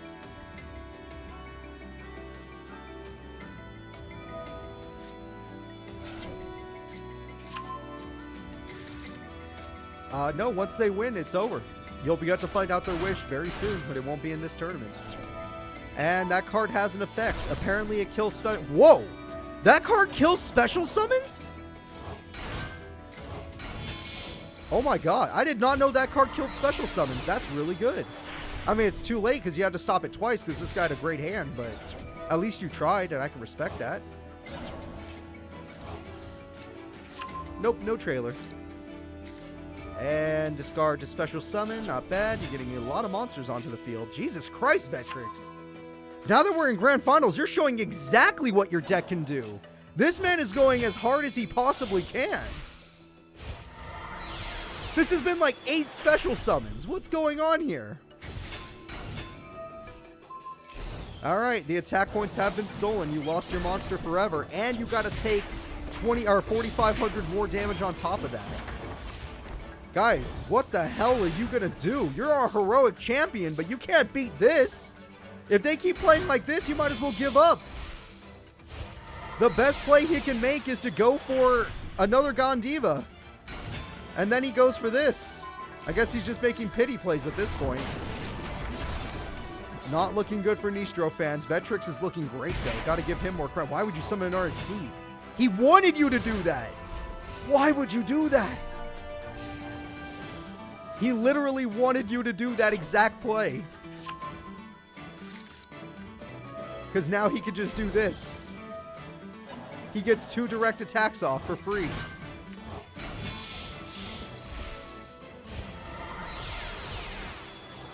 And he got out his Patriarch, yep.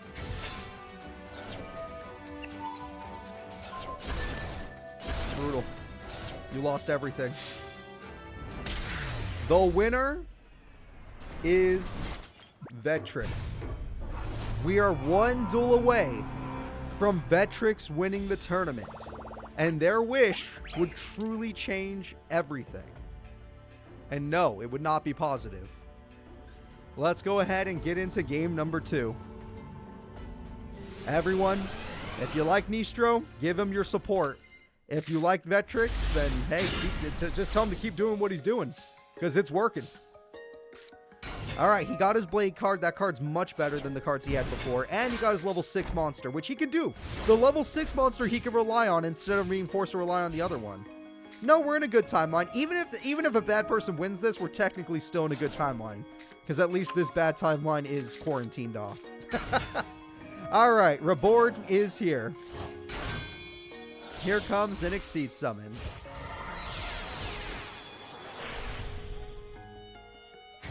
Vectrix doesn't even feed his own kids. He forced the attack to be on a different card. That's interesting. That is very interesting. The problem is you're not strong enough to defeat Heritage. You need to make something even bigger. And you shall. Very nice. Excalibur has come. And Excalibur will be used to destroy the problematic Heritage card. And now he goes in for 2100 direct. He needs that level 6 to eat something. If that level 6 monster can eat something, he'll be in the perfect position. He's bricked even with the field spell. What the hell? The monster is summoned. The attacks go through. Nistro with the perfect victory will take the W. That was the non-duel. He does not run a single tribute. I don't know what that could have been. All I know is we're going to game 3. This is the end of the tournament right now. Grand finals. Will it be Nistro? Will it be Vectrix? I do not know. But either way, it's going to be fun. Heroic Champions or Heraldry? Place your bets.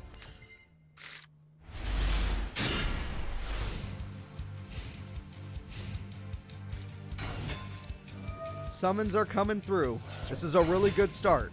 He did not exceed summon, but it's still a good start to see that he has special summons. Not a good start for our buddy here. He needs his other monster. Yeah, the doubling of attack doesn't really do that good. Okay. Oh, that's a lot of exceeds if I've ever seen them. You're going to have a lot of trouble dealing with all of this. Oh, he's just going for damage. He doesn't even care anymore. He's had his fun. Your life points are almost over, Nistro. You must make a play. You must have something. Premature Burial. Desperately bringing back that weird monster. Halberd comes through. We have Excalibur, the boss versus boss. Both bosses are facing each other right now. And the attack goes through. One boss has fallen, but the other will rise. We know he has backup bosses. If he draws a monster card, we might as well call game. I think Vectrix is going to take it. I think Vectrix has to take this. Number 8 returns. Om Nom 4000 attack. It's over! All 4,000 attack was stolen. Vectrix had his perfect tournament where every opponent used a card he wanted. And that gave him victory, everyone. Vectrix takes down a pro and is now known as the WDC champion, which means that he gets to make a wish to not only Mr. Heartland, but to Industrial Illusion's very own Yami Pegasus, and they will do what they can to make the wish come true. So, I can't wait to see what that wish is, but we probably won't find that out until a week or two from now. So, I'll see you all. Nah, let's see our winners. This was a really exciting tournament. Let's go over here. Let's go over here. Let's see what we got. Vectrix got first. Nistro got second. Shark got third. All respectable duelists. Gira got fourth. Respectable.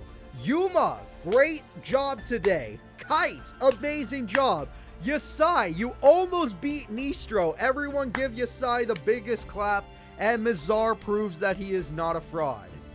Not bad from these characters. Everyone else, they need to do better. But these top 8, great job. But that is going to be it for today, guys. I want to thank you all for watching. I hope you all really did have a lot of fun with this tournament. I know I did. We had a lot of better duels today where they're actually really close and we went to game 3 quite a bit. But next week, who knows what's going to happen, because next week we might not be in Heartland anymore. So I hope you enjoyed this, and I hope you enjoy next week's tournament. Bye-bye, everybody. Thanks for helping me hit 100K, by the way. I really do appreciate that. You have no idea how excited me and my friends were.